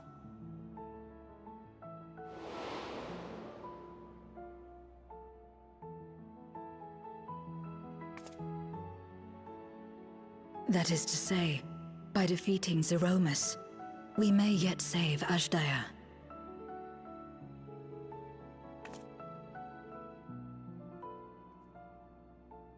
And to make certain that we do, we must remind her of who she is. When the time comes, you must call to her. Call with all your being.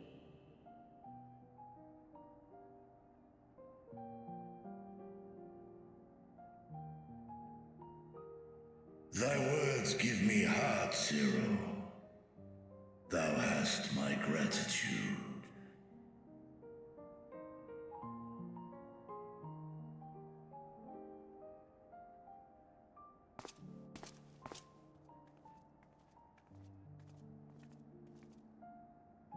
Then it's settled. Our objective is to defeat Zeromus. While it is unsettling that a voidsent could be born of Zodiark's ether, its very nature may render it susceptible to the brands that once contained him. Did Urianger have aught to say?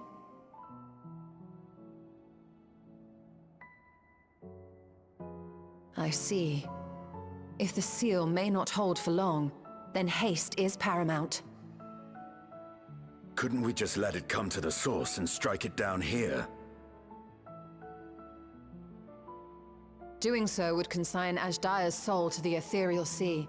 Any attempt to ensure her survival demands that we deal with Zeromus in the 13th. I could barely go near it. Never mind land a blow. So thick was the shroud of darkness. How do you propose we fight such a foe? Simple. Against impenetrable darkness, we must wield resplendent light. And it just so happens, there is a world replete with light.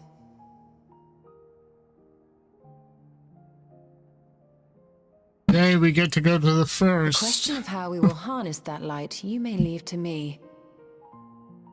With our recent discoveries and proven techniques, as well as the aid of comrades near and far, I have faith that we will find a way. But only if I begin my work at once. Rest up while you can, for there will be much to do when I return.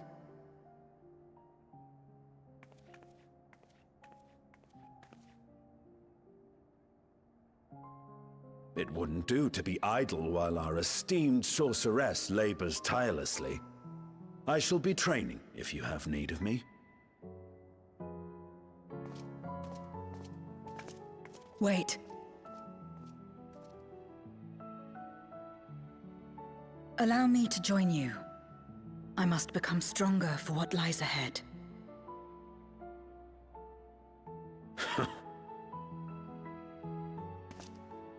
Fine by me. Come on then.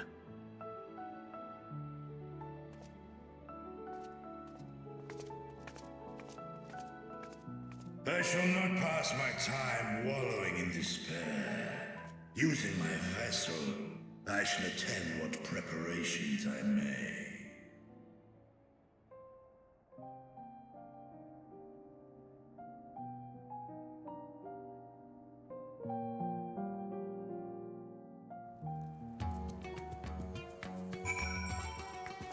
Ooh. Ashdaria is my sister, and long have I dreamed of saving her, but if I am to do so, I must be better than I have been. Blessed though I am to have you and yours as comrades, I cannot well ask you to lift me up every time doubt and despair creep into my heart. I won't falter again, this I swear. I will hold fast to my conviction, Myrokos, and I pray you will stand with me to the last.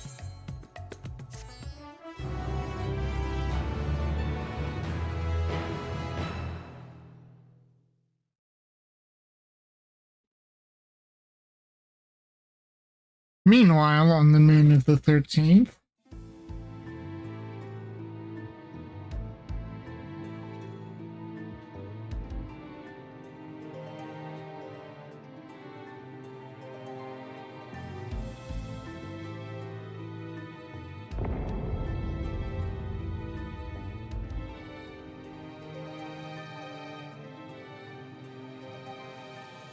Zeromus is risen, but not yet at full strength.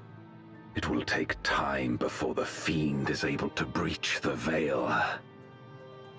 But what is another moment on this long journey I have endured?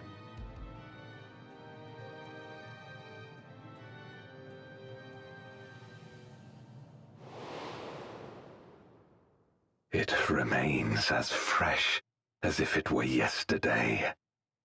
Old friend, the memory of your passing and the pain.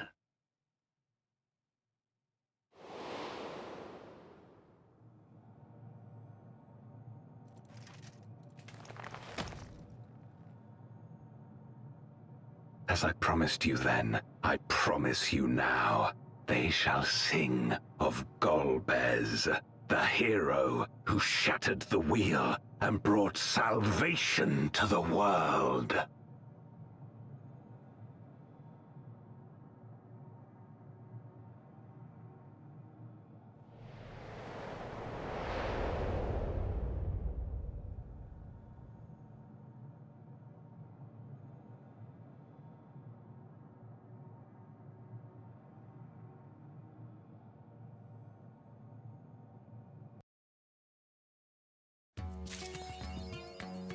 Okay, and with that, 6.4 is finally finished. If you liked what you saw at any point, please like, share, and subscribe on YouTube, give me a follow on Twitch, hit the notification bells, and I will see you anon, friends.